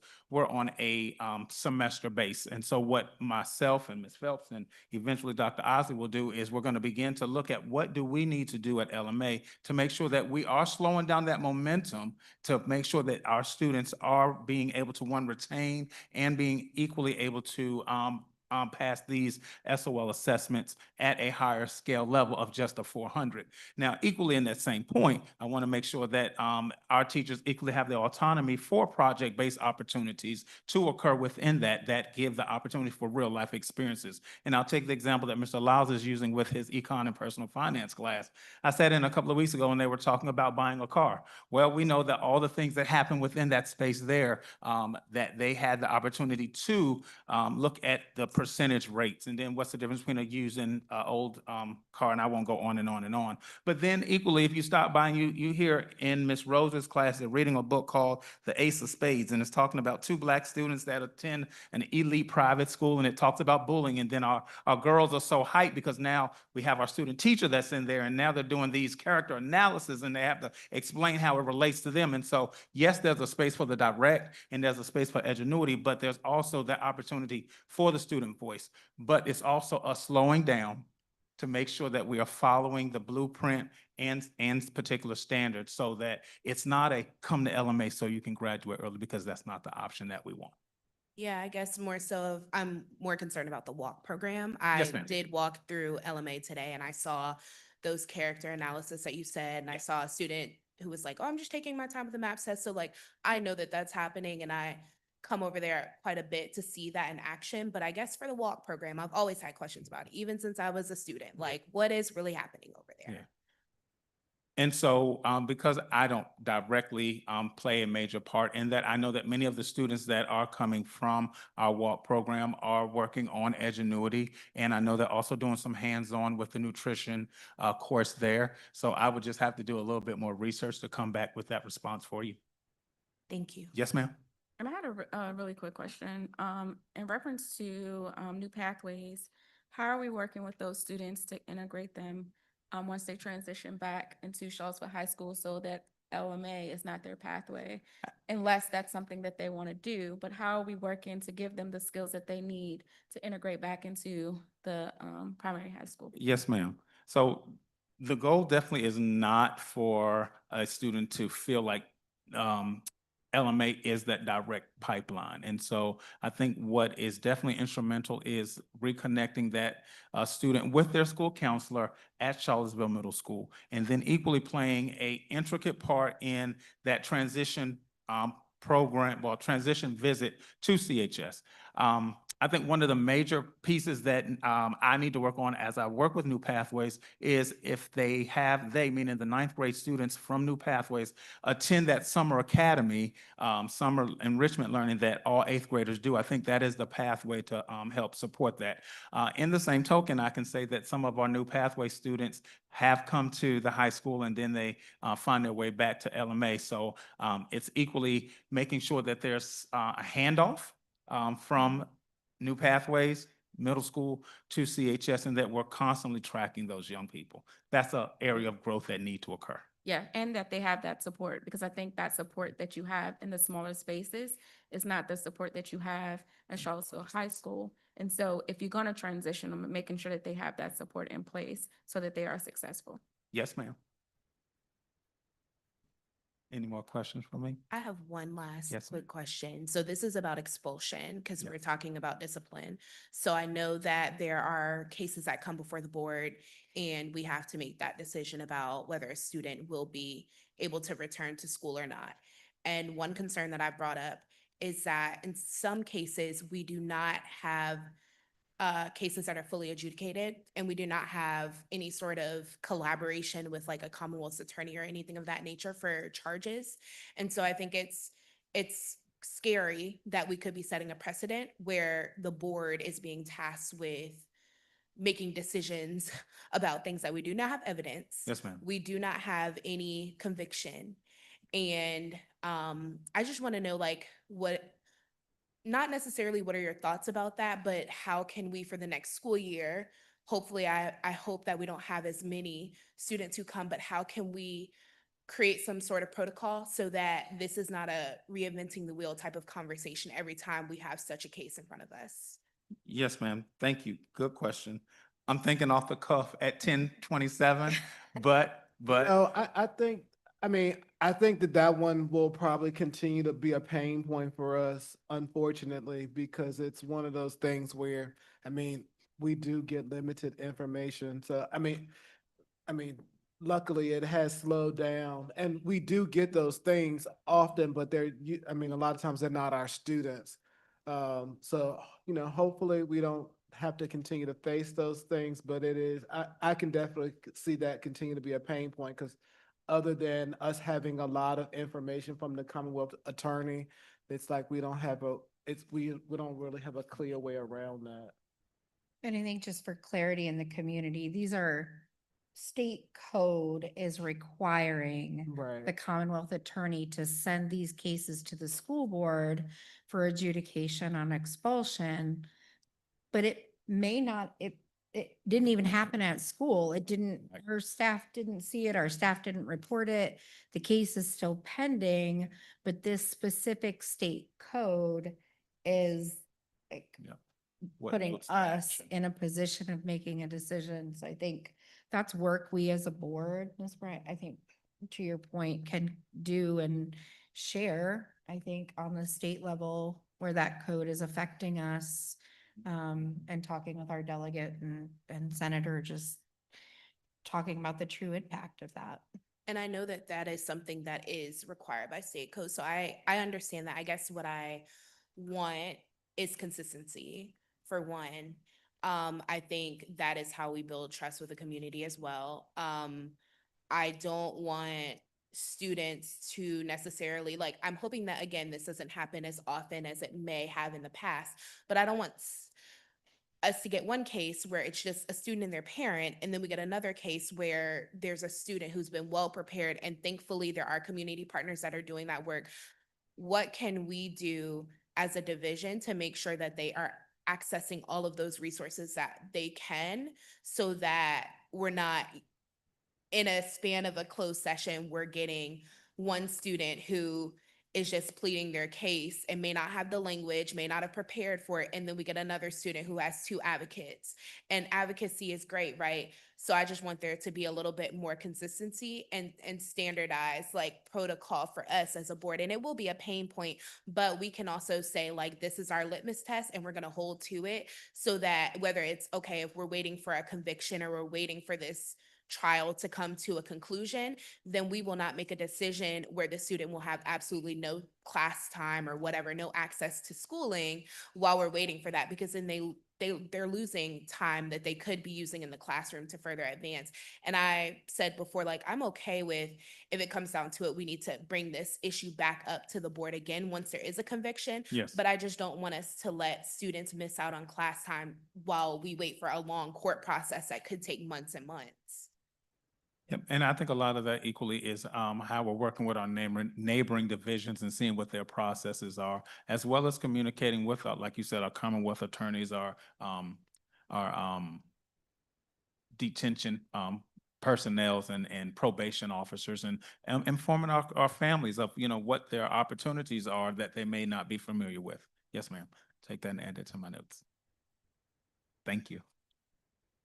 Dr. Jones? Oh. I just have those numbers. So For the entire student population, 93.25% of students have 0 to 1 referrals, 5.41 have that 2 to 5, and 1.35 have 6 or more. That's for like the whole student body. For white students, it's 97.5% have 0 to 1, 1.64 have 2 to 5, and 0.8 have 6 or more. So it highlights that disproportionate discipline.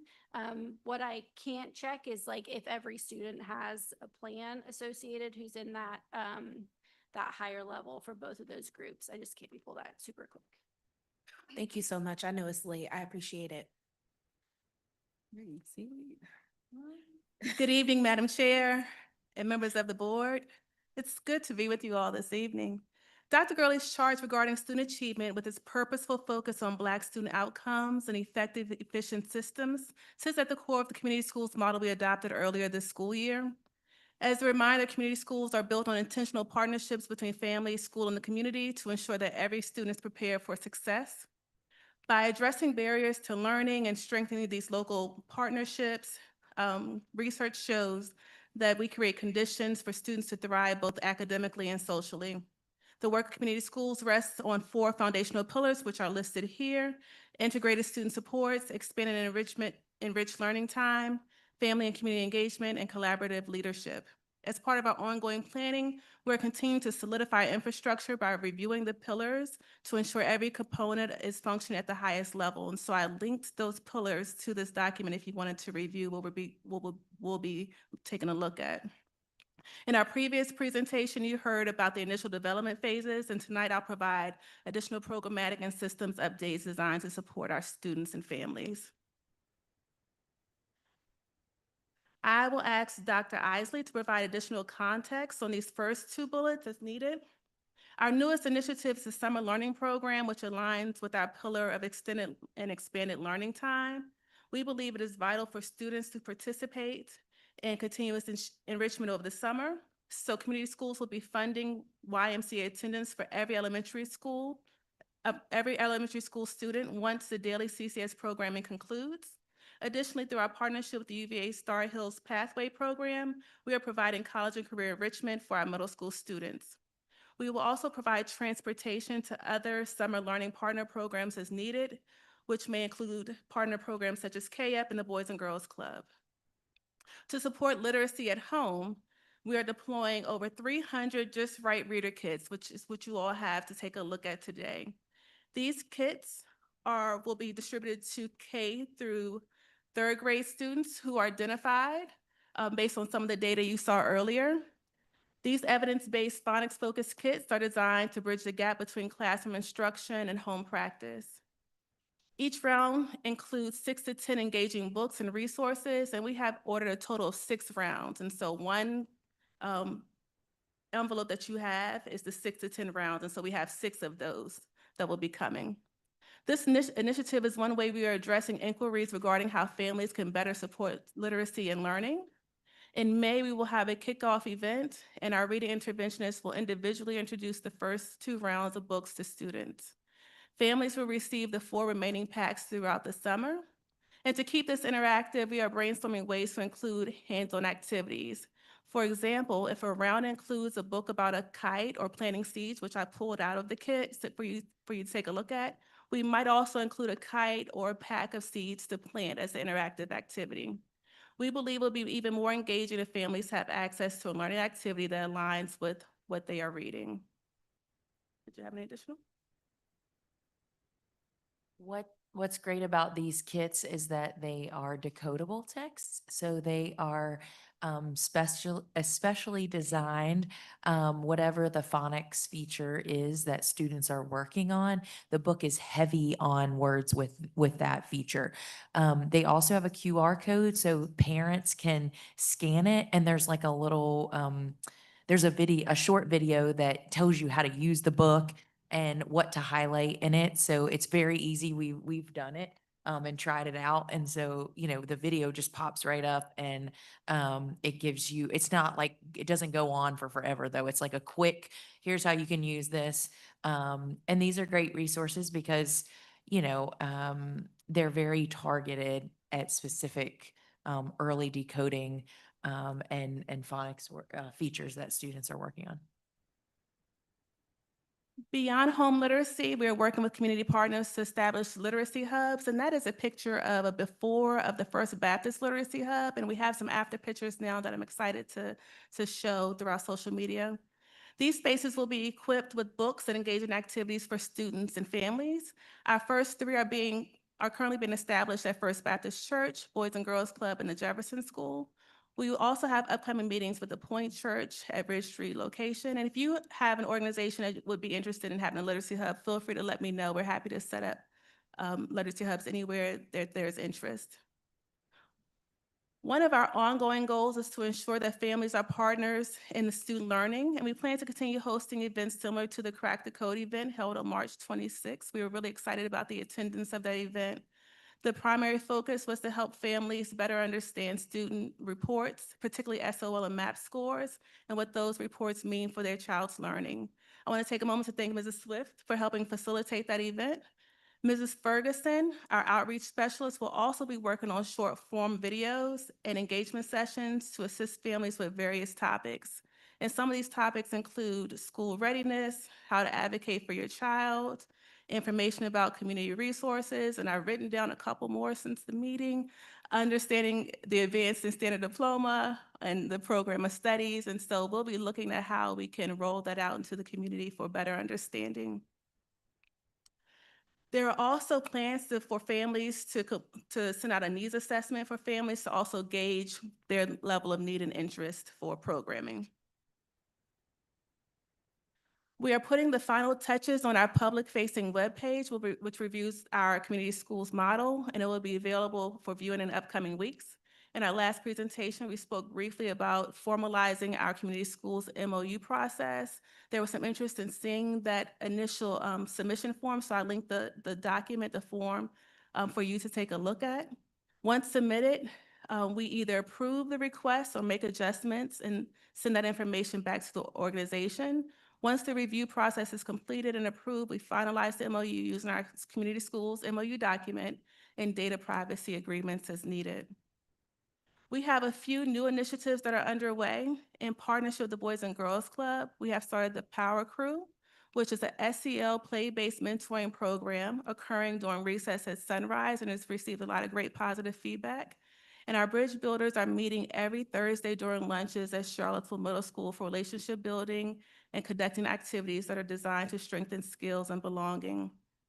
LMA is also rolling out its mentorship program, where mentors from backgrounds of student interest have begun working with LMA students. So for example, we gave the students an interest survey about their careers and what they wanted for their future. And one kid was interested in day trading, so we found a day trader to mentor and to talk to them about their work. There was a nursing interest, so we paired them with a nurse, and so we're excited that will be rolling out in the upcoming days.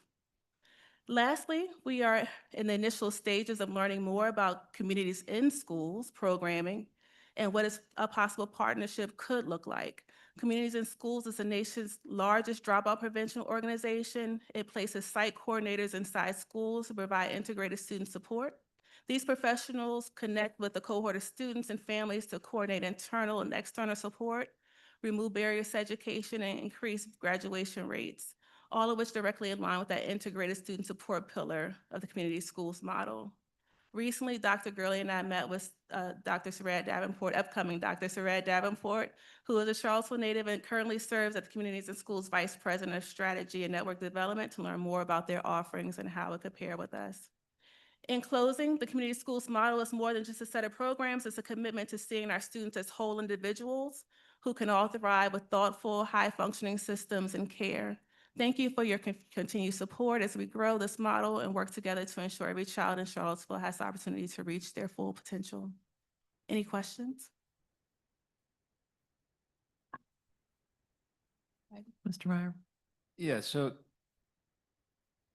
and you might have mentioned this, my apologies, but I assume some of these community partners, for example, under the locations we're doing it in relation to Black student achievement, is with organizations and locations that serve the Black community in our Yes, the Black community and the whole entire community. And so there aren't, although there are organizations that may have a greater Black population, the Black community frequent all different organizations and locations. And so we want to make sure that all families have access to our literacy hubs, if that's what we're talking about, literacy hubs and all the things that we have to offer. Okay. We heard earlier that I think 83% of our Black students are low income, which kind of equates to a lot of other basic needs. Right. Yeah, that they need. And here we've been focusing on this.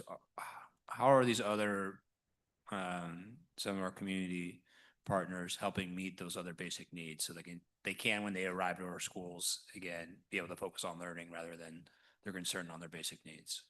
Yeah, you have those partners that are supporting the school system, like Chris Long's foundation supporting our Ed Zone closets that we have set up at elementary schools and we eventually set up at our early learning center. And then you have outside organizations like the YMCA or Boys and Girls Club that also provide additional community support for their populations in the area of basic needs and supplies, sometimes according to what their community may need. And so our goal is to continue to make it a holistic approach where we have school-based opportunities as well as neighborhood-based opportunities. And so we want to continue to not just build partnership through regular school hours, but also it's even more important to build that after-school programming where we address basic needs and enrichment afterwards.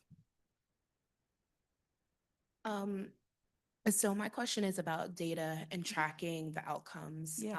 associated with the work with these community partners. So for the MOU and for those partnerships moving forward, what will we be requiring to make sure that it's actually advantageous for us as well as like our students, but like just so that we know that it's actually working? And then I guess as far as those basic needs, how are you thinking about putting those maybe in the reading hubs? Like not to put all of the onus on your department, but like what could be added to those reading hubs to like be kind of like a one-stop shop type of thing to just like enhance while they're already there, they can get multiple things at one time. Is that something you've considered? Yeah, thank you for that. For me, data and outcomes are so important, right? We have a well-resourced community, but we want to make sure that the work that we're doing is good work. And so you'll notice in the MOU, part of that, the information that we ask are SMART goals and expected outcomes. What we want to know is what can we expect by partnering with you? And how can we all hold each other accountable for those outcomes? Are we doing what we said we were going to do, and are you all as an organization having outcomes that you want and we want for our students? And so we are building that out. We're also incorporating the evaluation process that will be rolling out, where principals will be able to have a say in how the partnership is working, and we'll get those additional notes to be able to influence our partnerships and to better them as we go along. And also, I think there's a lot of great organizations doing great work, and sometimes it's duplicate work. So we want to make sure that everyone has a fair seat at the table to be able to work with our students and work with our families in a way that we all want to be successful. And so just providing access for that is important. And I guess then when when the data's not there. Yeah. And the procedural things are not being done, the MOU is not being signed, things of that nature are not happening. How do we like hold our ground with eliminating those partnerships and not feeling like, oh, well, we'll just give it more time. Like sometimes we have to be like very like set in stone about our expectations. So how do we do that? I think you said it well just now, and I think we have to adhere to our expectations.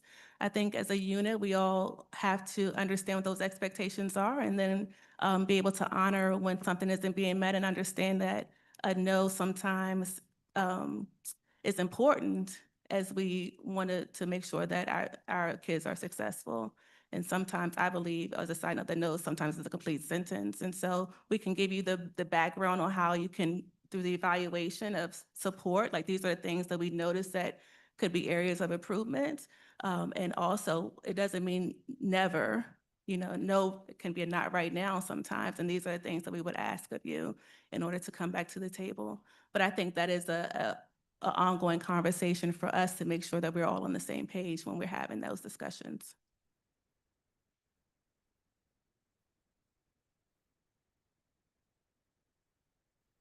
Yeah, thank you. I was just gonna ask, like, lastly, so then what does that actually look like in practice? Like, does that mean that we as a board have a conversation and then we're like, oh, it's time to actually end this partnership? Or is there like at quarterly, we're looking at these things and we're deciding from there, like, how does that actually work? In my opinion, Dr. Gurley, please. Yeah. It would be that you help support us in those discussions. And so I agree. I think, I mean, like, I agree with Dr. Johnson. I mean, you said it perfectly. I mean, we end the relationship, but we just need to know, we want to make sure that you all know that, I mean, sometimes some of these relationships feel very political, and they just happen because they've always happened. And so as we operationalize the MOU process and providing data, when we say like these things aren't happening, we're pulling away. We just want the board to support us that we've done all that we need to do. in the short term, all of our current MOUs for this year expire June 30th. And so we'll be using this period to roll out the new set of MOUs for the upcoming year, and we'll be evaluating partnerships for next year over the summer. The other question you asked is around basic needs, and we'll be working with organizations to see if they want to have some of those things. And also when we get our family needs assessment, if they feel like there's a need for that, we will lean more into it. Thank you. Looking at the MOU, I see there's metrics in here for tutoring in math and reading, some SMART goals. Thank you. These are great first steps.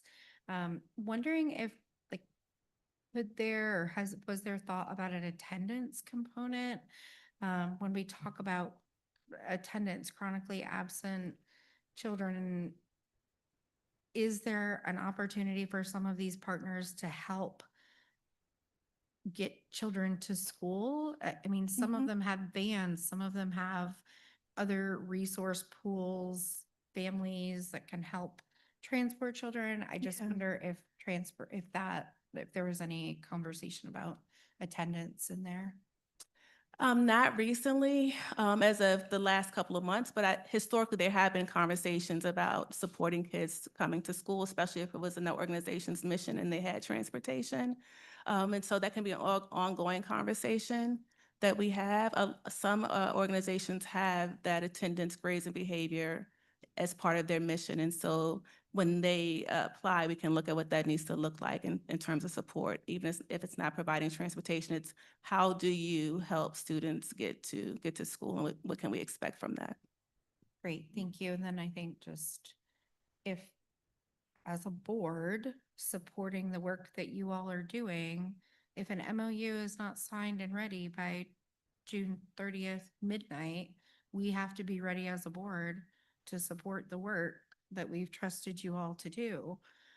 It's really important that we have clear expectations and guidelines, both for us as a district, but also for our community partners and how we hold each other accountable. So I just want to reiterate that expectation and support, my personal support.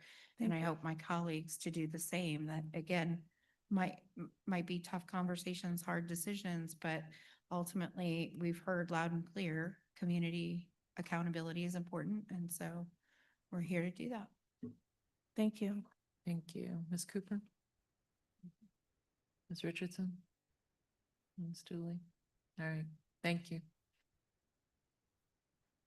All right, so as we near the end of the presentation, I just want to, we wanted to highlight just some key points from, from where the work started a few weeks ago, and then some things we've captured today.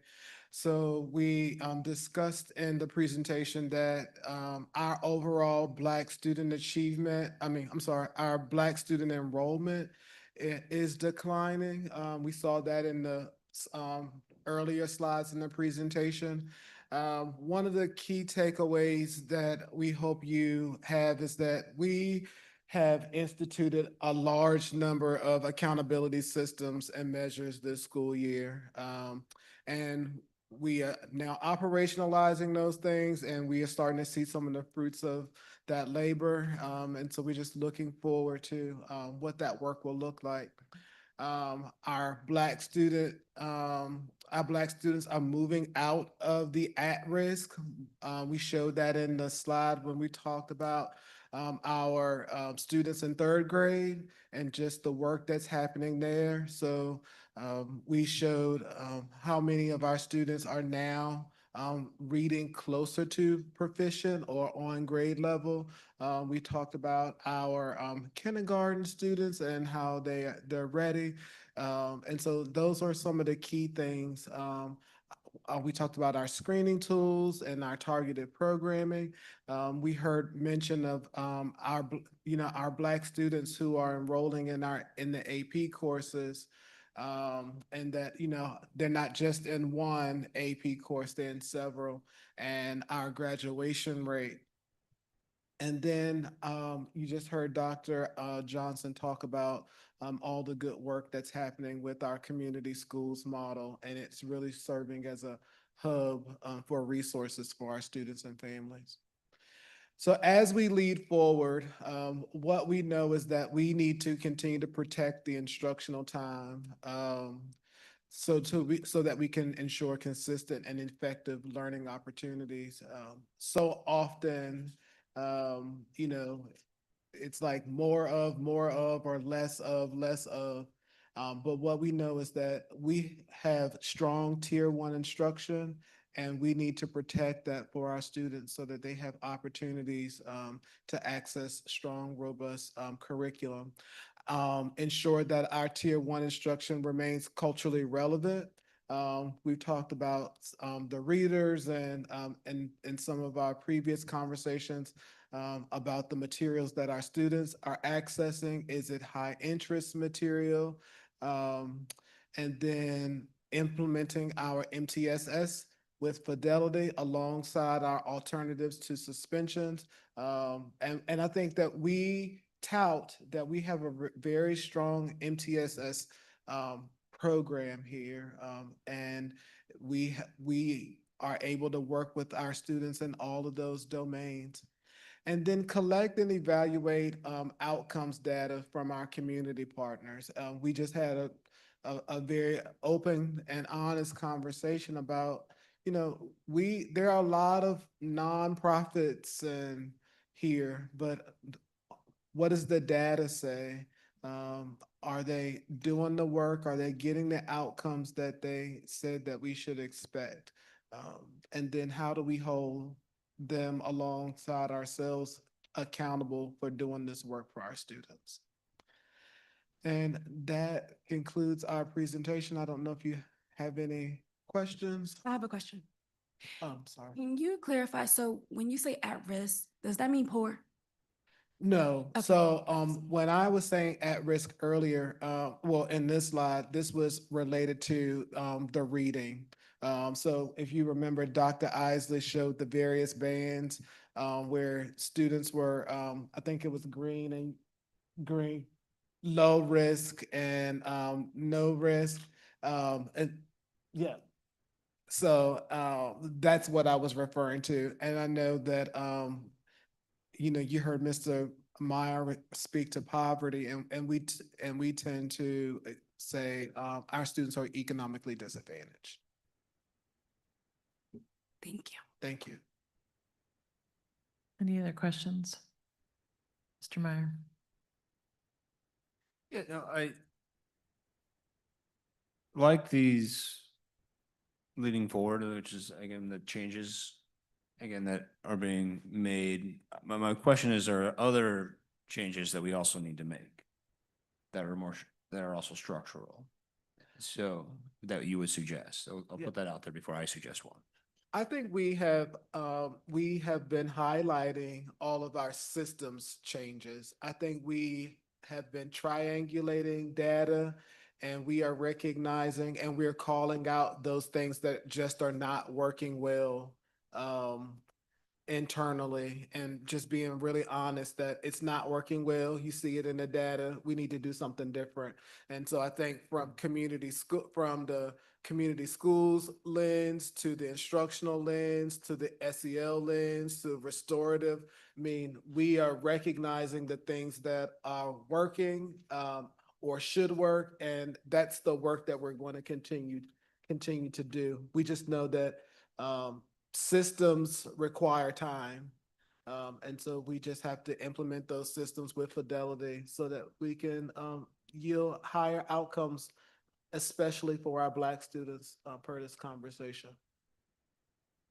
But yeah, the one thing I'll bring it up, and colleagues, it was 2 years ago I brought this up, but does an extended school year, for example, how would that support maybe better learning outcomes for our Black students? How do we get more resources to them, get more classroom time, which is, I think, aligns more with your protect your instructional time here, et cetera. So not that we need to debate that right now, but colleagues, I mean, that's one thing that comes to my mind when I've seen some of the data presented tonight. Thank you.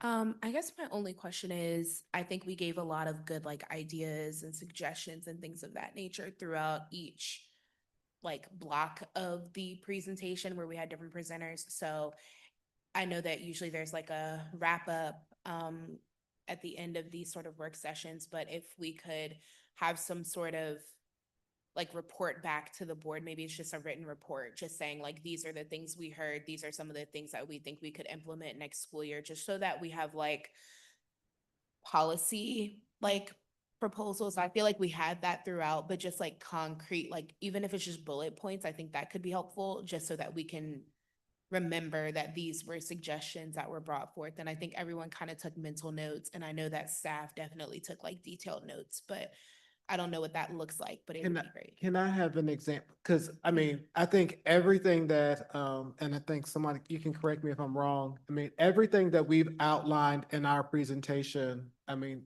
there weren't a lot of ideas. These are things that are No, actually I'm talking happening. about from board members. Oh, Like I'm when sorry. we were oh, this is something Oh. that we would like to see, or maybe what does this look like? It doesn't need to be a heavy lift from Oh, staff. right. We're not asking for well, I'm not asking for a 10-hour long project. What I'm saying though is, if there was anything that stood out about testing or about discipline stuff or about, restorative justice, can we just have those high level ideas written down somewhere for everyone to see and remember and track, so that as we continue to have these conversations, we can say, well, during this board work session that lasted over 2 different sessions, these are the things that came up, because I don't even know if we remember everything that was said last time today, but you get, I think that would just be great. Yeah, and maybe that's something we can, Ms. Thack is really good at using the tools, like the transcript. Maybe we can use the tools and the Notebook LM to generate some of the comments, would generate the comments, and we'll start there. Ms. Burns, any comments? No? Ms. Cooper? Ms. Richardson? Ms. Dooley? Just a few. So I just wanted to harken back to the first portion of this work session, that there was some criticism of the presentation just being too much talking at us. And I just respectfully disagree with that sentiment. I think that this is a really important baseline for us to have to inform future discussions about policy, that they need to be grounded in this actual work that our education professionals are carrying out, and not based on our personal experience collectively, having been students or parents or community members, whatever it might be. And so I hope that presentations like this, not this long, this was a huge amount of information that was necessary, but I think this is the kind of presentation and work that we as a board should be engaged in our meetings. Some of the presentations that we've had are informative, but I think very well could be written reports to us and don't need to take up hours of our meetings like we saw tonight. And so, similar to some of the MOU conversation that we had about community partners, as a board, I want to remind us just to be mindful of some of the frustrations that we hear sometimes in public comment or in emails, especially from our educators that are feeling the intensity of this task that we have put on them to really hyper focus on student achievement, specifically Black student achievement.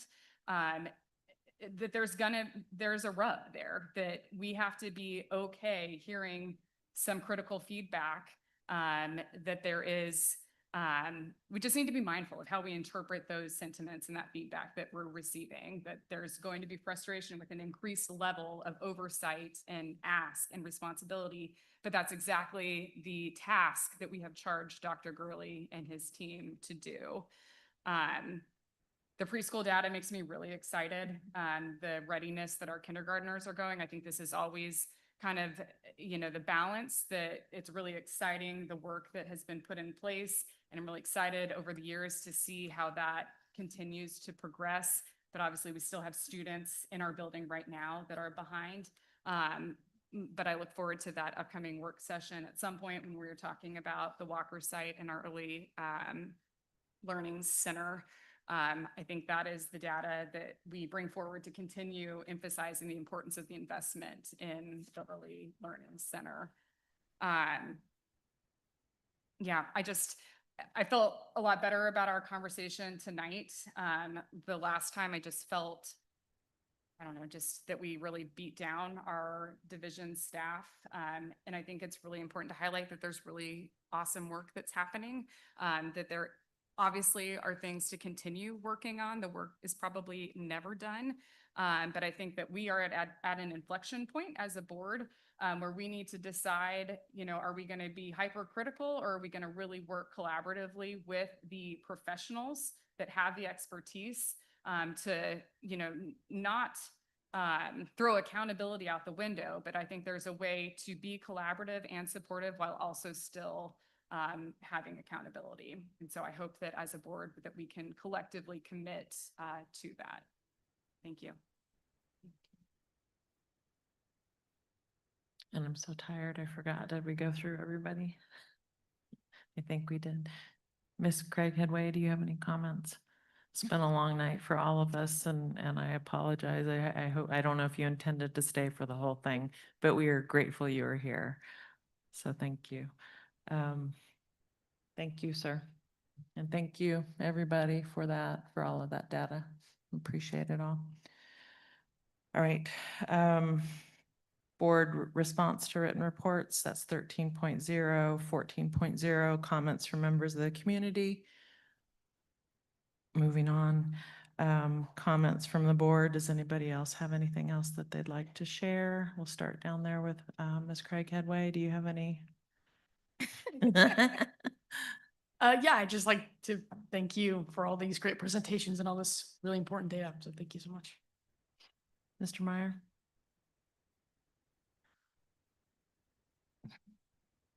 So we had a lot of public comment this earlier in our meeting, and I want to thank everybody for bringing those comments. I know there's a lot of concern around SROs. We've been getting emails. I was looking back, and since February 1st, 2024, was when we first had this. It was my second school board meeting, I guess regular meeting, and we were talking about it then. So more than 2 years now, I've been discussing this, getting community feedback from it, emails, looking at data, I think some people would say probably engaging with some of our community members too much in the data and studies, et cetera.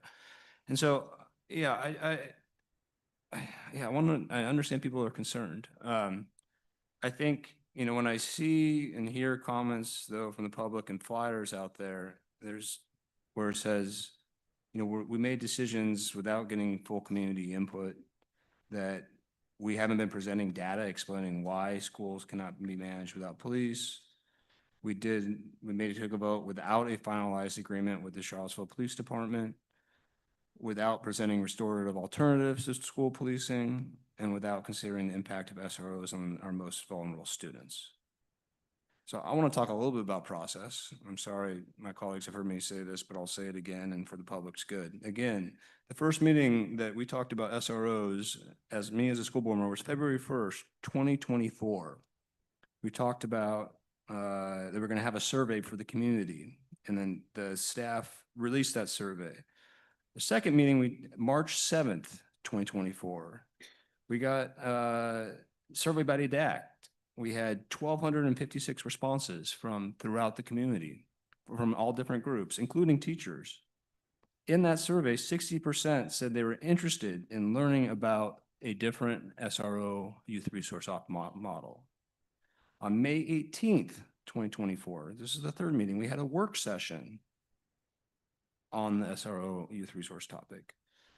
On May 30th, the fourth meeting, we had an approval up for a vote on this topic. We decided not to have an approval that day and have the staff go do more research on the topic and community engagement. And we pushed our vote off almost, what would that be?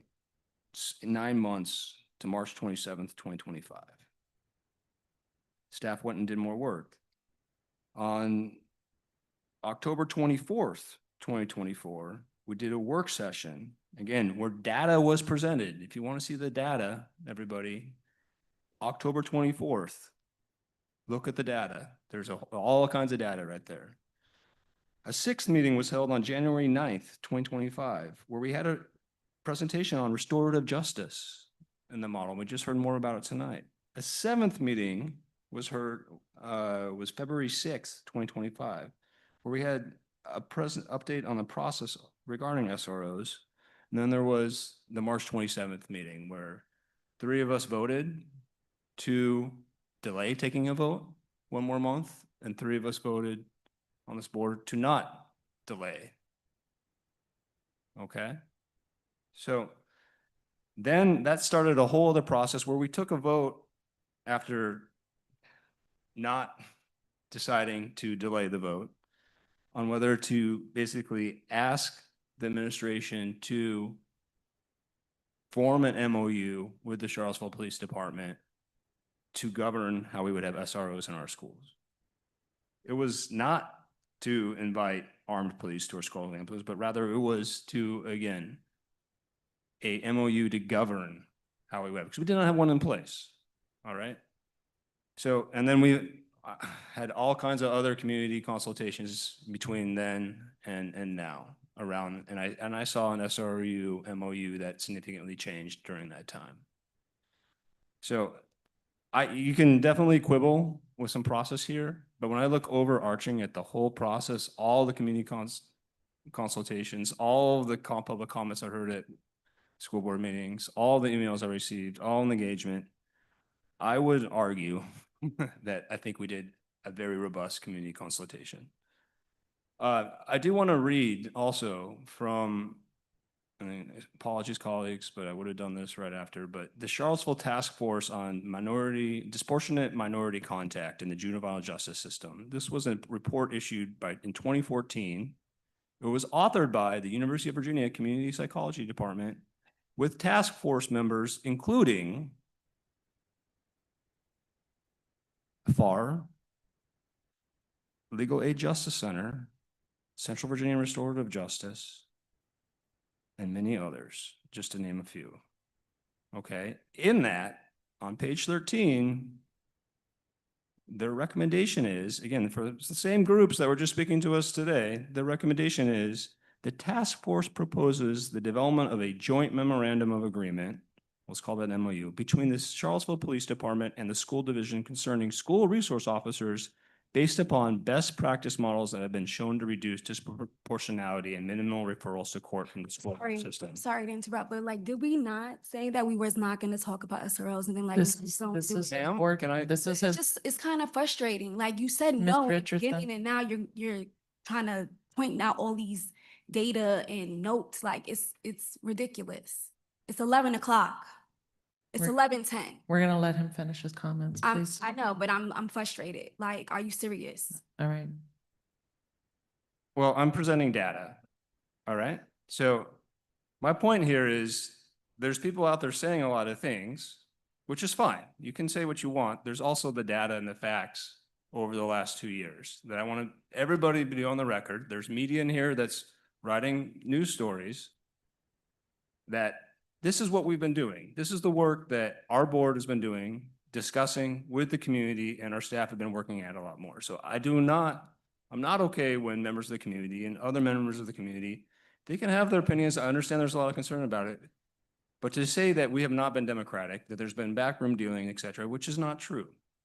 Okay, so I just want to make sure you can go look all the data up. You can go look all the information up. There's all kinds of meeting data. You can watch the videos. You can watch the vote that we had on March 24th in 2020, March 27th in 2024 and see how all this all went down.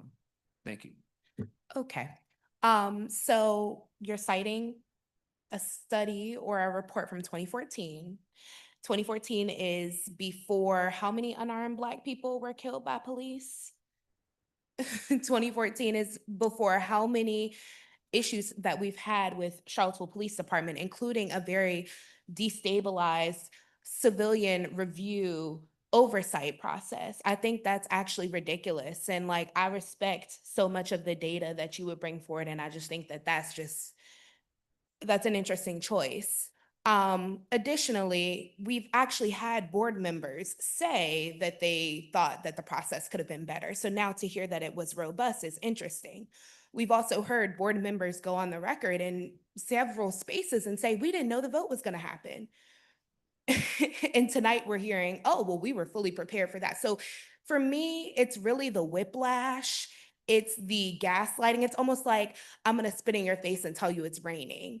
And for the Black community, that's disrespectful, honestly. And like, I cannot speak for the entire Black community, but what I am hearing from the emails I'm receiving, from the conversations I am having, it's not even necessarily that I tonight with introducing the motion for the discussion was expecting some of you to change your votes, because I think it's very clear that you're not going to. And I could give you books and books. I could give you lived experience after lived experience, but some of you had your minds made up before this conversation even really came to surface, because I've heard that there were board members going behind the backs of the board and having conversations with Chief Kochis to try to get this orchestrated.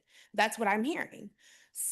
This is before I was even on the board or thinking about being on the board. So when you talk about, we've been talking about this for 2 years, I think it's interesting because there are Black mothers who have had to tell their kids since they were tiny children, who are now high schoolers, about how to manage interactions with police, how to deal with being a Black young person in this world, in this day and age, and in a place like Charlottesville. All of these things matter and they're layered. So when you tell us that you're tired of talking about it, it's almost like, why should we stop talking about that, but we can talk about solar panels, or we can talk about bike lanes, or we can talk about all of these other things, which I think are equally important. But let's just not take something that is so serious and limit it to a 2-year conversation, when I've seen people on this board come meeting after meeting after meeting for multiple years and have the same comments about the same things. It minimizes something that is so important. And I would expect that we would not be telling our immigrant population that we're tired of talking about ICE, because we're seeing day after day civil disobedience, unrest.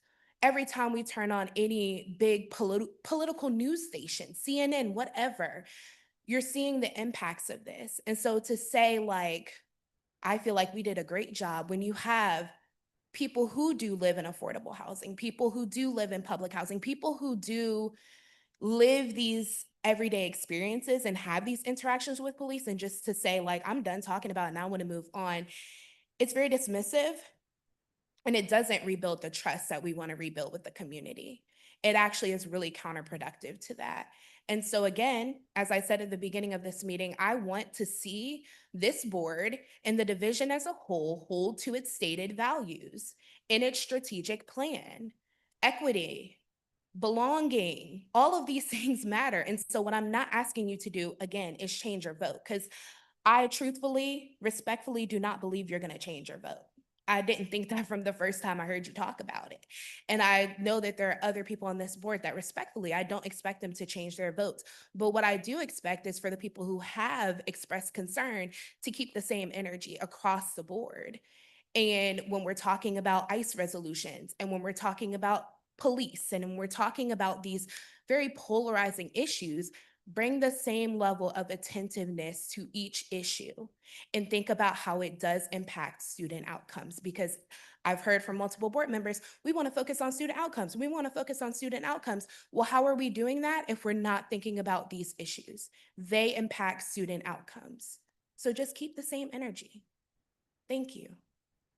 Oh, and lastly, thank you all for your reports and for the time that you spent on that. We really do. I really do appreciate it. I learned a lot, and I'm sorry that we abruptly stopped the last meeting because that did not send the correct message, I think, to you all that we appreciated your time and effort. So I could just speak for myself and say thank you, and I look forward to continuing to engage on these topics. Have a good night.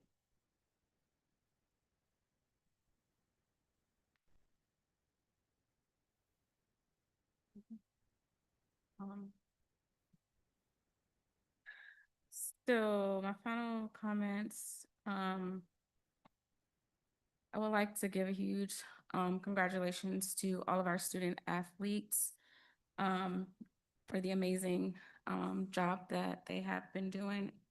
I also received a letter from Charlottesville High School student, and just want to add it to the record, and maybe you could escalate this to Mr. Malone.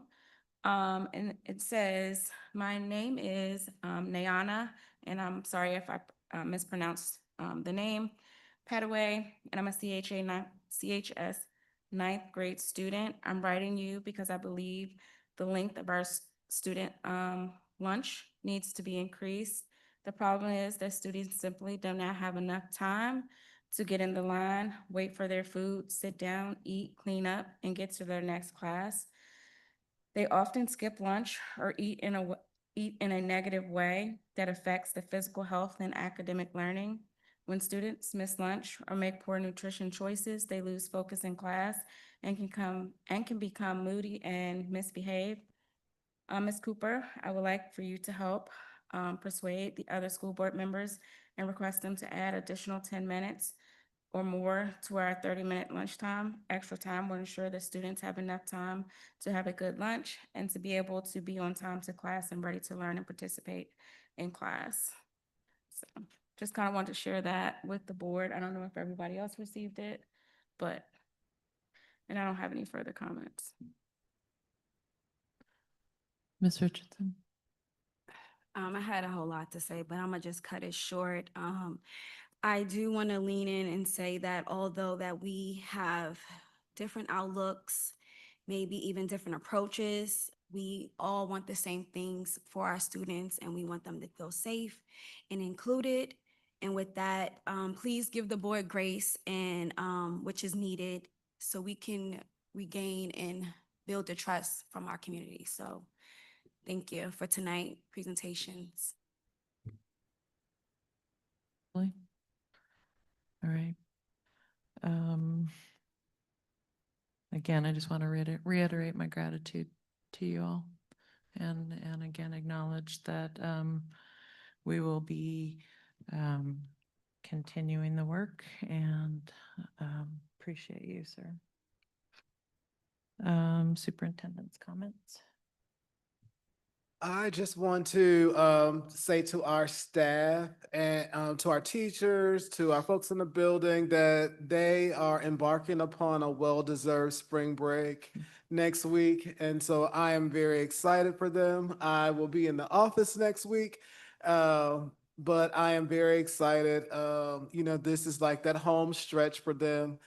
And we are embarking upon graduation, which is, I think I speak for everyone, which is like one of our favorite times of the year, where we get to see our students who have worked so hard, who have matriculated through our schools, participate in the culminating activity. So I just want to encourage them to finish strong, and to our staff, finish strong. And I hope everyone is rejuvenated over over the spring break. Thank you. Ms. Swift, wrap up.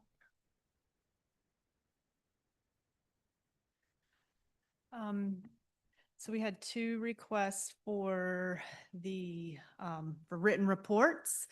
So we will share any updates or the changes regarding the summit traffic that was talked about earlier. And then also about suggestions that were shared at board meetings and work sessions. And then I also just wanted to request, when I was presenting about graduation, we appreciate all of your questions, and it helps us think about the data in different ways, because we are in the work, so getting outside perspectives and questions. And so, Mr. Meyer, I know with your graduation question and asking about like economically disadvantaged, I didn't realize you wanted it also in relation to graduation. So I had a couple hours to pull some of that information. And just going back to like with our Black students, the advanced diploma of the 27, 17, so 63% were economically disadvantaged. So more that were economically disadvantaged were actually earning that advanced diploma. And the same goes for the standard diploma. It was 88% were economically disadvantaged, but earning a standard diploma. And then I can break it down for the rest of the student groups, but it really does help us think about this data in a different way. So we do appreciate those questions. We try to answer them all the best we can. Thank you. No doubt about that. Gonna just review quickly our upcoming meetings with an emphasis on our April 16th meeting to board members that there is a Google Doc. So if there is data or comments that are information that you want, Dr. Gurley and his team working on that was included, and there was an ask to have that in there by tomorrow. End of day, please, so that we can get that to them so that they can start working on that. That work session will be here in the media center at 5 p.m. And then our next meeting after that is May 7th, which will be our regularly scheduled meeting at 6 p.m. here. And then we have another work session on May 21st, 5 p.m. here in the media center around policy review and discussion. And with that, we're going to